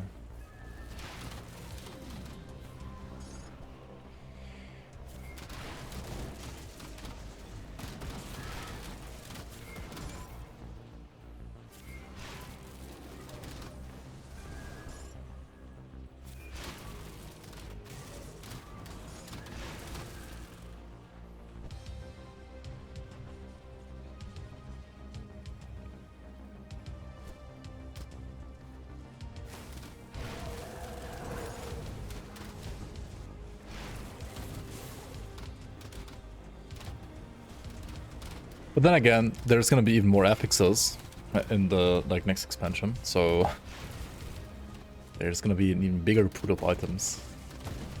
And I am pretty sure they're not gonna like increase the amount of like drops at Astakarn, so the pool will be more diluted, while the amount of drops is gonna be like about the same. Unless you're playing some like specific mode, and Ascended mode I guess, where you get like more loot because of like higher risk, of course. So yeah, getting like what you want might still be harder than before, maybe. We'll see. I don't know.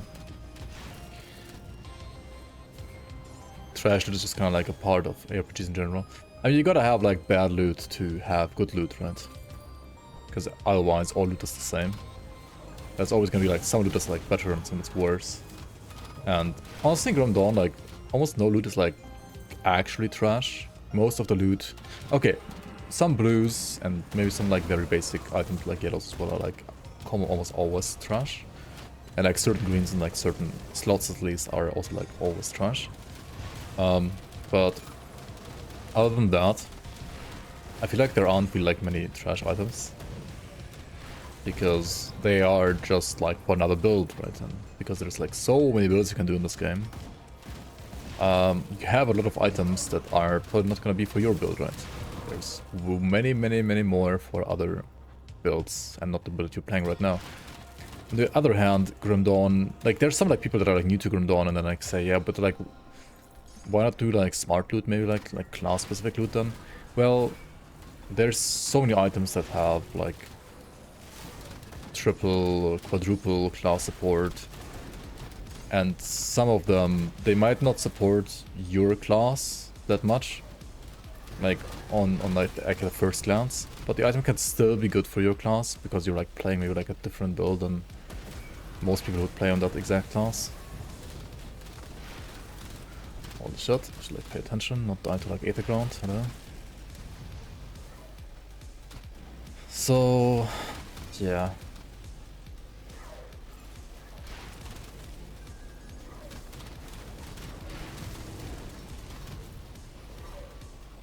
Ultimately, it's kind of a struggle to find the right balance.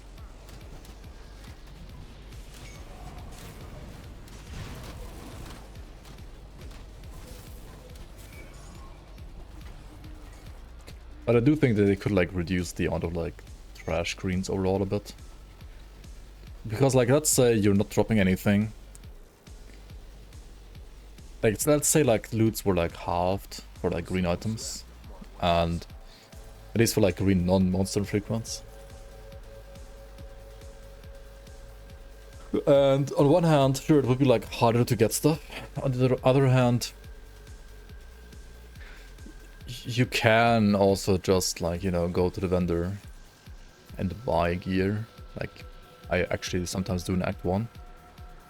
But I kind of never do it after that because you never need to. But if you were in need to do that, you could still just do that, right? You could just like go to the vendors and like buy some stuff if you want to really like buy some stuff.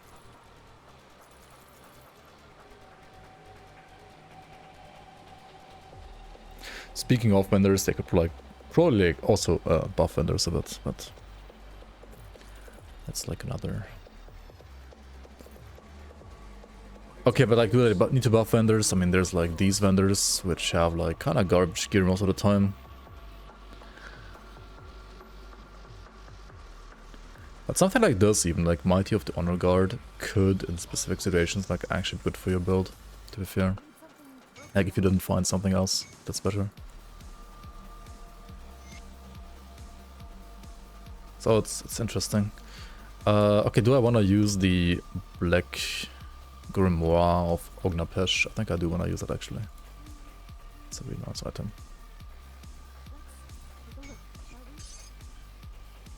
And this actually gives me another skeleton to summon. Right, there's like fire skeleton here. Fire sword and board guy. It's kind of cool.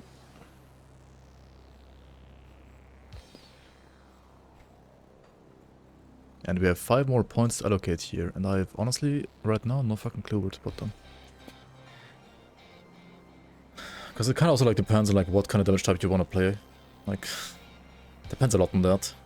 That said, there are some devotions that give you resistances, right? And depending on like what you need on your pets, like say like Krang gives you poisonous for pets, or Udo gives you like chaos, poison, stun, elemental for pets. And the Wolverine, I think, is like one of the few that gives you like pierce resistance. Like Wolverine and Throne give you pierce stress. This one actually like gives almost everything. So I think I'm actually gonna play Wolverine for now. It will definitely change though. Wolverine would be nice if you go for Jogan the Wolf after that anyway. Which would need some more greens, so like 5 more greens. Would be... Greens are actually a bit awkward on pets, but I guess you could like play Hawk, for example.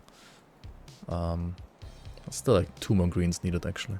What about Toad?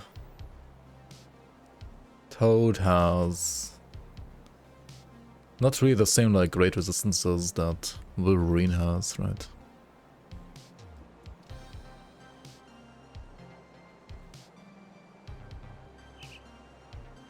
Behemoth maybe? For greens? You could also of course like just go for Ishtar, the Spring Maiden, instead of for Wolverine. I mean Drogon the Wolf rather. I might respec this stuff later. I might respec this and like go for a more proper route in the future. For now I'm gonna pick this to just like fix some resistances, I think. Or like increase some resistances at least. From like 0 to 25, Pierce and Bleed for example, like from 0 to 15 on Poison. Elemental almost capped for the pets, and like this stuff was like 50, 45. Chaos actually capped. And for myself, well, Aether Chaos is still like a problem. But that's fine, that's usually like the hardest to cap early on, so that's kind of like to be expected. How about Bismir's Bonds component? Yeah, I should probably use that as well. That's really good, hang on. Let's put all the stuff here and like right pet here. Like Bismir, bindings of Bismir? Oh, you meant the devotion, right? Right. That's also pretty good. Right, this one has like 3 greens that it gives you. Yeah, I mean it's lots of damage mostly. And to be fair, I don't like the pet all too much, but I guess that's okay. Yeah, I want to like 3 green here. then like say 3 green from Toad. And then you don't need Throne, for example. You can like play Wolverine, Toad, Bismeals, Bonds, and then you have enough for Mokdrogon the Wolf.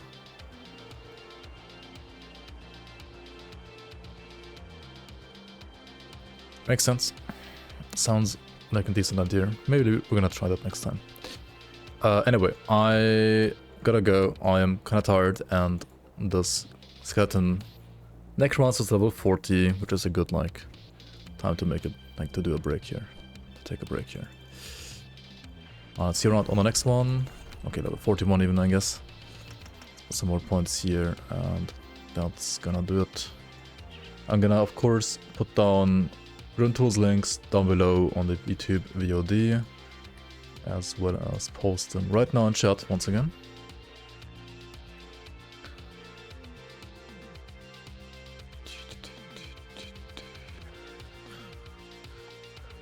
When they rework when? Who knows? I mean the season 8 that we're doing whenever like Fangs of Astakarn is out, it's gonna mostly stay very, very vanilla. But who knows, maybe like in the future after that you're gonna change some things around, depending on like what Crate does as well, or like maybe like suggest stuff to Crate first, and then if they maybe they like will meddle with it themselves as well. New season is gonna have minion buffs,